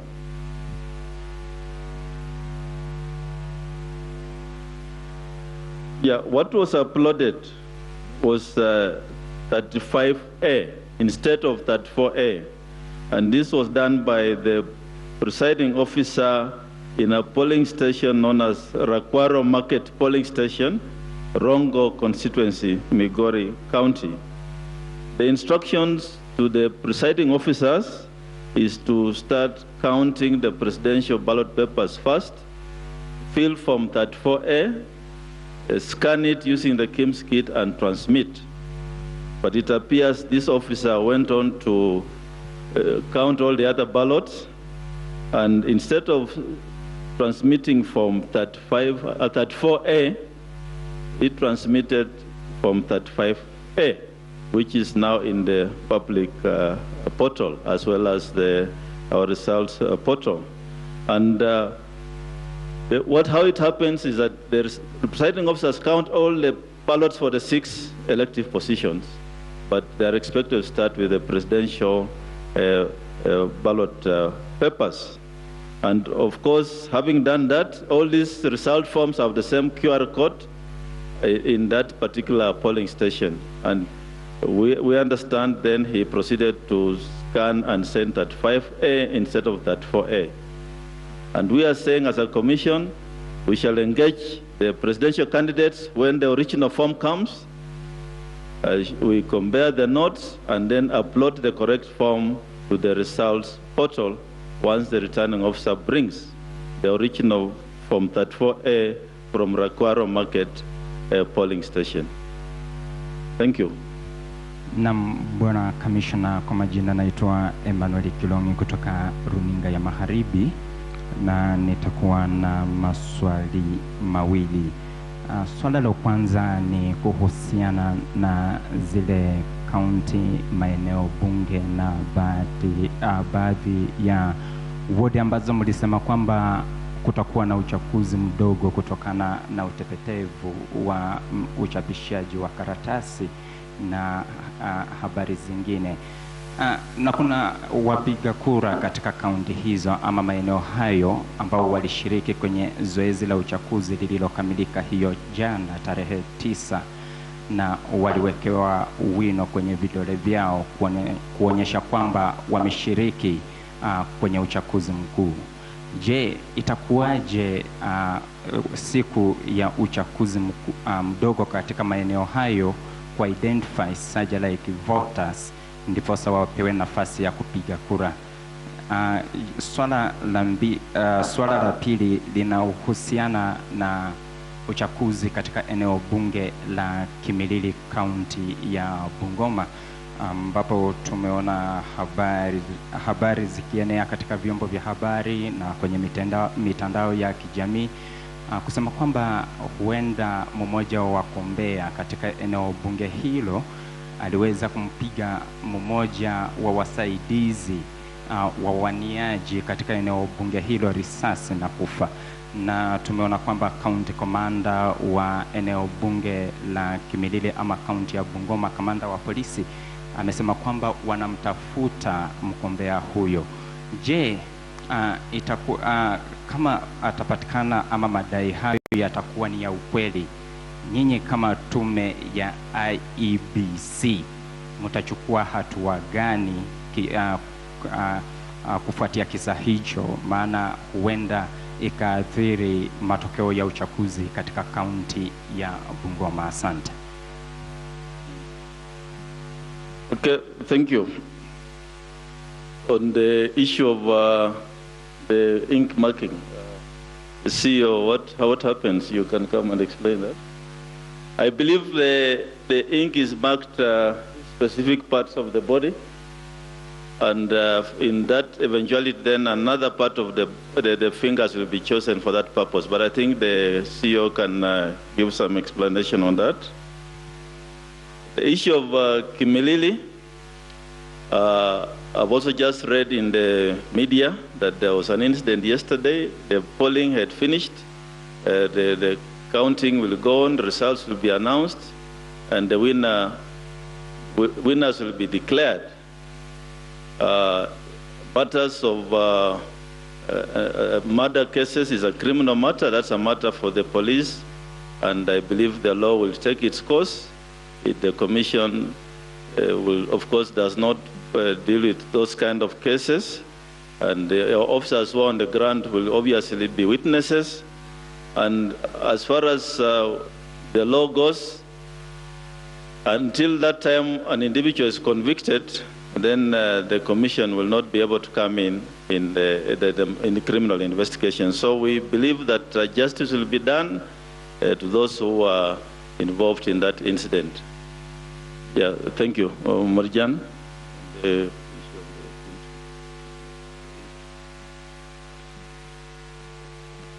Thank you very much.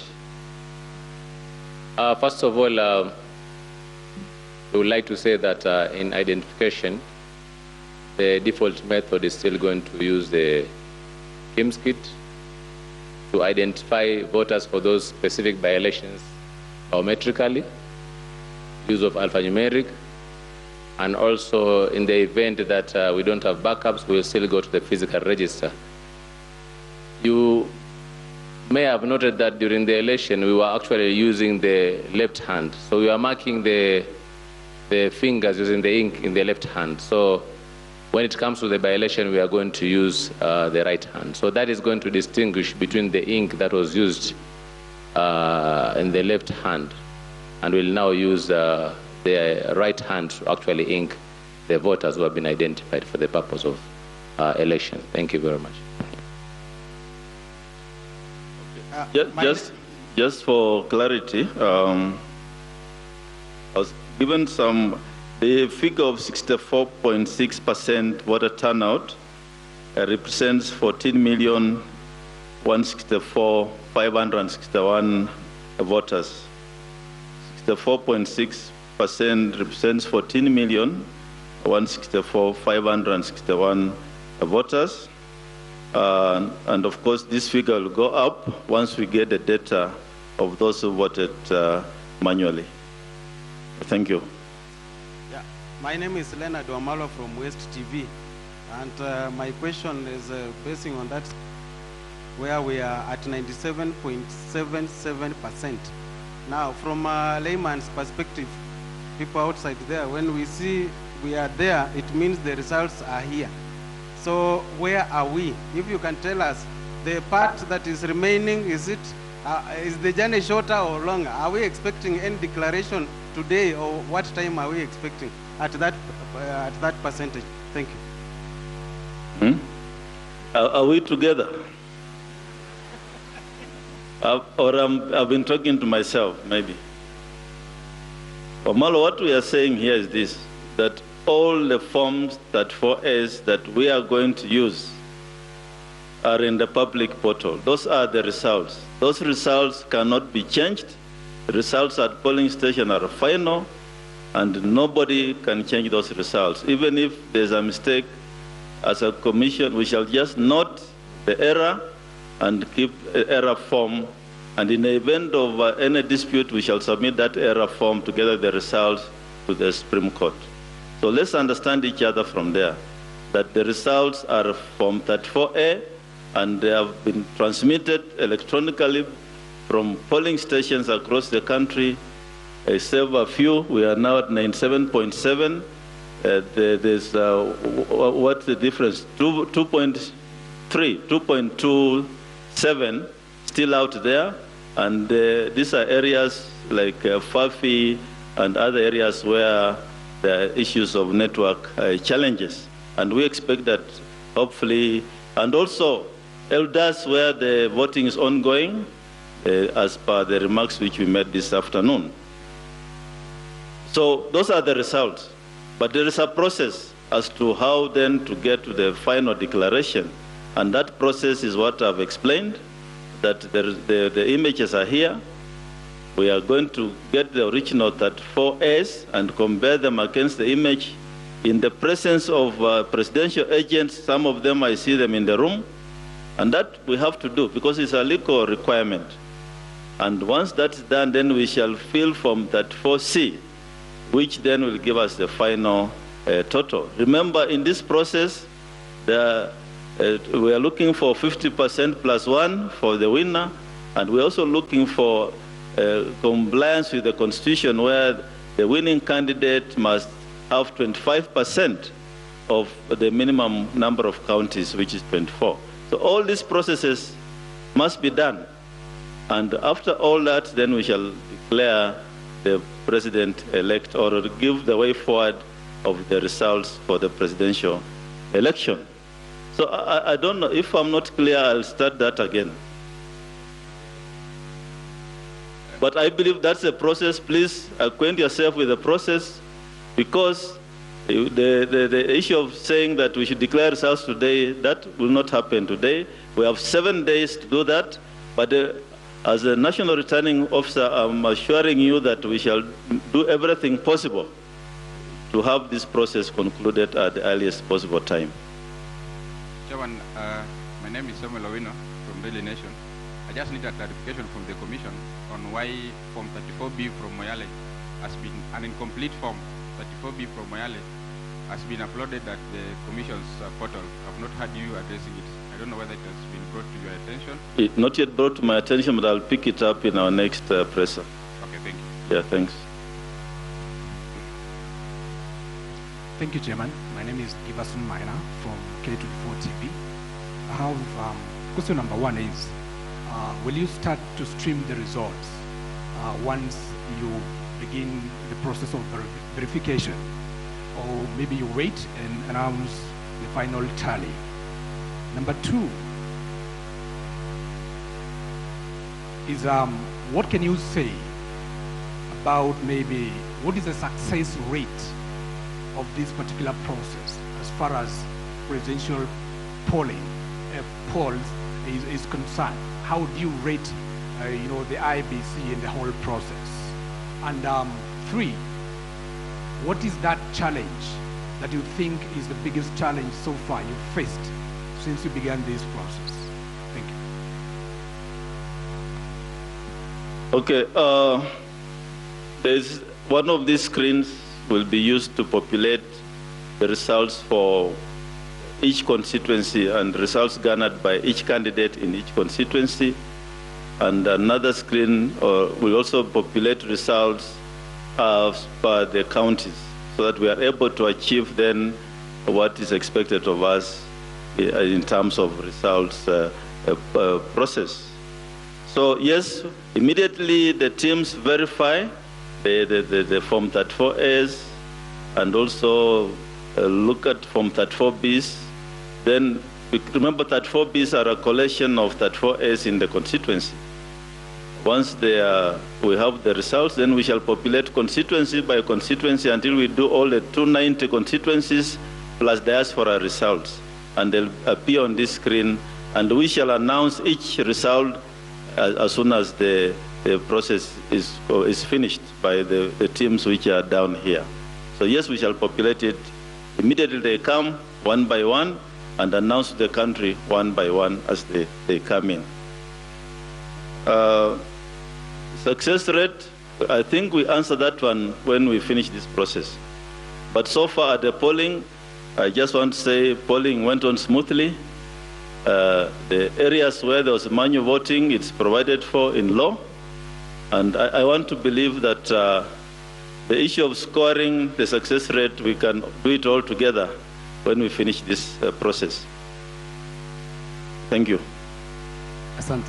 Mwenyekiti, mimi naitwa Goodluck Paul kutoka Azam TV Dar es Salaam, Tanzania. Jana ulitoa kauli ya matumaini kwamba IEBC mnakusudia zoezi hili zima liishe mapema iwezekanavyo. Kutokana na changamoto zote hizi ambazo zimetajwa, tathmini yenu mpaka sasa hivi ni ipi?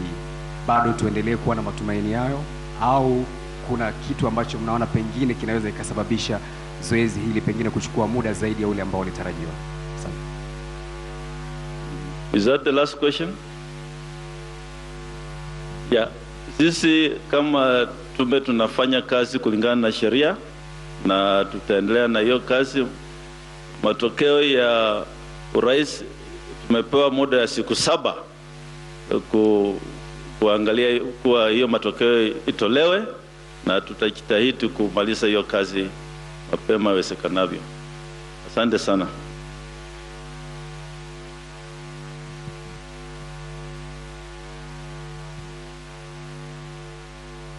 Thank you very much. That was the status update as of now, and we will inform you of the next update. Thank you very much.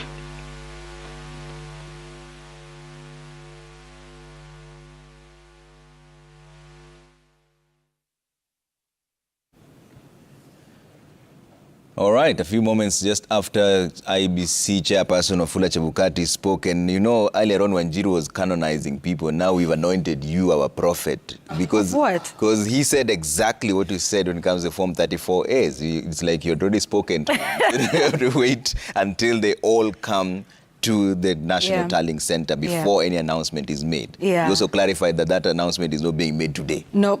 Certainly not. We're not knowing that today. So he says the images are there in the public portal. The images are there, but they will wait for all of the forms, the forms 34A, the physical ones, which will be brought by the returning officers. Yeah. And then they will compare the two, make sure that, you know, it is what it says it is. Yeah. And then they say that this verification will be done in the presence of party agents for the presidential election. So that just tells you that this is not a process that will be concluded today, considering the fact that he said they have not received any physical Forms 34A as at this moment. They're waiting maybe during the day or during the evening. Some of them might come. Yeah. But he also mentioned that the turnout was at 64.6%, right? So that is a 14,165,561. Again, you are spot on. You see, this is why I'm calling you the prophet. So he also said that the by-elections that are being held in the different constituencies, the marking of the finger will now be done on the right. Yeah, and that was an important question. I guess perhaps one that we didn't think about. You know, what happens with people who voted yesterday, they're voting again today, they got that mark. But also, you know, Trevor, that number that you have mentioned could rise because it doesn't include places where they voted using the manual register. Yeah. So I guess they'll have to, you know, sort of collate those numbers. Once again, those are about, how many? There was about 156, I believe, from Kakamega, and about 94 from Makueni County, who are allowed to use the manual register. Yeah, and there was also a mishap in their website where one Form 35A from Migori was uploaded instead of the Form 34A, which is for the presidential results. 35A is the form that has all the 6 elective positions, whereas they're supposed to upload only Form 34A. And I guess that's why that verification process will be important, right? So what you sent on the portal and what is physically there, so that you just make sure that they have it right. And it looks like, you know, it's abundance of caution. So once they then have that verification process, all of that data is then put into Form 34C, which is the final. And I believe he said this last night as well about what Form 34C contains. It contains the final vote, right? For the presidential, whether they've met the 50% +1 constitutional threshold, as well as whether that candidate has gotten 25% of the votes in at least 24 counties or more. So that should be interesting.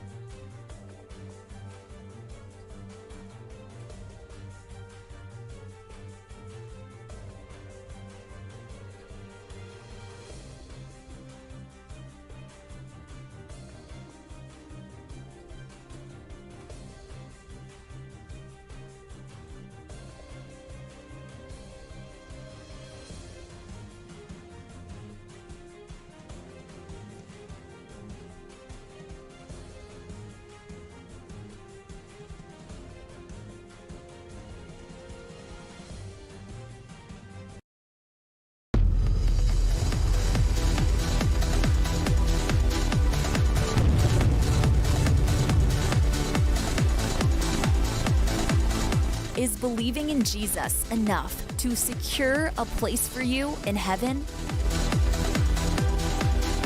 Jesus says at the beginning of the book of John 3:36, "Whoever believes in the Son has eternal life."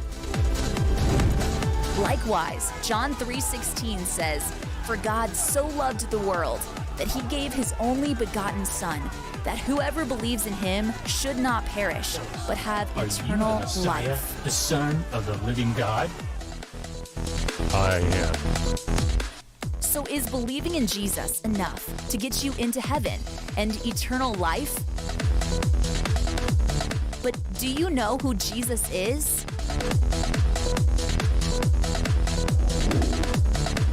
There is only one God.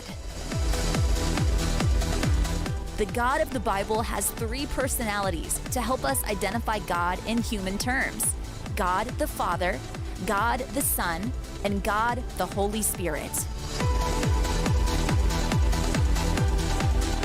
Jesus is God's only begotten Son. This does not mean that Jesus was created like the angels in heaven. This simply means that Jesus is a separate personality from God the Father. Here's a quick summary about Jesus.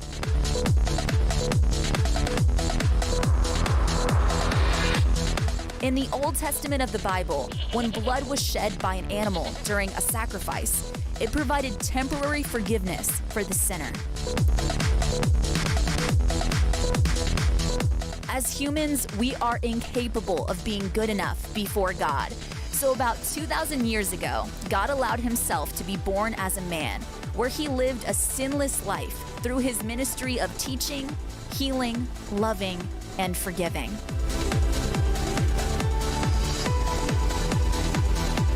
By his own humility, he offered himself as the ultimate sacrifice to cover for our sins. Being crucified on a cross, his blood was shed so that we might live through him by obeying what he teaches. And after Jesus was buried and remained dead for 3 days, he rose from death to prove that he is God. Jesus' sacrifice paid for everyone's sins, so that when we die on earth, we will be living forever with him in heaven, if we put our trust in Jesus.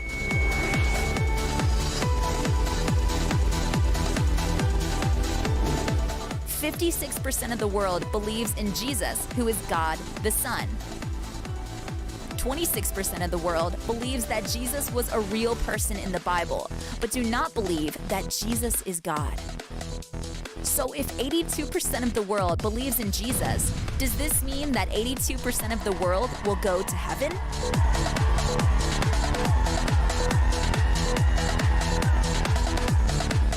Why are there over 184,000 words and 27 books in the New Testament of the Bible? Shouldn't there only be one book with one chapter and one verse with 7 or 8 words? Whoever believes in Jesus will be saved. Or, whoever believes in Jesus will have eternal life. Why do we need to know about Jesus' birth, baptism, temptations, ministry, miracles, death, resurrection, and the Holy Spirit? Because just believing is not enough.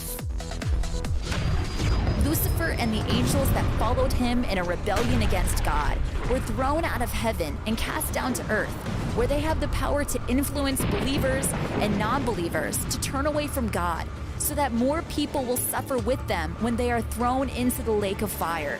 Lucifer and the fallen angels chose not to obey God. They wanted to rule heaven by their terms. Lucifer's name is Satan, or the devil, as we know it now. Satan and his demons believe in Jesus, as seen in this passage where a man who was possessed by demons is talking to Jesus. Book of Mark 1:24. What do you want with us, Jesus of Nazareth? Have you come to destroy us? I know who you are, the Holy One of God. They know that Jesus is God's begotten Son. So why isn't Satan going to heaven? Because Satan does not want to obey.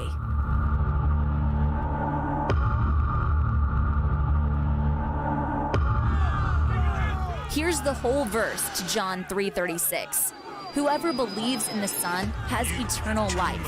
Whoever does not obey the Son shall not see life, but the wrath of God remains on them. Now bow down to me.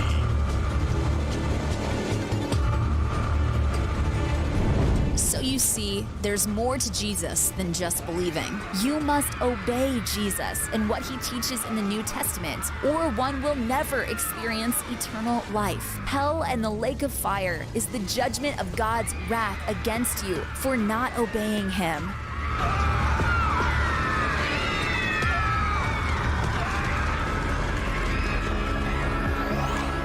So let's say that you believe in Jesus and you are now a practicing Christian. One of your friends confronts you and asks, "Do you really believe in all this stuff about Jesus?" And out of fear of being socially rejected or persecuted, you answer, "No, of course not."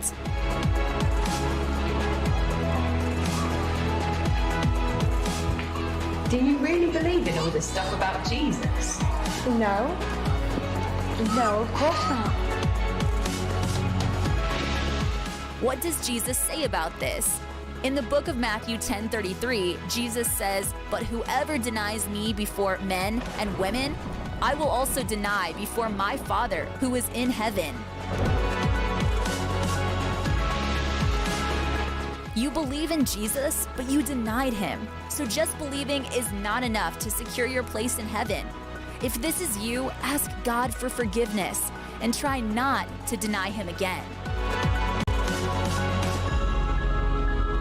Now let's say someone murdered or killed your spouse, child, or sibling, or someone assaulted or harmed you, or your spouse cheated on you, and you say to yourself or others that you will never forgive them for what they did to you.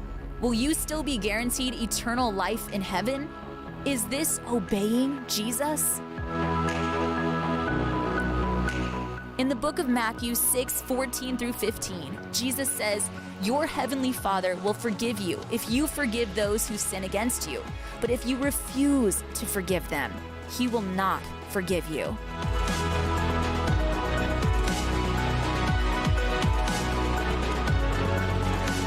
As believers in Jesus, we have been forgiven of all our sins in our life: murder, hate, lies, stealing, sex crimes, adultery, assault, idol worship, and other sins. We are commanded to do the same for everyone who has hurt us in some way. You believe in Jesus, but you can't forgive others, so just believing is not enough. If this is you, ask God for forgiveness and forgive others who have wronged you.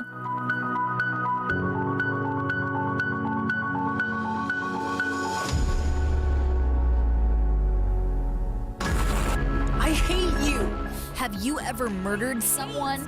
Have you ever said, "I hate you," either in your thoughts or directly to someone's face? Have you ever called someone stupid, idiot, or a fool? Everyone has. We are all guilty. Jesus says in Matthew 5:21, "You have heard that it was said to our people long ago, 'You must not murder anyone. Any person who commits murder will be judged.' But I tell you, don't be angry with anyone. If you are angry with others, you will be judged. And if you insult someone, you will be judged by the high court. And if you call someone a fool, you will be in danger of the fire of hell." You can't do anything right. From the book of 1 John 3:15, "Those who hate others are murderers, and you know that murderers do not have eternal life in them." In Matthew 5:44, Jesus says, "Love your enemies and pray for those who persecute you."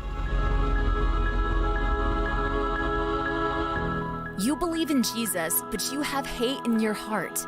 You do not love others, and you call others crude names. Jesus says that you are in danger of hell fire. So just believing in Jesus is not enough to secure a place for you in heaven. If this is you, ask God for forgiveness and love others and pray for your enemies.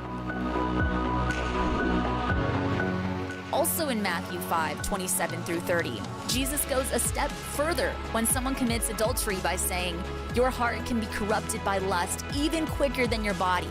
This means that if you lust after a man or woman, you are guilty of adultery in your heart. You need to turn away and control your eyes and your thoughts. If you are unable to do this, listen to how serious Jesus rejects this type of sin.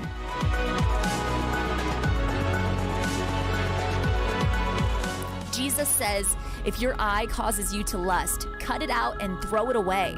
Better for part of you to be destroyed than for all of you to be cast into hell. And the same rule applies for other members of your body. As Jesus says, if your hand leads you to sin, cut it off and throw it away.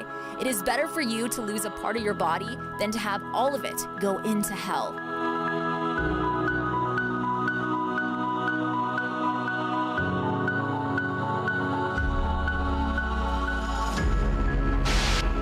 All sinful addictions in your life are a spiritual battle, not a physical battle. We cannot comprehend the influence that Satan and his demons have on us, where we are continually tempted to do sinful things. Jesus doesn't want you to have to cut out any part of your body, but this type of sin requires drastic changes in your life in order to abstain from sinning continually, even seeking professional Christian help or counseling.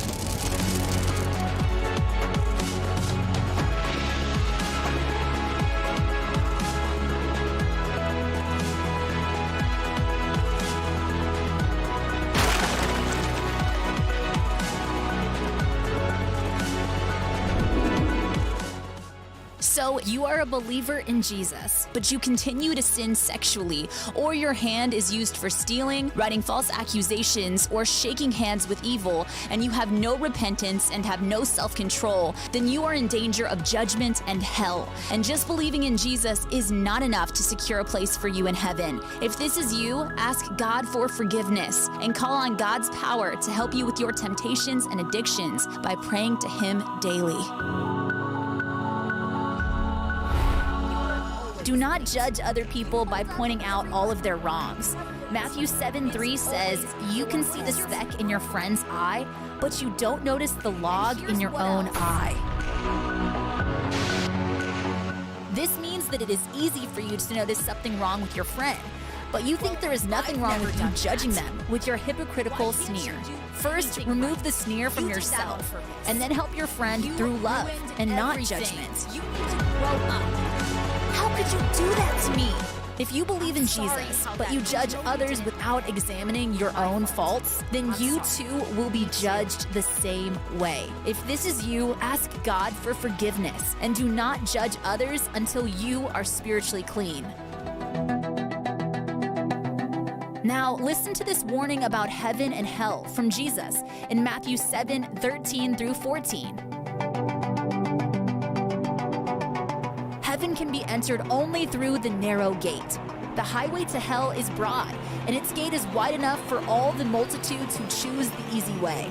But the gateway to life is small, and the road is narrow, and only a few ever find it.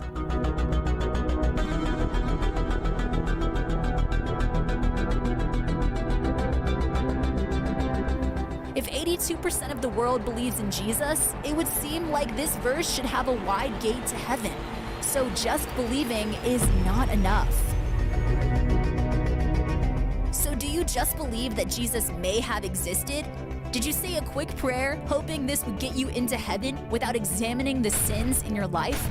Did you want to be in charge of your own life and expect God to approve it? Proverbs 14:12 through 13 says, there's a way of life that looks harmless enough. Look again, it leads straight to hell. Sure, those people appear to be having a good time, but all that laughter will end in heartbreak.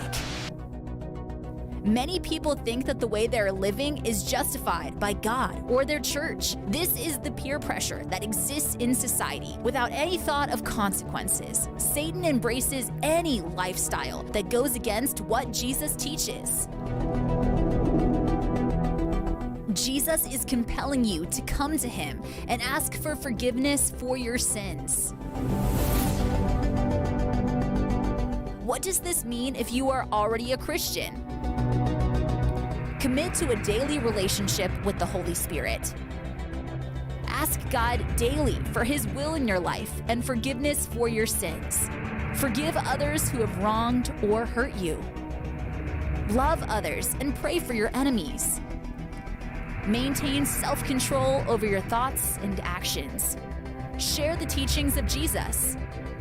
Do not deny Jesus when asked about him. Do not judge others when you are just as guilty. If you have access to a Bible, read it daily.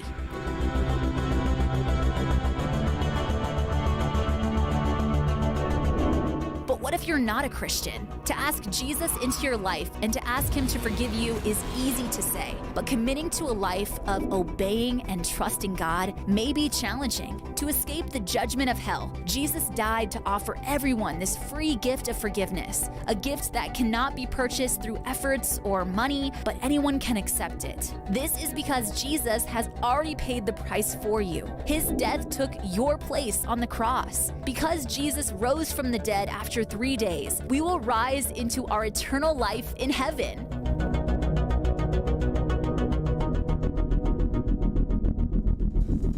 If you choose to say these next words, you must endure to stay on the narrow path that leads to your secure place in heaven. Matthew 24:13 says, "But the one who endures to the end will be saved."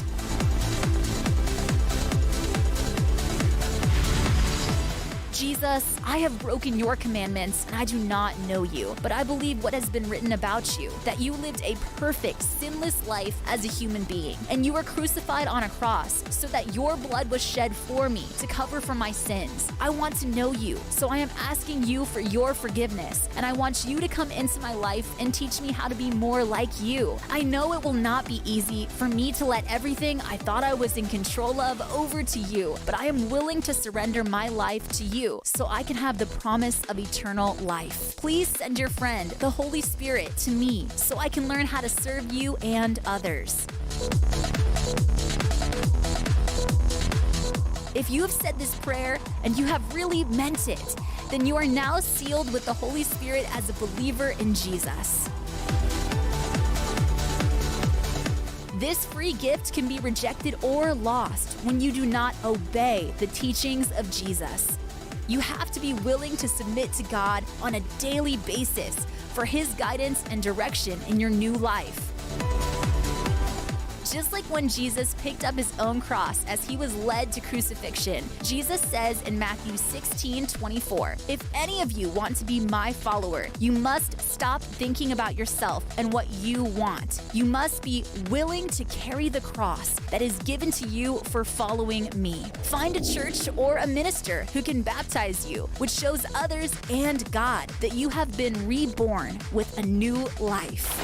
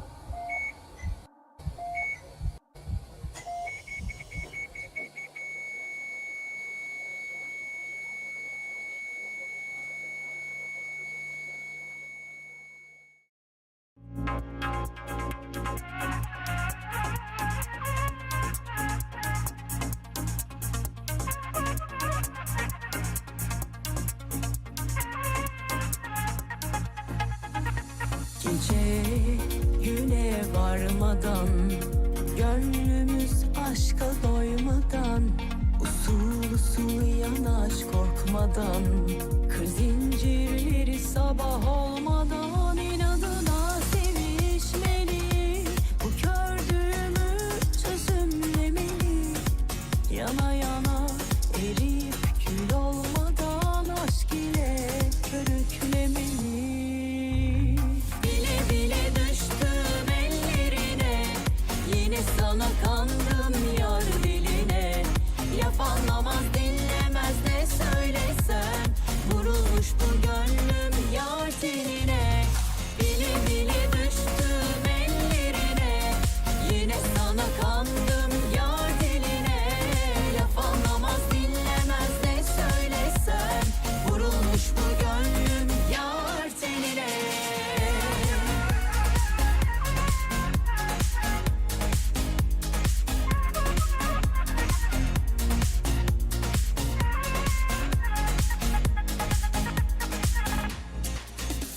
Gece güne varmadan, gönlümüz aşka doymadan, usul usul yanaş korkmadan, kır zincirleri sabah olmadan, inadına sevişmeli, bu kördüğümü çözümlemeli, yana yana erip kül olmadan aşk ile körüklemeli. Bile bile düştüm ellerine, yine sana kandım yar diline. Laf anlamaz dinlemez ne söylesem, vurulmuş bu gönlüm yar tenine. Bile bile düştüm ellerine, yine sana kandım yar diline.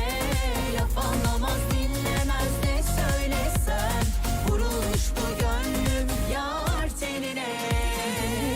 Göre göre yine sana kandım.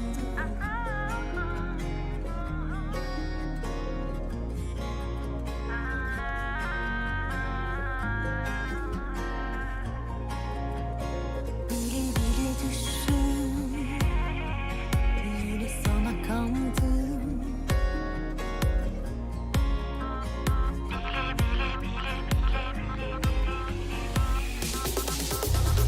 Bile bile düştüm ellerine, yine sana kandım yar diline. Laf anlamaz dinlemez ne söylesem, vurulmuş bu gönlüm yar tenine. Bile bile düştüm ellerine, yine sana kandım yar diline. Laf anlamaz dinlemez ne söylesem, vurulmuş bu gönlüm yar tenine.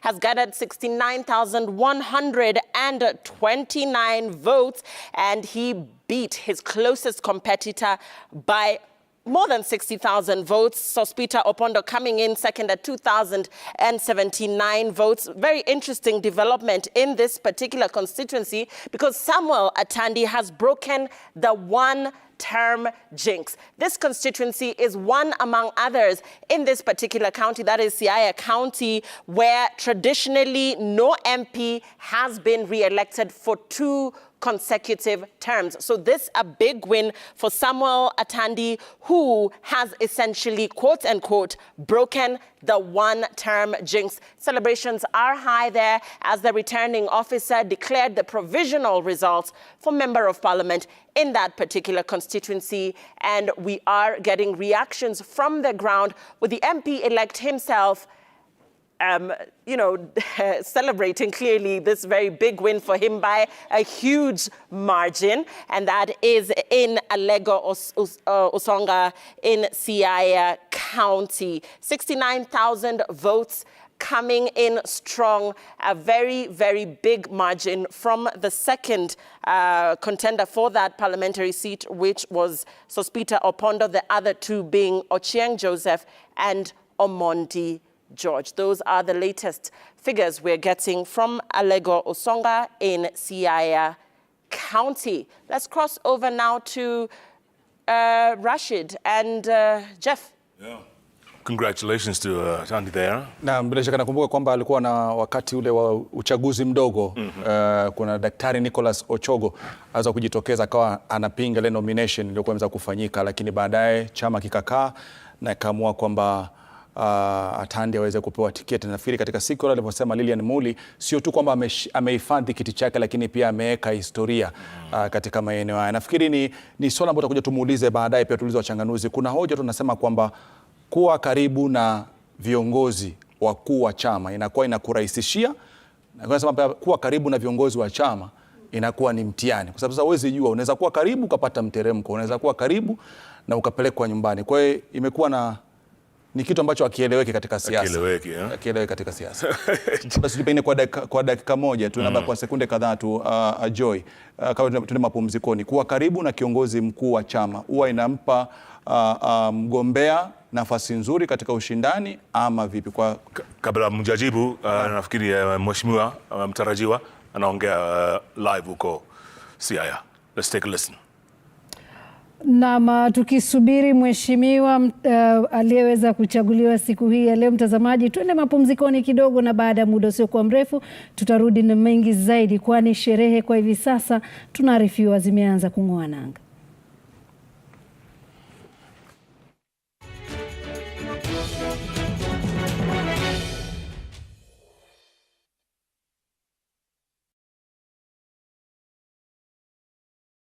Shabiki.com is all about jackpots, live games, casino, virtual games, weekly promotions, bet builder, bet share, and 24/7 customer service. It's all about football, basketball, tennis, cricket, motorsport, and so much more. It's all about the big wins, the big moments, and the big bonuses. Shabiki.com is all about you, the fun. Kuwa Shabiki. Play now. Strictly not for persons under the age of 18. Betting can be addictive. Shabiki.com is authorized and regulated by the BCLB. License number 416. We all need that friend we can share secrets with. A friend to depend on when alone. Friends that stay on during tough seasons. Or friends that give something for no reason.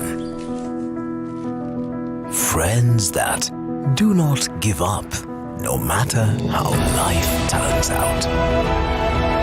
A festive moment always makes it up. A festive moment is a shared memory with friends. Wakenya twawapenda. Tunawanufaisha.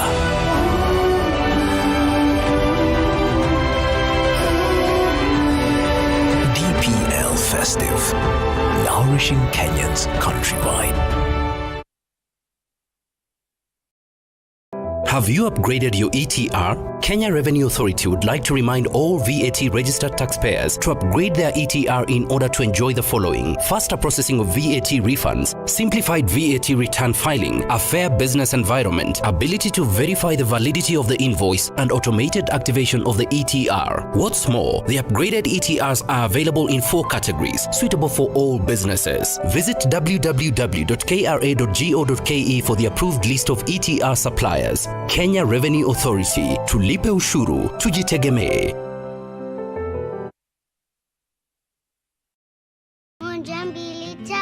Nice and Lovely imetunza ngozi yetu for over 25 years. Sasa inatujali with the best of jelly na the best of cream. Sawa. Gundua jelly in cream ya kwanza duniani kutoka Nice and Lovely. Nyepesi kama cream na inalinda kama jelly. Nice and Lovely jelly in cream leaves no grease. Jaribu the best of na the best of cream.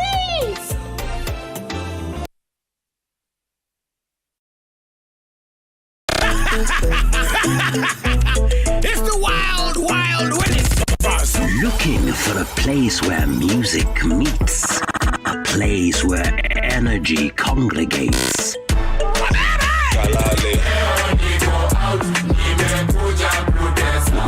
Where all the stars in Kenya align, and where Africa and the world reunite. Look no further. 10 over 10 every Friday at 10 p.m.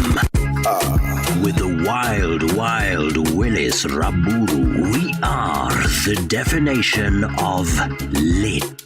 Jaja, you put the jaja.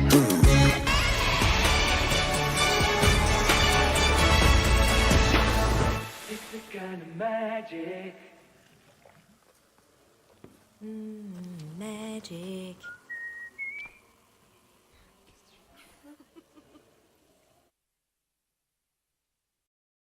Dare for fast relief from period pain? Take Ciprodon. The fizz works to relieve pain faster. Available at Chandarana supermarkets and a pharmacy near you.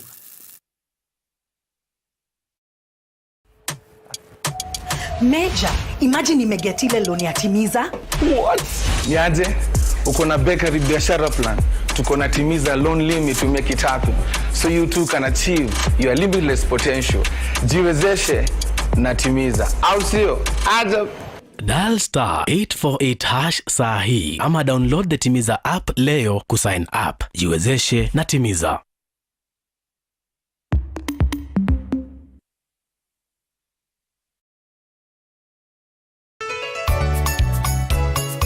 Mpiga kura upo. IEBC imeweka mikakati kurahisisha utaratibu wa kupiga kura. Uingiapo kituoni utahitajika kuwasilisha kitambulisho au pasipoti yako kwa karani wa IEBC. Maelezo yako yatathibitishwa kwenye mtambo wa KIMS. Baada ya kutambulishwa, utapewa karatasi 6 za kura zenye rangi tofauti za nyadhifa mbalimbali. Elekea kwenye sehemu iliyotengwa kupigia kura kwa siri na uweke alama moja tu kwa kila karatasi kumchagua kiongozi umtakaye. Kisha tumbukiza kila kura kwenye sanduku lenye kifuniko cha rangi sawa na kura yako. Mwishowe utapokwa wino kwenye kidole na uondoke kituoni. IEBC, your vote, your future.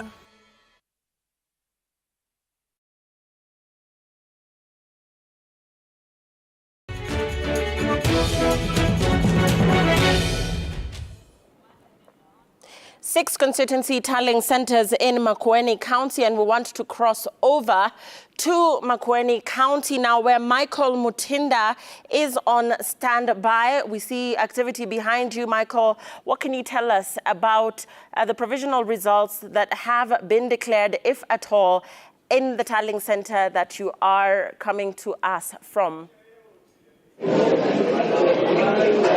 Kweli Lilian Muli, niko katika shule ya upili ya wavulana ya Makueni, ambapo hiki ndicho kituo kikuu cha kuhesabia kura kwa eneo bunge la Makueni, ambapo hapa nyuma yangu unavyoona, huyo ni afisa mkuu wa tume ya IEBC Florence Kwamboka, ambaye anaendelea kuandaa ripoti ya mwisho ambayo ataweza kuwasomea watu ambao wamefika hapa kwa ajili ya kujua nani ambaye ameibuka mshindi kama mbunge wa eneo bunge hili la Makueni, na vile vile katika wadi mbalimbali ama wadi 7 za eneo bunge hili. eneo bunge hili la Makueni likiwa na wapiga kura 101,712 ambalo ndilo eneo bunge lililo na wapiga kura wengi zaidi hapa kaunti ya Makueni, na vile vile kulikuwa na vituo vya kupiga kura 240 na vyote vimeshawasilisha matokeo hapa na tayari yameshajumulishwa, na wakati wowote kutoka sasa tunaweza kusikia kutoka kwa Flores Kwamboka aweze kutujulisha nani ambaye ameweza kuibuka mshindi kwenye kinyang'anyiro hiki. Kumbuka eneo bunge hili la Makueni lina wagombea 7 wa ubunge. Yuko Susan Kiamba ambaye alikuwa amesimama na chama cha Wiper. Vile vile tuna Stanley Chungwa ambaye alikuwa anawania nafasi hii kwa tiketi ya chama cha UDA. Vile vile tunaye Francis Mutungi ambaye alikuwa ni mgombea huru, na vile vile tunaye Fred Musau vile vile alikuwa ni mgombea huru kwenye kinyang'anyiro hiki, na mwenzake ni Daniel Nzeki alikuwa amesimama na chama cha ODM. Aweza kuibuka mshindi hapa muda wote kutoka sasa. Hapo nyuma kidogo ama muda mfupi uliopita matangazo yangekuwa yametangazwa, lakini kulikuwa na italafu kutoka kituo cha kupiga kura cha Mwambani kilichoko kwenye wadi ya Mbitini, ambapo yule afisa alikuwa amesimamia uchaguzi kwenye kituo kile cha kupiga kura aliweza kuwasilisha masanduku ya kupiga kura hapa na akatoweka, lakini baadaye ameweza kutafutwa na kuja hapa, ndipo akaweza kufungua tena masanduku yale na kutoa yale matokeo aliyokuwa ameweka pale ndani, na matokeo hayo yameweza kudhibitishwa na afisa wa IBC hapa anayesimamia zoezi hili Florence Kwamboka, na sasa wakati wowote baada ya kuchapisha matokeo hayo wataweza kutupeleka moja kwa moja na tusikie nani ambaye ameweza kuibuka mshindi. Kwa hivyo Lilian, hivyo ndivyo mambo yalivyo kwa kifupi zaidi, lakini tutaweza kuungana ama tunaendelea kufuatilia hili na tusikie kutoka kwa Kwamboka ambaye ataweza kutujulisha nani mbunge wa sasa ambaye ataweza kumridhi Daniel Kitonga Manzo ambaye kwa sasa anawania nafasi ya useneta hapa kaunti ya Makueni. Lilian. Many thanks for that, Martin Mutinda in Makueni County. Coming to us live. Remember, Makueni County, in some areas there, there were delays yesterday as the electoral process started. And it is one of the counties in Ukambani that will be interesting to observe and see and keep track of in terms of how the numbers there play out. 7 MP candidates eyeing that particular Makueni member of the National Assembly seat. And therefore, as the hours go by, Michael tells me that we will be getting those numbers from the returning officer in that tallying center. We're crossing over to Garissa County and want to talk to Faisal there, even as, of course, reports indicated that there were delays in Garissa County as well as other parts of the country when the voting exercise started yesterday. We're going to cross over right now to Garissa, where Faisal is standing by. Good evening, and tell us what's the latest from your end. 488.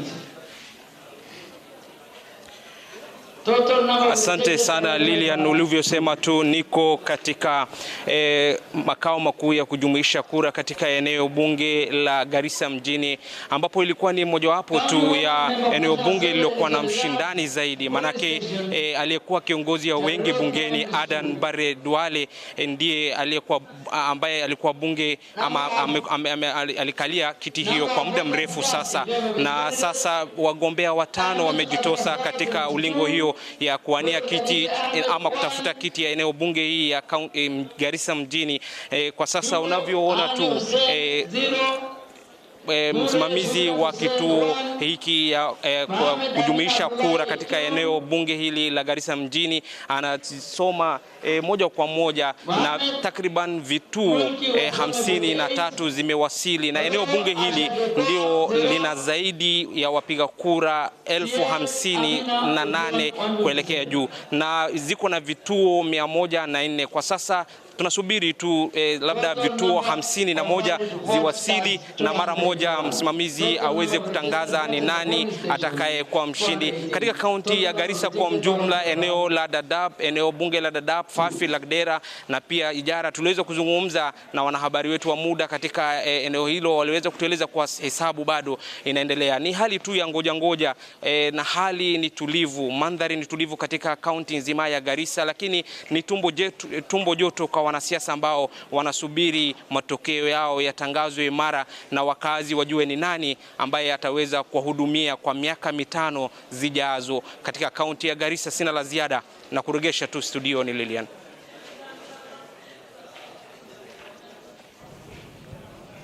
Naam, shukran sana Faisal. Ama kwa hakika matokeo yamekuwa ni mengi. Kwa upande wetu pia tunaona kwamba Junet Mohamed ameweza kushikilia kiti chake cha Suna Mashariki kwa kupata kura 26,516 akifuatwa kidogo na Okumu Elias kwa kura 4,978 na Odipo Patrick kwa kupata kura 4,808 na pia vile Rafael Wanjala pia ameweza kushikilia kiti chake cha Budalangi kwa kupata kura 15,572 akifuatiwa na Alfred Juma wa UDA na kura 14,146. Rashid.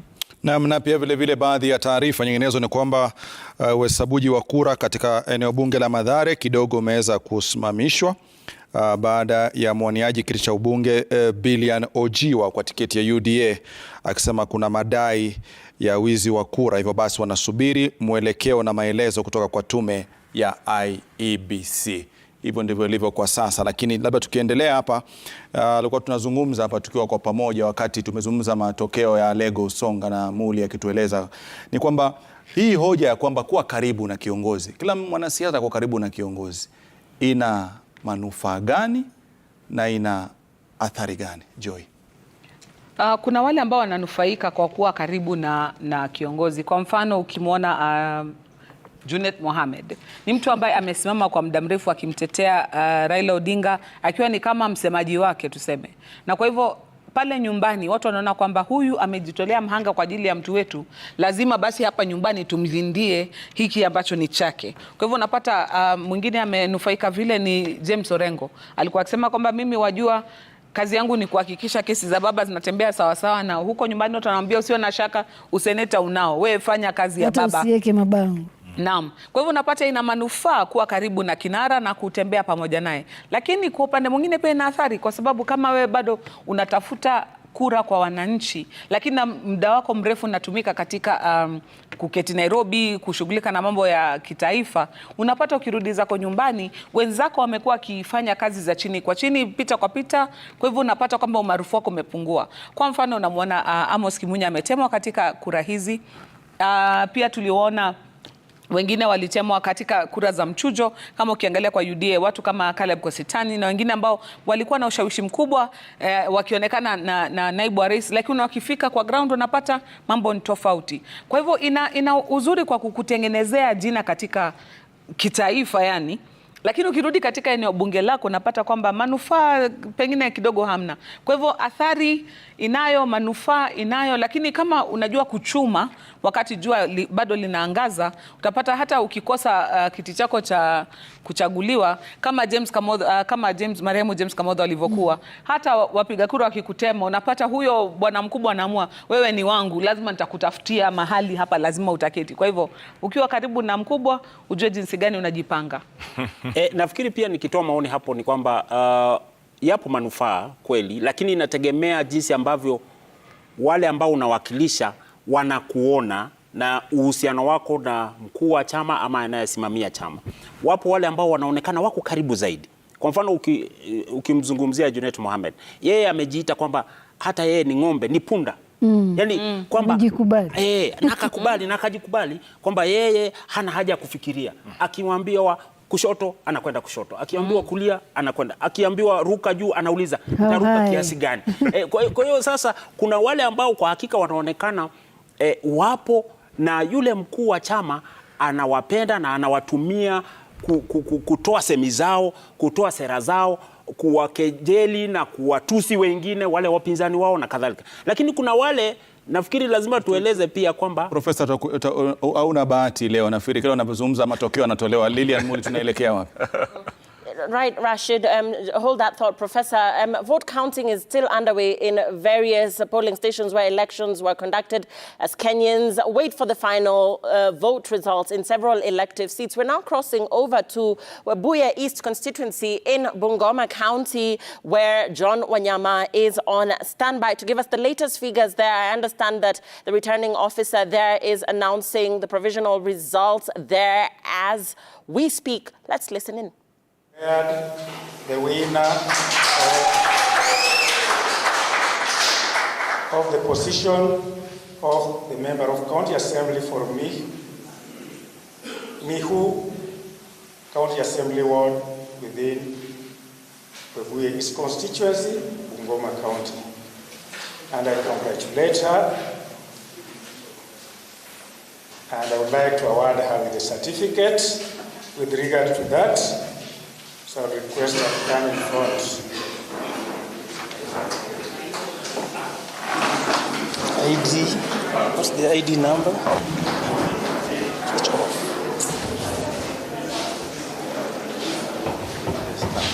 This one is here. Excuse me, your national ID?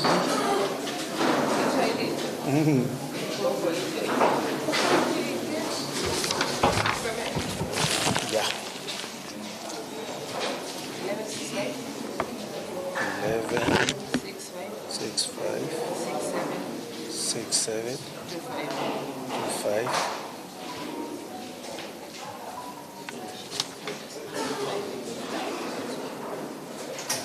Violet November.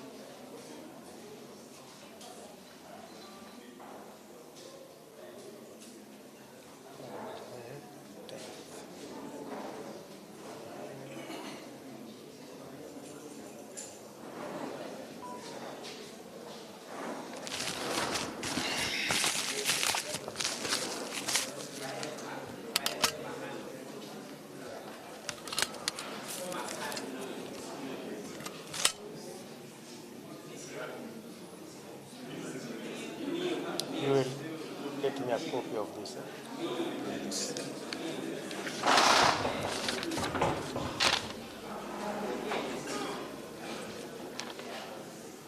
I now award you with a certificate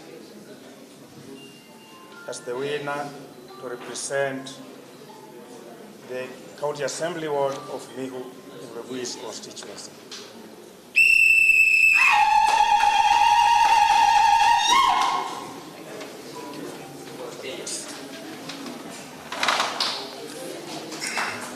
The next. Oh. They need to sign this form, so it must be produced. Yes, they need to sign it. I asked for another. Huh? Yeah, they should print 3 of them, so that she signs, write the name and address, signs, and 2 agents.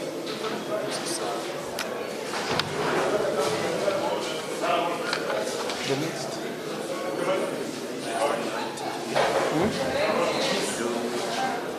the one that is ready.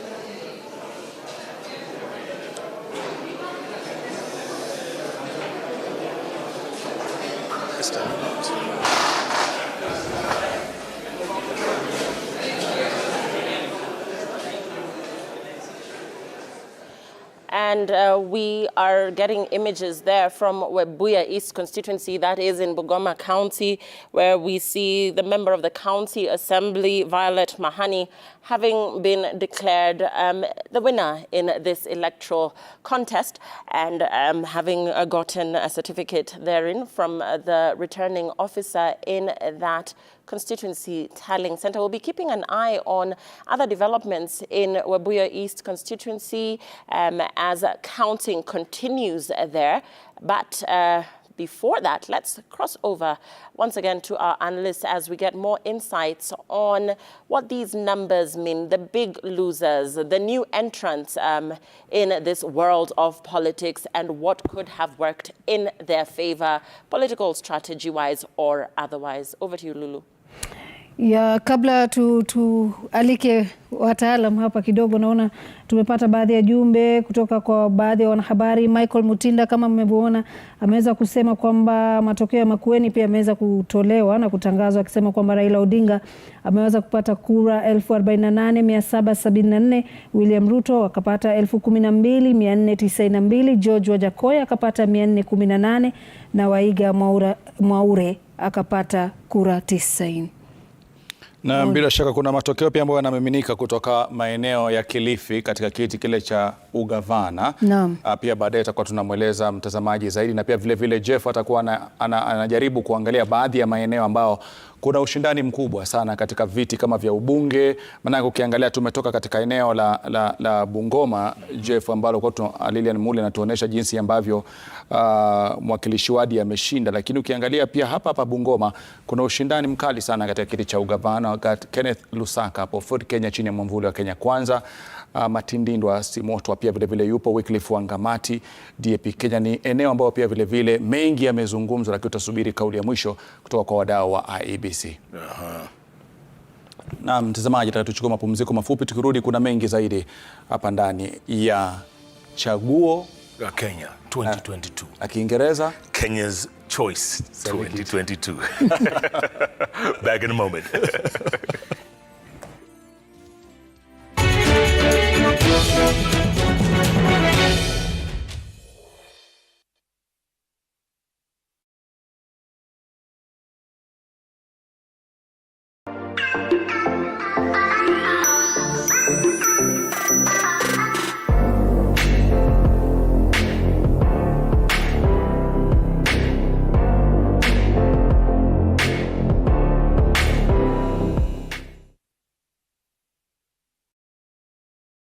Shabiki.com is all about jackpots, live games, casino, virtual games, weekly promotions, bet builder, bet share, and 24/7 customer service.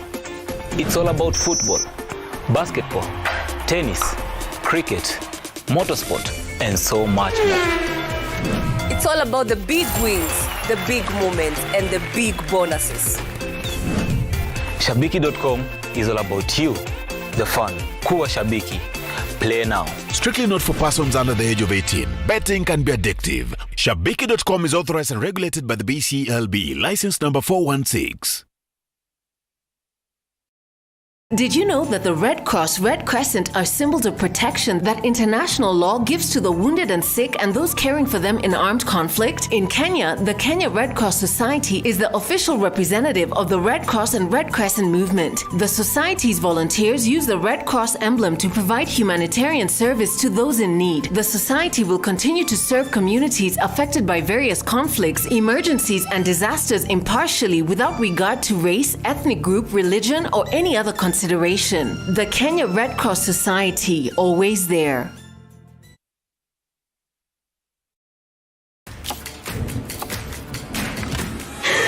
Have doodles taken over your home? Nimepata vitu tamu. Get Bolt and get your home back. Unlike other insecticides made from toxic synthetic pyrethroids, Bolt is made from 100% natural Kenyan pyrethrum, making it gentle on you but deadly on flying and crawling insects. When doo-doo strike, stop them dead. Get Bolt insecticide today. Okay, we gotta go live now. I'm tuning in to Super Sports. Welcome all over the world.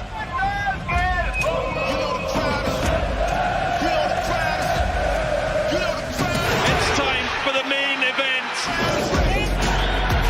We've waited a very long time. It is delicious, just like that. Are you ready for football's greatest season? Live on Super Sport, only on DSTV.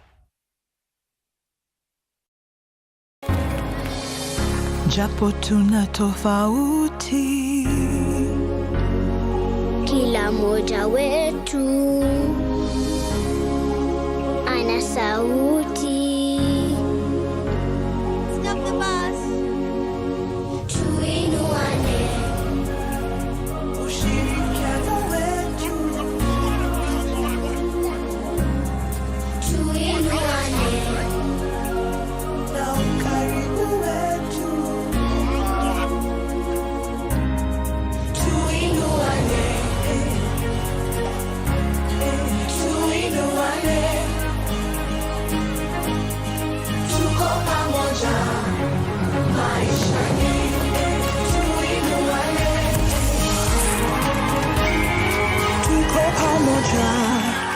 Maishani tuinuane.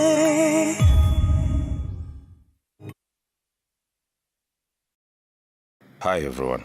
It's not good news. We'll definitely be seeing difficult times ahead for the business.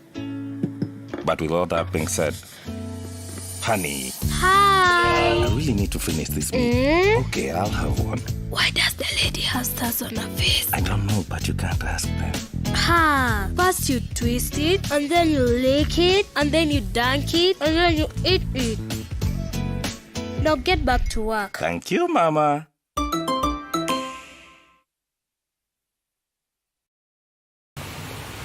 Ah, Kevin, it's hot as hell.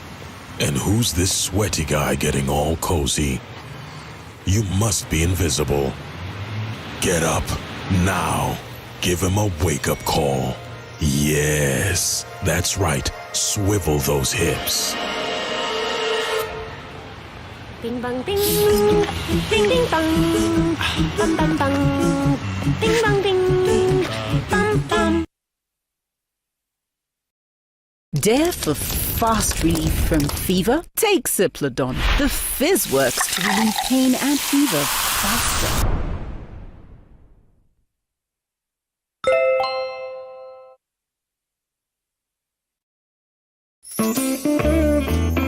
Processed foods can contain high amounts of salt and contribute to increased bloating. Salt Care Petal Care has a floating design that perfectly fits. It reduces 70% friction on skin, absorbs fully, and blocks leakages from both sides. Salt Care, yeah.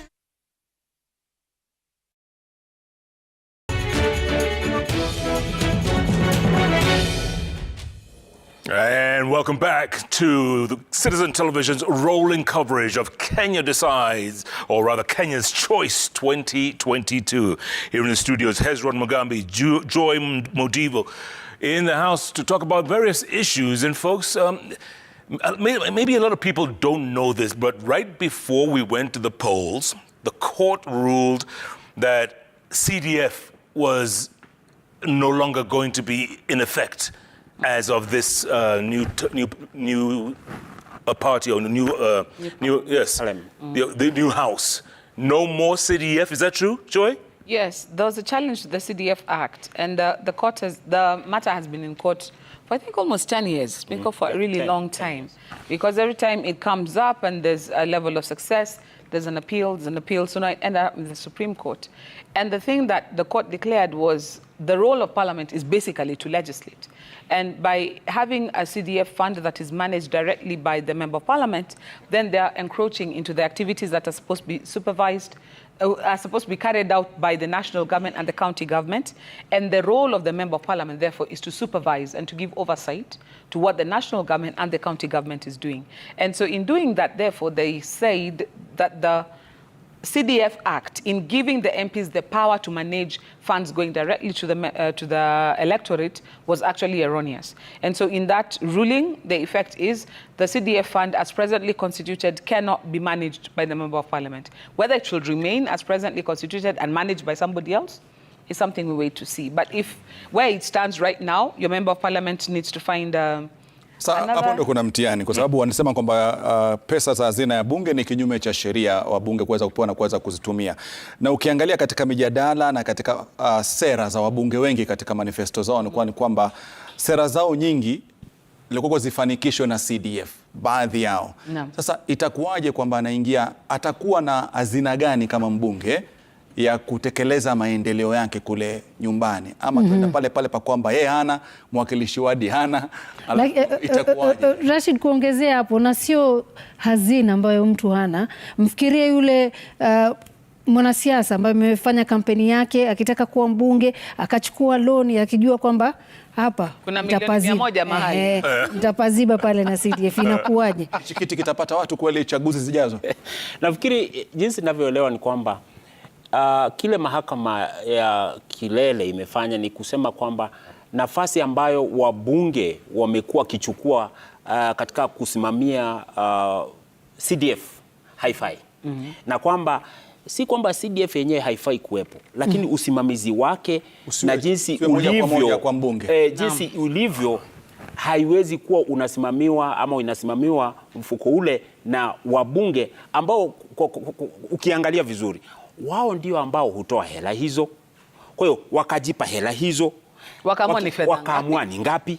Wakifika kule mashinani wanaamua jinsi zinavyotumiwa miradi na.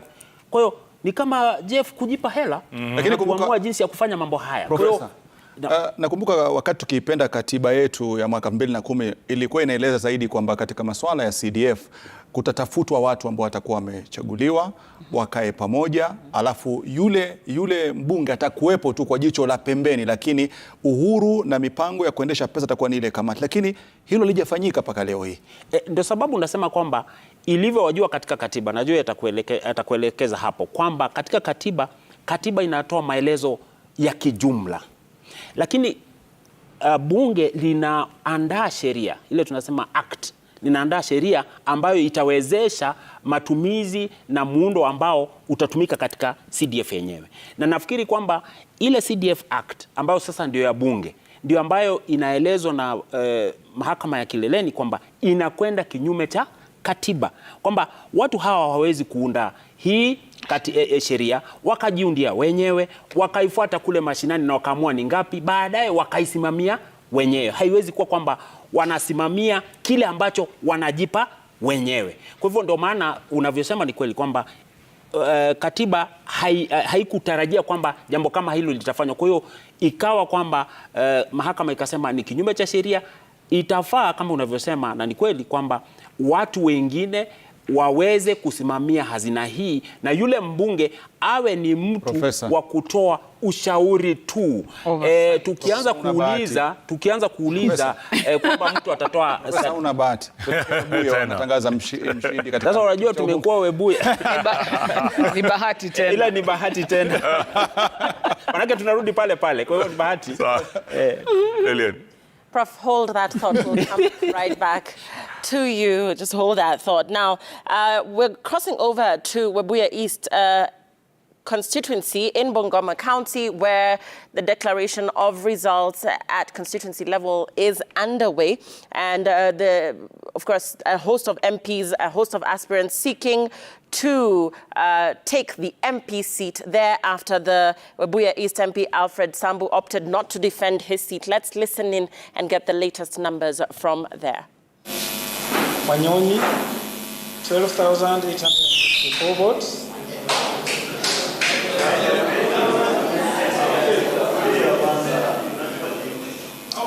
Out of the 48,950 registered votes,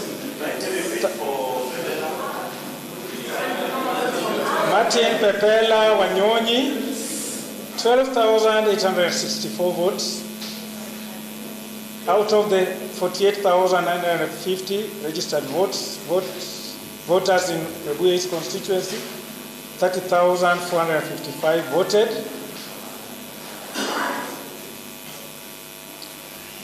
And with those results that I've just announced, I hereby declare Mr. Martin Pepela Wanyonyi as the winner of the Webuye East constituency. Congratulations to him.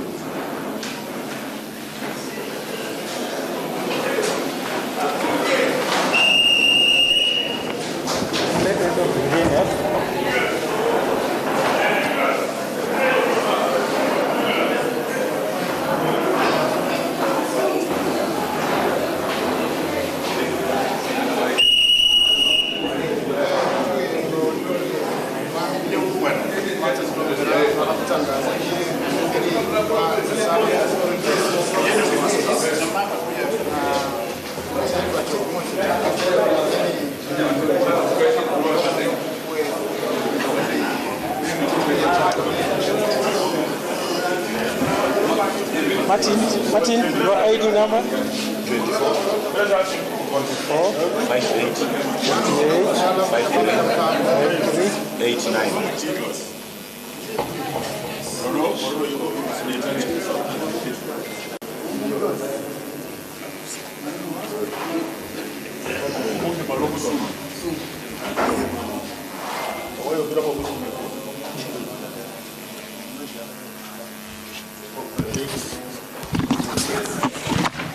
Songa hivi.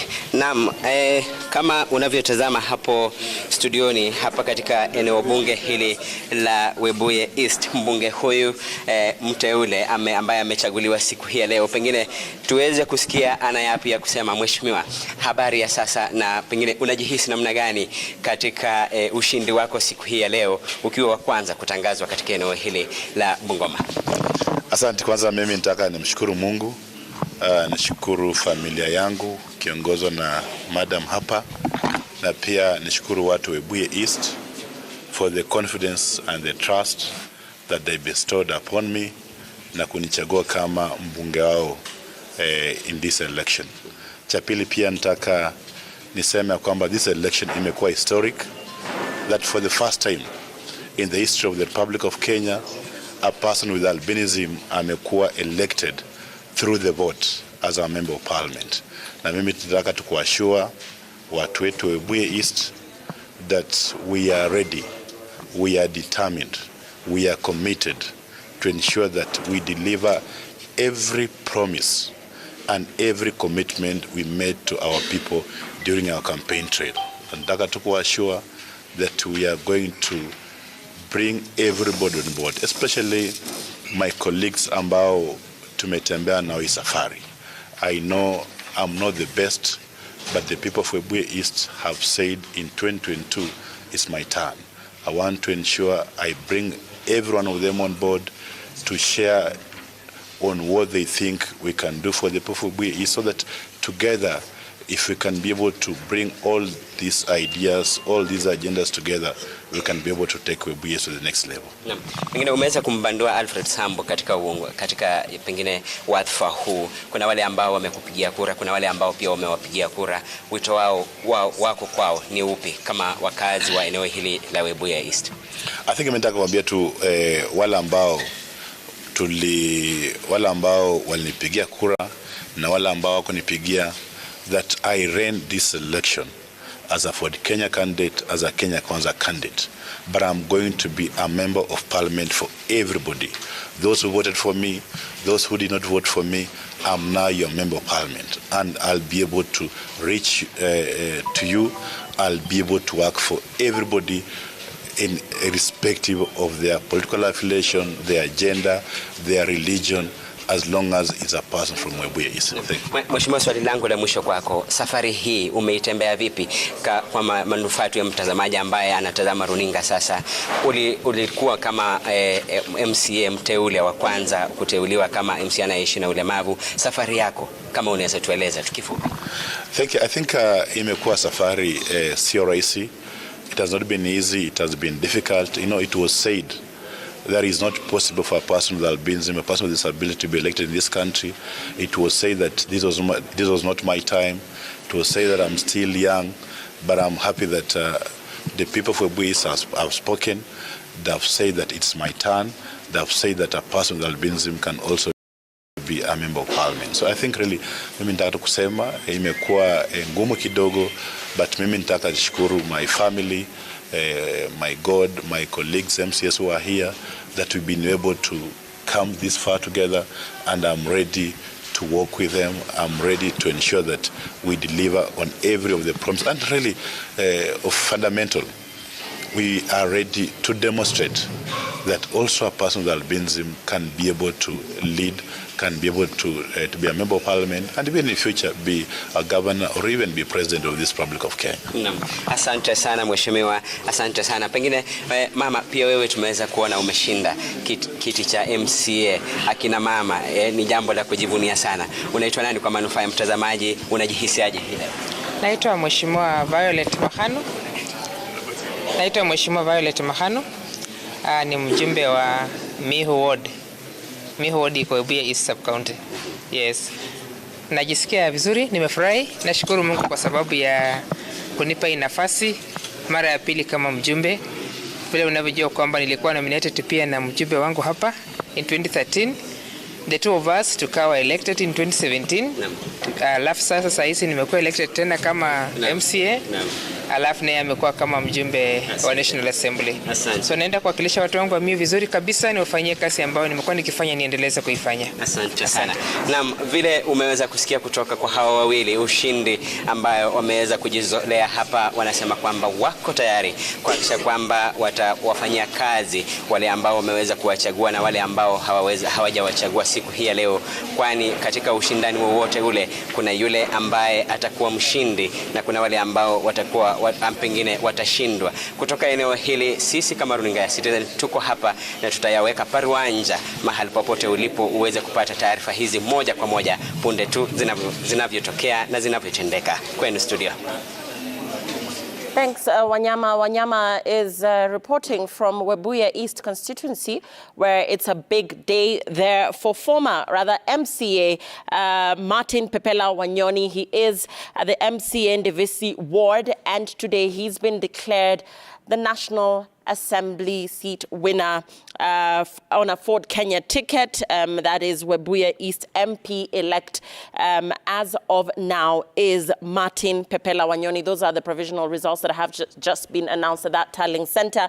Earlier today, the returning officer had also declared Violet Mahani, who is also an MCA, as the winner in that race, and those are the numbers that we're getting now. Those are the results that we're getting now. We're back with more after this very short break. Kenya Decides 2022 continues right here on Citizen TV.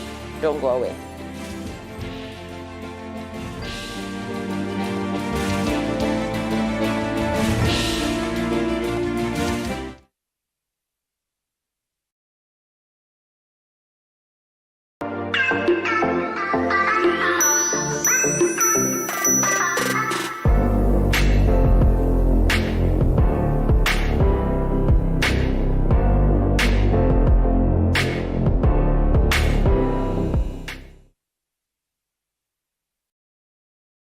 Shabiki.com is all about jackpots, live games, casino, virtual games, weekly promotions, bet builder, bet share, and 24/7 customer service.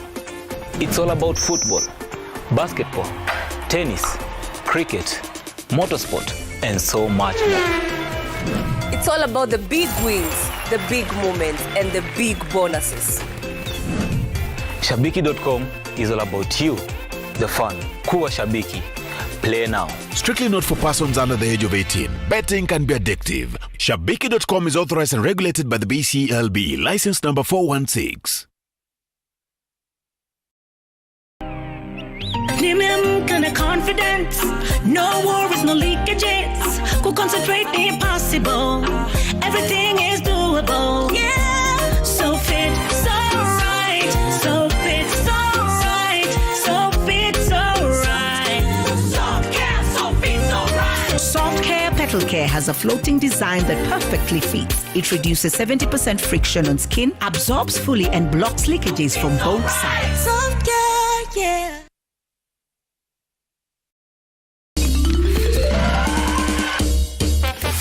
Sona moja imetengenezwa kwa njia spesheli ili kupambana na maumivu kwa haraka. Sona moja ina aspirin kama kiungo. Sona moja, kitulizo kamili. Maumivu yakizidi, pata ushauri wa daktari.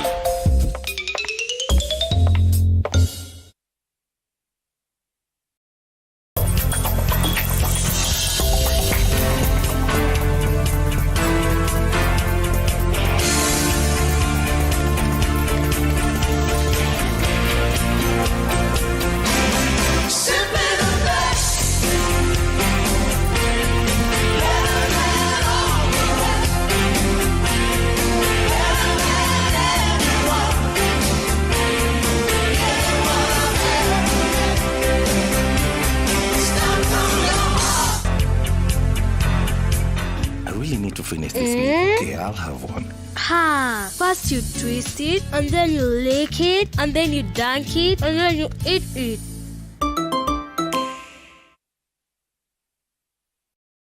Kama kawa. Ugali mix mama. Sawa sawa. We mama boy. Angalia tu vile kwangu kumekauka. Siri yako ni nini? Utamu wa chakula ni unga wa 210. Ate unga ya 210. Hii nayo ni gani? Hiyo ni ya chapati. Hii nayo hapa ya ugali. Na sasa hii nitanunua wapi? Inapatikana huko duka zote humu nchini. Haya, naenda kununua saa hii. Asante sana mama boy. Your family's choice for maize meal and home baking flour. Unga wa 210.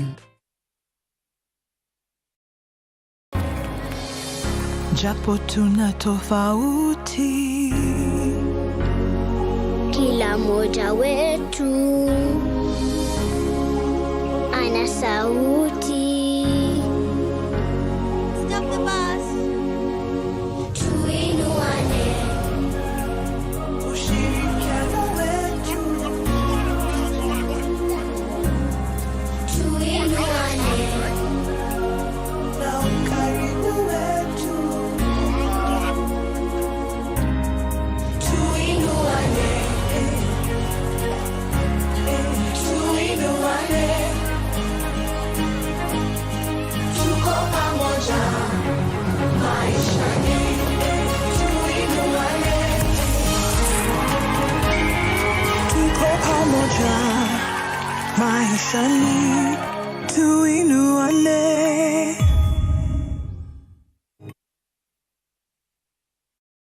Dare for fast relief from pounding, throbbing headache? Take Ciplodon. The fizz works to relieve pain faster. Available at Chandarana supermarkets and a pharmacy near you.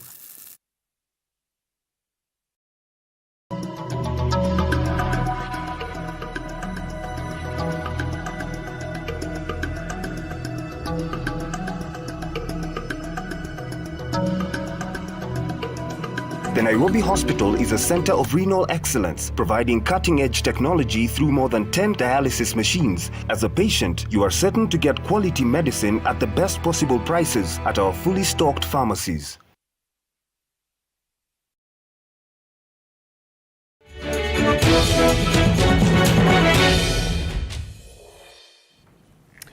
Naam, so dakta mtazamaji, karibu kwenye Kenya's Choice 2022, chaguo la Kenya mwaka 2022.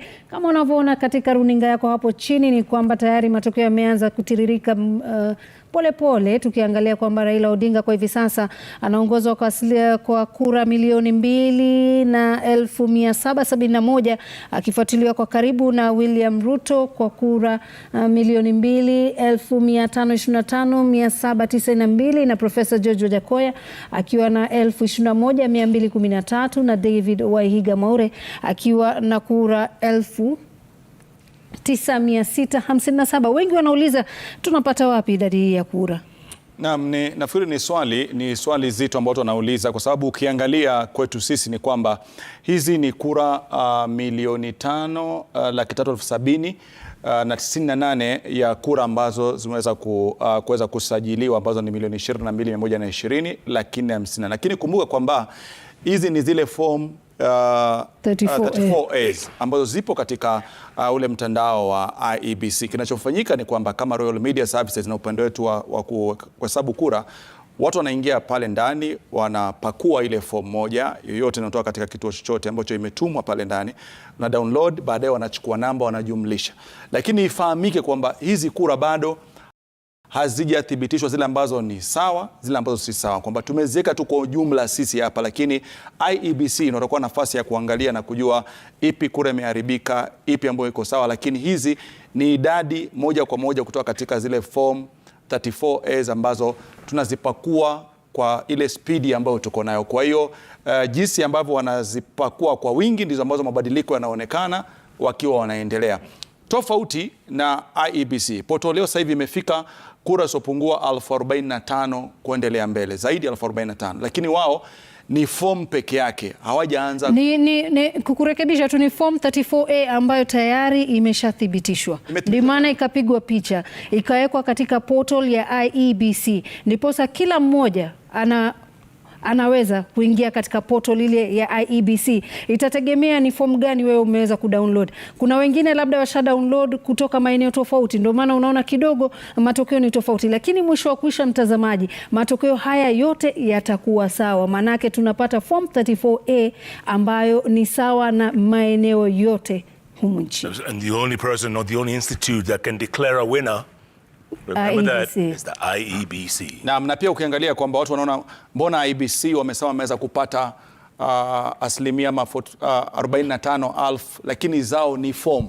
hawajaanza kuhesabu, kumaanisha kwamba paka atoke afisa msimamizi ambaye ni presiding officer aje na ile hard copy paka katika makao makuu ambao ndio kuna msimamizi mkuu wa uchaguzi ambaye ni mwenyekiti Wafula Chebukati, alafu baadaye watu wazithibitishe zile hard copy na kile ambacho kimetumwa katika Kim's Kit, na baadaye zile namba zitakuwa zinaanza kuwekwa vizuri na watu wa IEBC. Kwa hiyo IEBC haiwezi kimbia moja kwa moja kaanza paka wale presiding officer wafike pale ndani, alafu yeye kama chief returning officer aweze kuhakikisha kwamba imefanya kazi ya kuthibitisha, ukagua, na baadaye tupate orodha kamili. Lakini hizi haziwezi kuwa sawa na zingine zote, kwa sababu kila mtu anategemea ameweza kudownload ya wapi na ina idadi ya wapiga kura wangapi.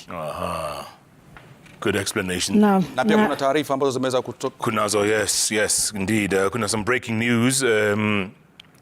We're hearing that DPP Nordin Haji orders for the arrest of Kimilili MP Didmas Barasa over the alleged killing of his opponent's bodyguard at a polling station in Bungoma. Na nakumbuka jana alikuwa ameambiwa kwamba ajisalimishe kwa kituo cha polisi lo karibu naye.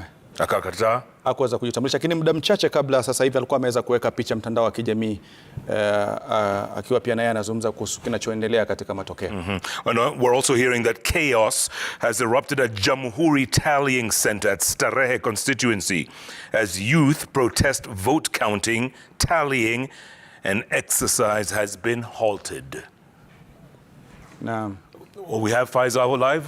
Is he in Starehe? Yeah? Okay. So let's go straight to Faisal Ahmed in Starehe. Faisal, what's the latest? Thank you very much, Jeff. We are here at the Starehe constituency tallying center. There is a bit of commotion. Some of the people who are here monitoring, the agents and also the presiding officers, are protesting against a ballot box that was brought in and was not sealed after all the balloting material was already counted. And they are alleging that there are two people who brought them in, and okay, there's something else that's happening. The people who are actually involved in bringing in the balloting material are actually being taken away by police officers, as we can see. We have police officers here, as well as DCI officials, yes, and IEBC officials who want to verify the authenticity of the unsealed box and who brought it in.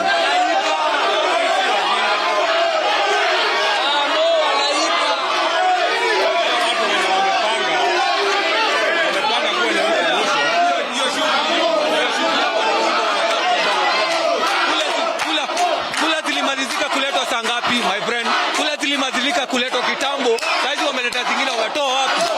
Where do they come from, my friend? Wanataka ati tu attention change, watu watolewe hapa ati watu ambao wamevuruga, then tukienda hivyo waingize masanduku mengine ama waibe zenye ziko ndani na makaratasi. Lakini hii nayo hata kama ni wiki moja tunakaa hapa.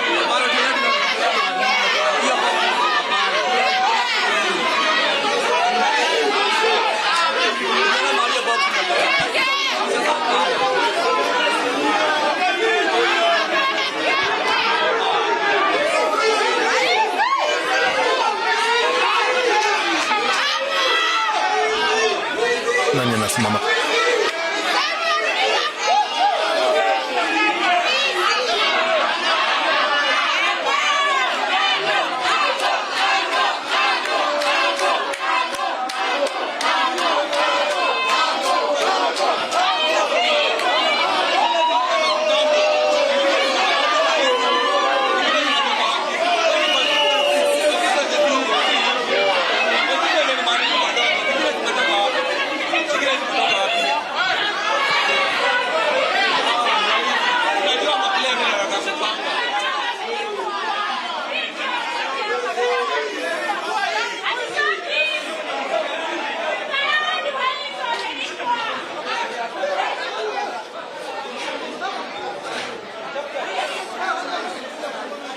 Okay, now we see police officers coming in to try and neutralize the situation. However, the problem is that the people who are here are saying that there was a ballot box that was brought in after all the ballot boxes that were here previously had been counted and the tallying process was ongoing. However, they're questioning the authenticity of that ballot box that was brought in and whether there could be some vote manipulation that could be going on. However, there is police presence. There are officers from the Directorate of Criminal Investigation as well as IEBC officials who have detained 2 individuals who brought in that particular ballot box. It was a presidential ballot box. It was brought in without a lid and without the official IEBC seals, and that is what is causing all this commotion here at the Starehe Constituency Tallying Center right now.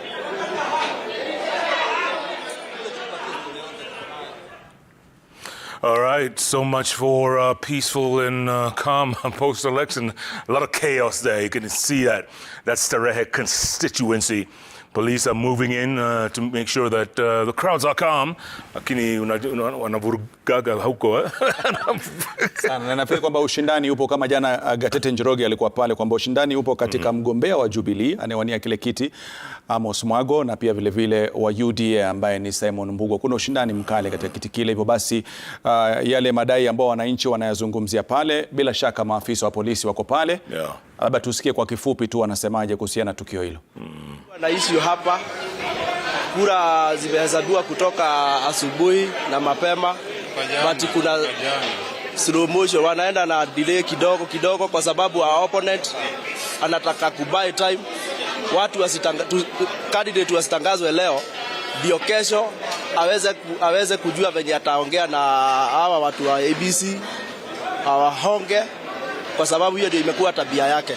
Labda uweze kutuelezea hii ballot box yenye imekuja hapa kwa hii Tallying Center imetoka wapi na ilikuwa ya candidate mgani? Ilikuwa ya MCA, President, MP, ilikuwa gani? Hiyo ballot box imekuja hapa, wana Starehe ndio wameshika, kwa sababu hata kama yeye alikuwa agent wa IEBC, hakuna kura imetoka kwa polling station ambayo haijafunikwa, haina seal, hana security, lakini ameonekana mahali ametoka kwa gari nyekundu na wameshikania wakiwa wawili na wanataka kuingiza pale ndani. Hawana security na wanataka naona agent pia. Wanataka naona agent hajasiliwa na ballot box haijasiliwa. Wananchi wakashuku ya kwamba ni wizi unataka kuendelea hapa.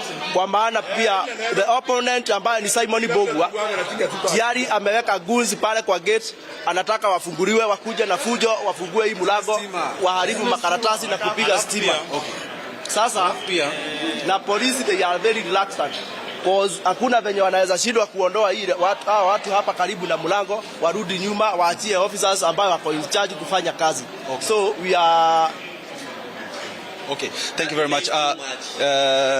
Jeff, this is actually the current situation here. Police officers are detaining the two suspects who are alleged to have brought in the balloting material after the tallying process had ended.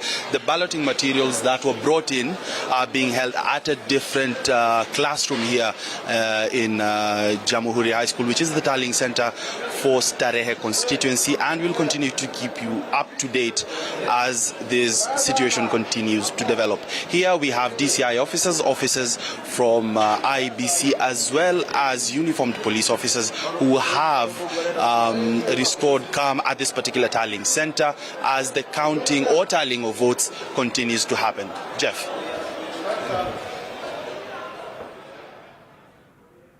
All right.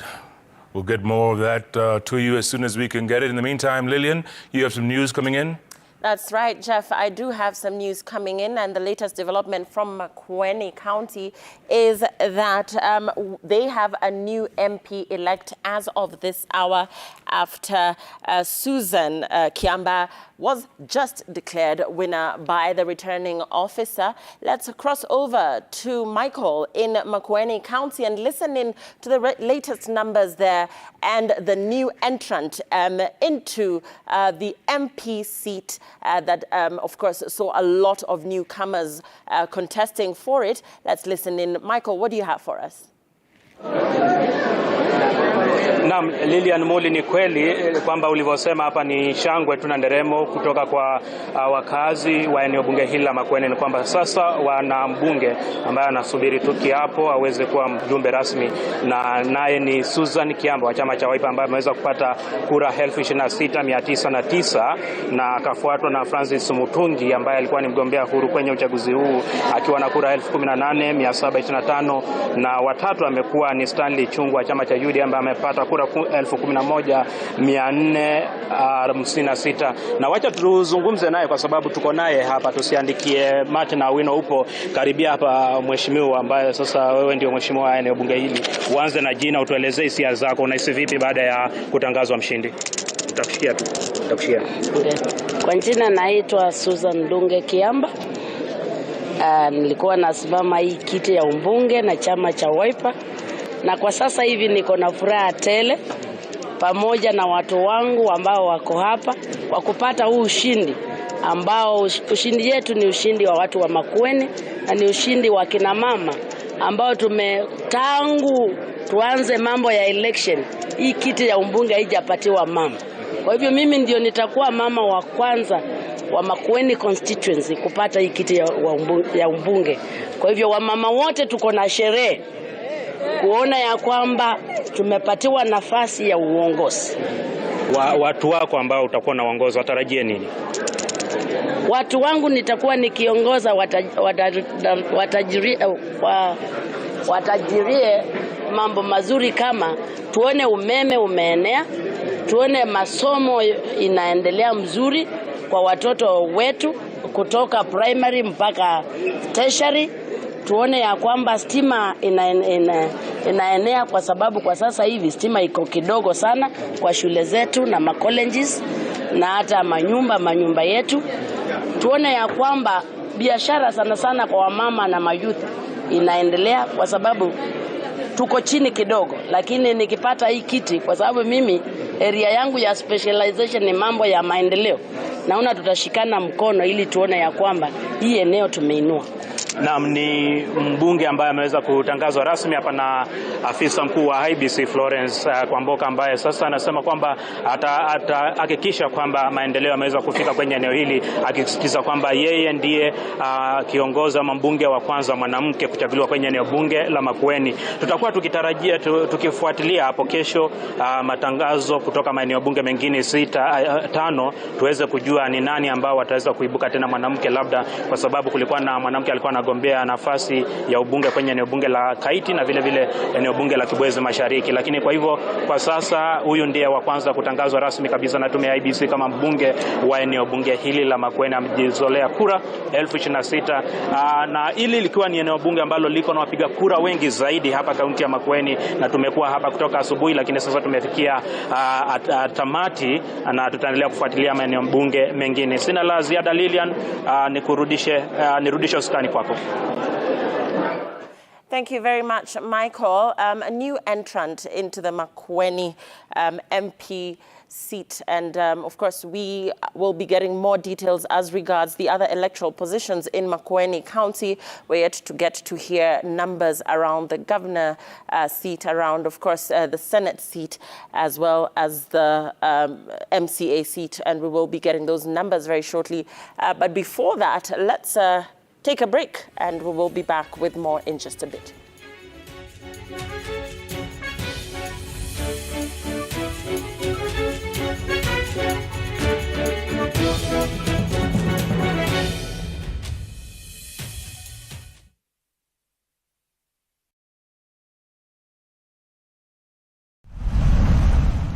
Experience Swiss-based education in the heart of Nairobi. With practical hands-on skills, we prepare you for the dynamic world of culinary arts and patisserie or international hospitality management. Travel the world and gain global work experience through our international placement network as you shape your career as the next global future leader in hospitality. Welcome to the Boma International Hospitality College. August and September intake ongoing.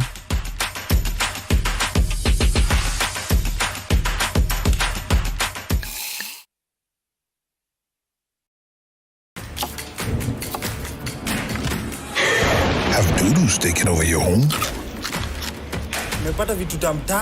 Get Bolt and get your home back. Unlike other insecticides made from toxic synthetic pyrethroids, Bolt is made from 100% natural Kenyan pyrethrum, making it gentle on you but deadly on flying and crawling insects. When Dudu strike, stop them dead. Get Bolt insecticide today.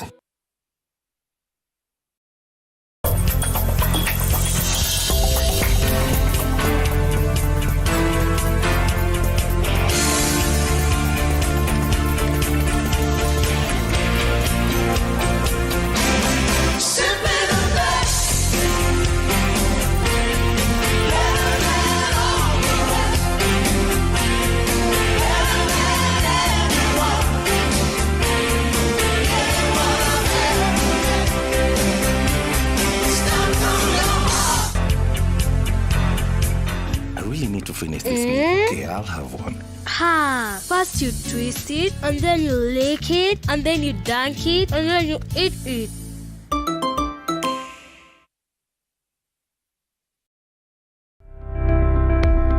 Laundry detergents help us maintain good hygiene by removing the soils, grease, stains, and dirt from clothing.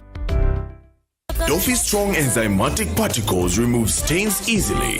Microcapsule fragrance goes into fibers and give you lasting freshness for the whole day. Colorful day, wonderful scent.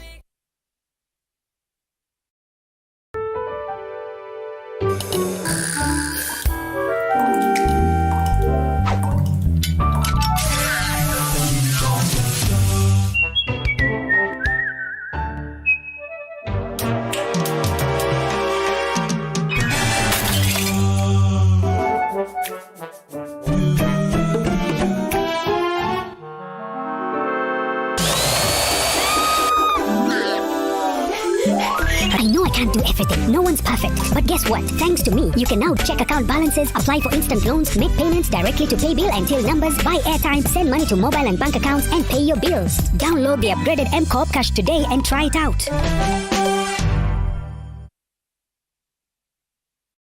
Did you know that the Red Cross, Red Crescent are symbols of protection that international law gives to the wounded and sick and those caring for them in armed conflict? In Kenya, the Kenya Red Cross Society is the official representative of the Red Cross and Red Crescent movement. The society's volunteers use the Red Cross emblem to provide humanitarian service to those in need. The society will continue to serve communities affected by various conflicts, emergencies, and disasters impartially without regard to race, ethnic group, religion, or any other consideration. The Kenya Red Cross Society, always there.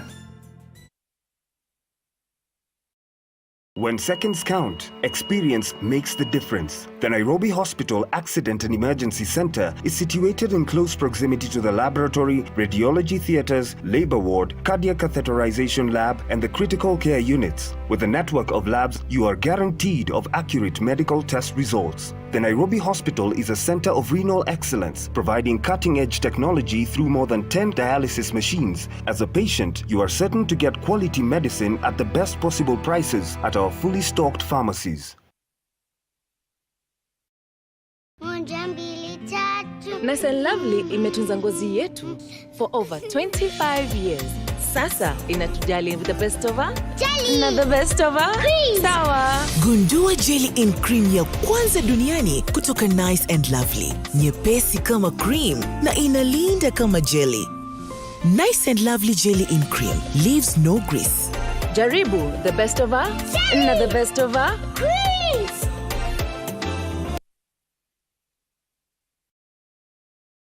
Sasa pata smartphone mpya Tecno Spark 7 kupitia lipa mdogo mdogo. Piga *544*5 kuona kama unafaulu kujiunga na mpango wa lipa mdogo mdogo kutoka Safaricom.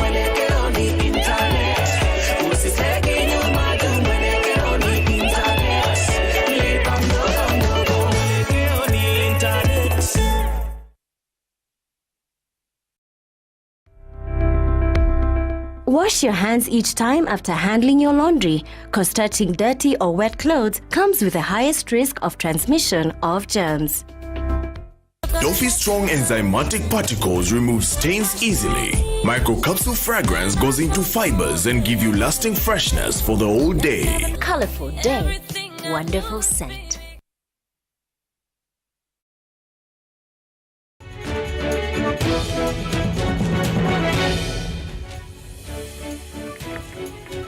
Naam, karibu tena mtazamaji. Kama tulivyokueleza hapo awali ni kwamba matokeo yanazidi kutiririka humu ndani, ambapo kwa hivi sasa tunaarifiwa mbunge Opiyo Wandayi wa Ugunga ameweza kuhifadhi kiti chake. Kwa hivi sasa mbunge Opiyo Wandayi ameweza kuhifadhi kiti chake cha ubunge cha Ugunga kwa kupata kura 32,359. Na bila shaka ni mbunge wa Ugunja ambaye ameweza kutetea kiti chake Opiyo Wandayi. Ni kwamba sasa hivi wanahabari wetu wanajaribu kuhakikisha kwamba yoyote yale ya matokeo yote ambayo yanatangazwa katika vituo vya kupigia kura, kuanzia vituo vya kuhesabia kura, kumradhi, kuanzia wadhifa wa mwakilishi wadi, mbunge, useneta, tukifika wa ugavana, yote atakuwa yanatolewa moja kwa moja kupitia runinga hii ya Citizen. Lakini kuna kitu Joy ameweza kusema wakati tulipokuwa tumeenda mapumzikoni kuhusiana na eneo hili la Nyanza, kama vile lile analiweza kusema kwamba wamebreak ile jinx, kwamba huwezi tena kuchagua. Inakuwaje? Umewapata wengi wamekuwa na bahati ya kuhifadhi viti vyao, jambo ambalo lilikuwa si la kawaida. Nyanza walikuwa na tabia ya kuadhibu wabunge wao, wakiona kama umepoteza connection na watu hivi unaadhibiwa, lakini sasa naona kwamba wengi wao wanafanikiwa kutetea viti vyao. Naonekana kwamba wamepata ile balance ya kufanya siasa za kimataifa na pia kuendelea kuzungumza na watu wao mashinani. Kwa hivyo naona awamu hii wabunge wa Nyanza tuona wengi ambao watawahi kurudi katika bunge ya 13. Labda pia ni kwa sababu ya jinsi ambavyo wabunge wenyewe wamejifunza kwamba ukilalia kazi au usipofanya vizuri utaadhibiwa baada ya miaka 5. Kwa hiyo kujifunza huku ndio kwamba utakuwa labda na yule kinara wa chama kule Nairobi ukifanya siasa za kitaifa, lakini wakati huo lazima uhakikishe kwamba miradi na kuhusiana na watu na shughuli za kule mashinani pia upo, ili baada ya miaka 5 usiadhibiwe. Kwa hiyo labda wamejifunza kwamba lazima uwe karibu na watu na miradi hii ambayo watu wangependelea kuwa nao. Ndio sababu sasa tunaona kwamba wale ambao wamekaa baada ya miaka 5 tena wanarudi, kama Upio huyu amekaa kwa muda na tumemwona pia Samuel Atandi kidogo pia amerudi baada ya miaka 5. Kwa kama profesa unasema kwamba tunaelekea katika kipindi ambacho siku za usoni wananchi watakuwa wanachagua watu kwa uwajibikaji wao, sio masuala mengine yote tofauti. Kabisa, kwa sababu kama ambavyo utaona katika uchaguzi huu, wale wabunge ambao wanachaguliwa hasa katika maeneo ambayo viongozi wa vyama vyao ni vigogo katika maeneo haya, kama kwa mfano sehemu za Nyanza, utaona kwamba wanachaguliwa sio tu kwa sababu ya sifa ama uhusiano na yule ambaye anakiongoza chama, lakini ni kwa sababu ya sifa zao mashinani, kwamba uhusiano wao, miradi ambayo wanafanya, wako karibu na watu, wananchi wenyewe wakiwa na matatizo wako karibu. Kwa hiyo naona kwamba kidogo tunaanza kuingia kwenye sera, tunaanza kuingia kwenye sifa za utendaji kazi mashinani, na nafikiri hiyo itakuwa nafuu kwa siasa na demokrasia nchini Kenya. Nikichangia kidogo pia, eneo la Nyanza ni mahali ambapo kuna wasomi wengi. Watu wa Nyanza ni watu ambao wanaelewa utendakazi ambao unatakikana kama mtu ni mbunge au ni gavana. Na hata katika station yenu tukiwasikiza maripota wenu wakizungumza na wananchi, utasikia mwananchi akisema kwamba gavana fulani alianzisha miradi fulani, Anyang' Nyong'o akaja na tumeona kwamba ameendeleza, na ndo kwa sababu tunampa muhula wa pili. Kwa hivyo ni watu ambao wana ushawishi mkubwa katika kuangalia utendakazi wa mtu badala tu ya kufuata siasa za kusisimuka tuseme. Kwa hivyo Nyanza ina aina yake. Prof, what are your thoughts? Ukimwangalia Jeff, kumeangalia kuna mbunge wa David Ocheng, nimesahau eneo bunge lake. Huyu mbunge katika miaka 5 iliyopita amekuwa akifanya kazi kinyume na matarajio ya wabunge wa ODM, kinyume na matarajio ya kiongozi wa ODM ambaye ni Raila Odinga, na amepinga sera zake. Lakini ukiangalia sehemu ambayo amewakilisha bunge, walikubali kumchagua kwa chama kingine ambacho sio chama kile ambacho kilikuwa na ushawishi katika sehemu hiyo. Na hata wakati huu sijajua matokeo yako vipi. Yeye hayuko katika chama kile ambacho kina uungwaji mkono sehemu hiyo cha ODM. Yuko katika chama kingine tofauti. Lakini amekuwa akifanya vizuri, na watu walipomchagua mara ya kwanza walimchagua kwa sababu ni mbunge wa Ugenya. Mbunge wa Ugenya. Kwa hakika, na unaona ni sehemu ambayo mfuasi au yule mshauri wa kisheria wa Raila anakotoka James Orengo, lakini anawakilishwa na mbunge ambaye hayuko katika chama cha ODM, na amekuwa akifanya vizuri, na watu wamekuwa wakimchagua kwa sababu ya sifa zake na utendakazi wake. Kwa hiyo inaonyesha kwamba anavyosema ni kweli, kwamba watu wamekuwa wakifuatilia katika sehemu hiyo mtu anafanya nini, na wanaweza kutoa ripoti kama mwalimu kwamba huyu amefanya vizuri, tumchague hata kama yuko katika chama hiki au chama kingine tofauti. And as we close down real quick, want to get your thoughts on what do you think of these governors who serve their 2 terms as per the Constitution and then want to run for senator? There's quite a few, from Kibuda Kibwana to Mandago to Tunai. Wambora, yes. I personally have very strong views about it, because as far as I'm concerned, it's very bad political hygiene. When you have been a governor for 2 terms and you have come to the end of your term, like I always refer to the Senate, it's the lower upper house. Because in terms of functions, it's actually a step down from what you'd expect of an upper house. So for somebody to leave the office of a governor and go to senator is going for low-hanging fruit, as it were. That's one. Secondly, the main function of the Senate is to oversee and to safeguard devolution. Joy, mtu atauliza labda pengine wale wa magavana ambao wamekuja kwa seneta wamekuwa katika kile kiti, labda wameona kwamba kuna sheria, kuna sera muhimu ambazo hazikufanyiwa kazi na maseneta za kufanikisha ugavana na magavana utendakazi wao.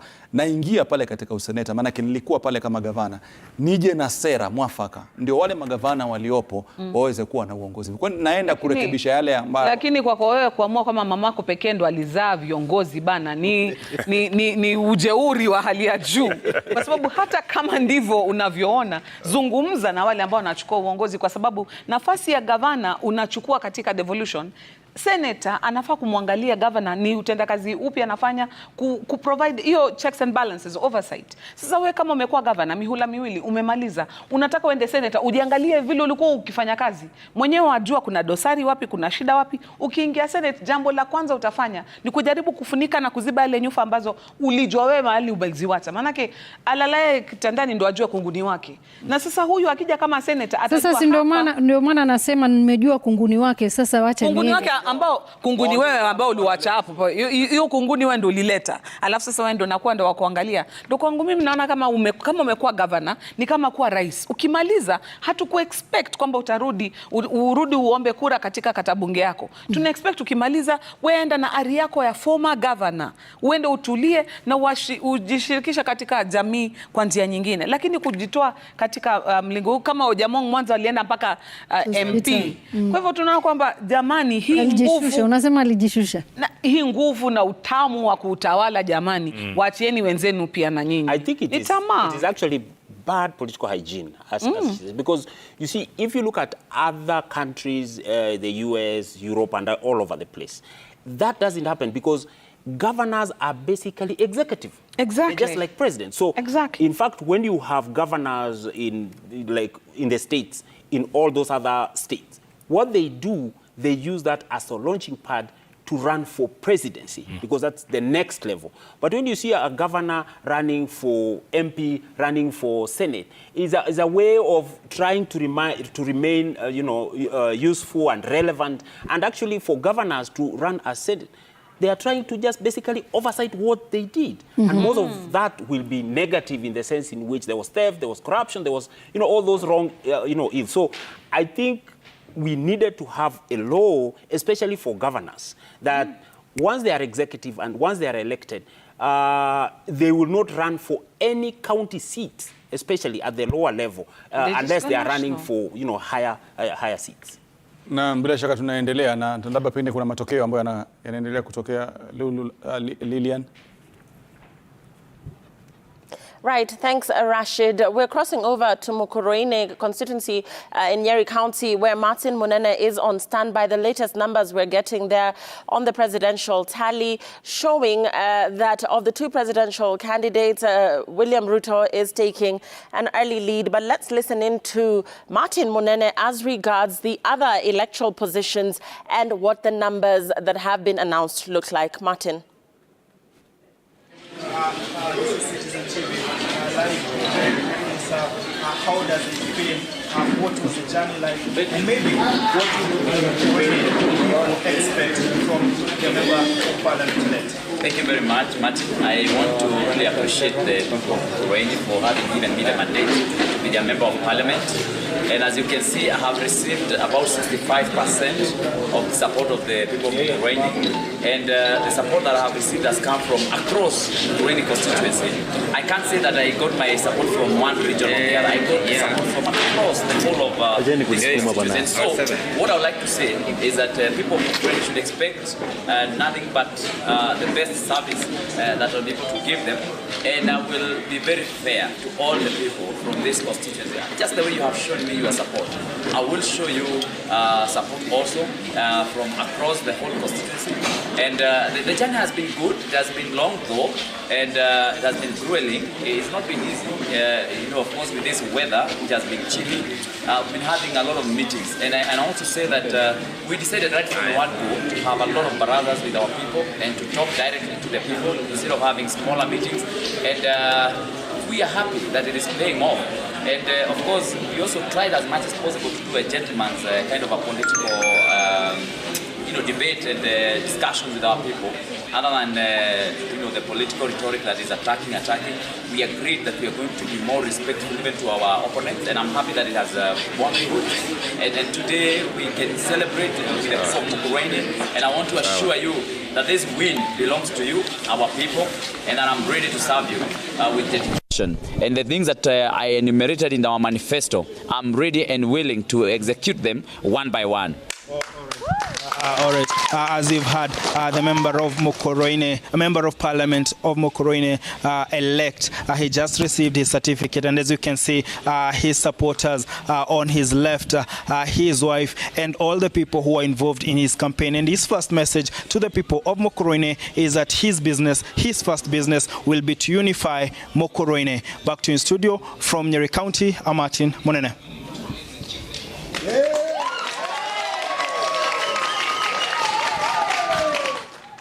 MP-elect Mokoroine in Nyeri County, Martin Munene, giving us the latest update from there. We've come to the close of this 5-hour shift, and of course just keeping you up to speed with the latest numbers and crossing over, of course, to the National Tallying Center at the Bomas of Kenya to take a look at the latest developments there as well. Lulu?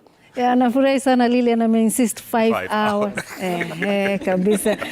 Kukujuza tu mtazamaji, kwa hivi sasa tunaarifiwa kwamba Marian Keitany ambaye alikuwa ni former DP Ruto Chief of Staff aid amepata kura 45,015 ambapo kwa hivi sasa ameweza kushinda kiti cha ubunge cha Aldai. Mtazamaji, hadi kufikia hapo nasema shukrani sana kwa muda wako, tukiwa naye Bi Joy Mudivu na Bwana Hezron Mugambi ndani ya studio. Matano wajua si rahisi. Nakuambia.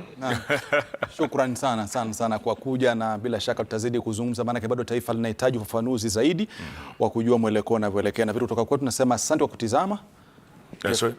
At the same time, yes, rolling coverage continues, folks. Wall to wall, back to back. Up next, I see Yvonne Okwara standing by there. Sam Gitooks is right with her. The whole news gang is coming up next. Keep it Citizen. Keep it locked. Thanks so much for joining us, folks. Continue watching Citizen TV. That in a pair of heels.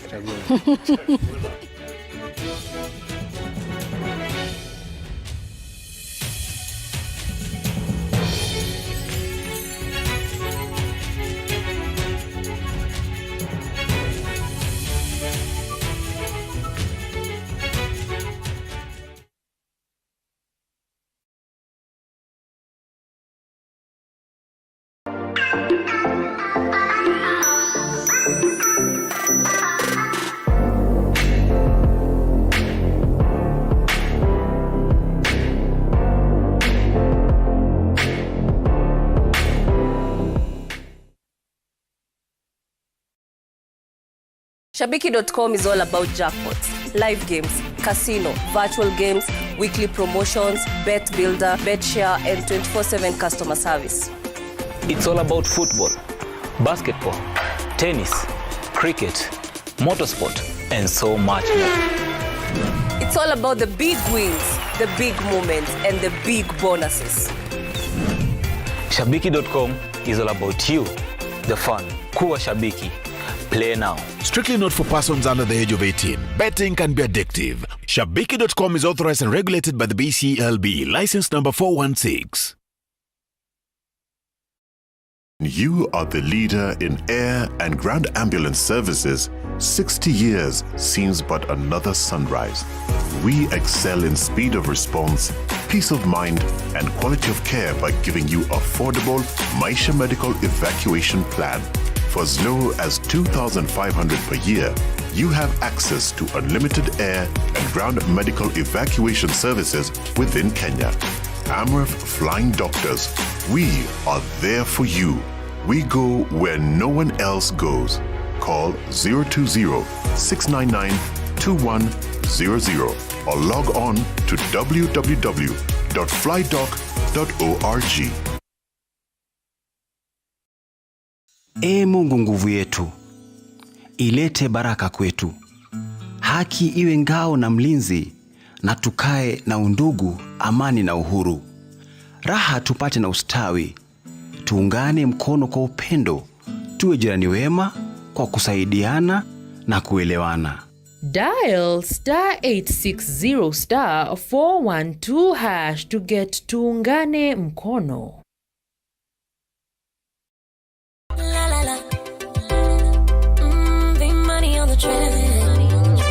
You're my light, I'm your shadow. Never go Doffy's strong enzymatic particles remove stains easily. Microcapsule fragrance goes into fibers and give you lasting freshness for the whole day.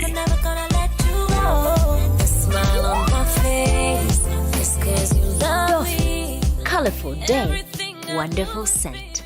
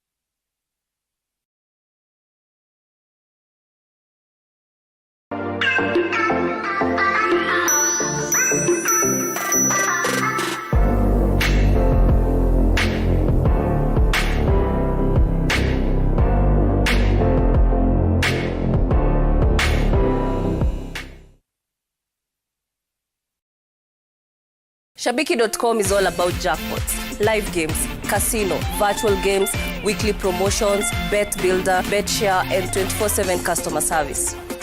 It's all about football, basketball, tennis, cricket, motorsport, and so much more. It's all about the big wins, the big moments, and the big bonuses.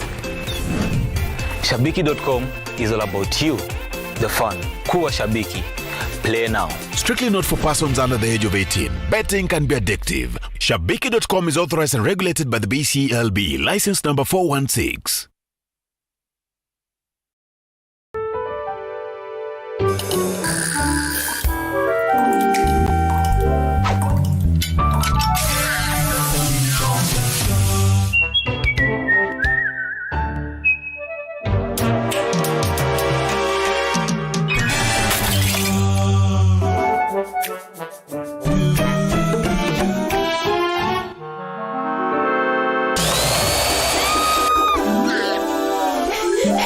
I know I can't do everything. No one's perfect. But guess what? Thanks to me, you can now check account balances, apply for instant loans, make payments directly to paybill and till numbers, buy airtime, send money to mobile and bank accounts, and pay your bills. Download the upgraded M-Corp Cash today and try it out.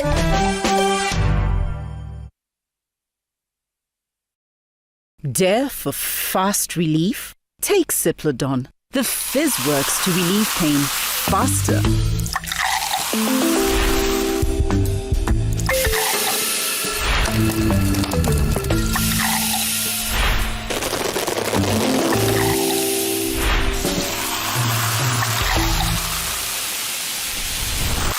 Available at Chandarana supermarkets and a pharmacy near you. Sasa, mimi ni Zuri kutoka Safaricom na niko hapa kukuchanua. Kaa macho. Safaricom hupiga kutoka 0722 000 000 pekee. Ukipigiwa na namba nyingine, usipeane maelezo yako ya kibinafsi. Tuma namba ya mkora kwa 333 ili Safaricom ichukue hatua. Jichanue and take control. Maishani tuinuane.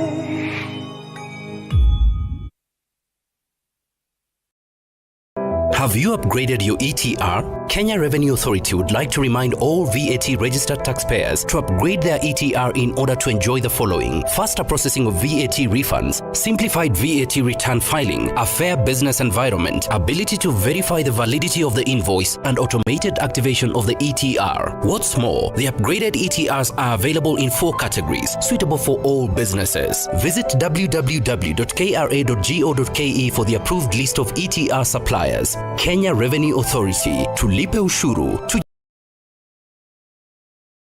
tutegemee.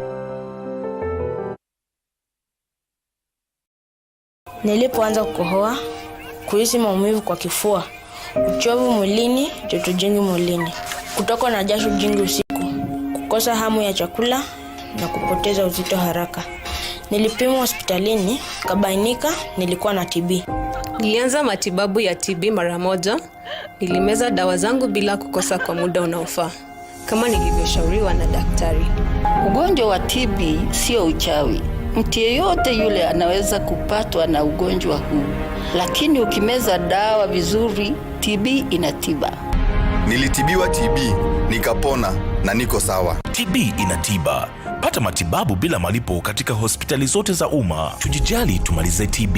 Ujumbe huu umeletwa kwako na Wizara ya Afya na washirika wake. Dare for fast relief? Take Cyplodon. The fizz works to relieve pain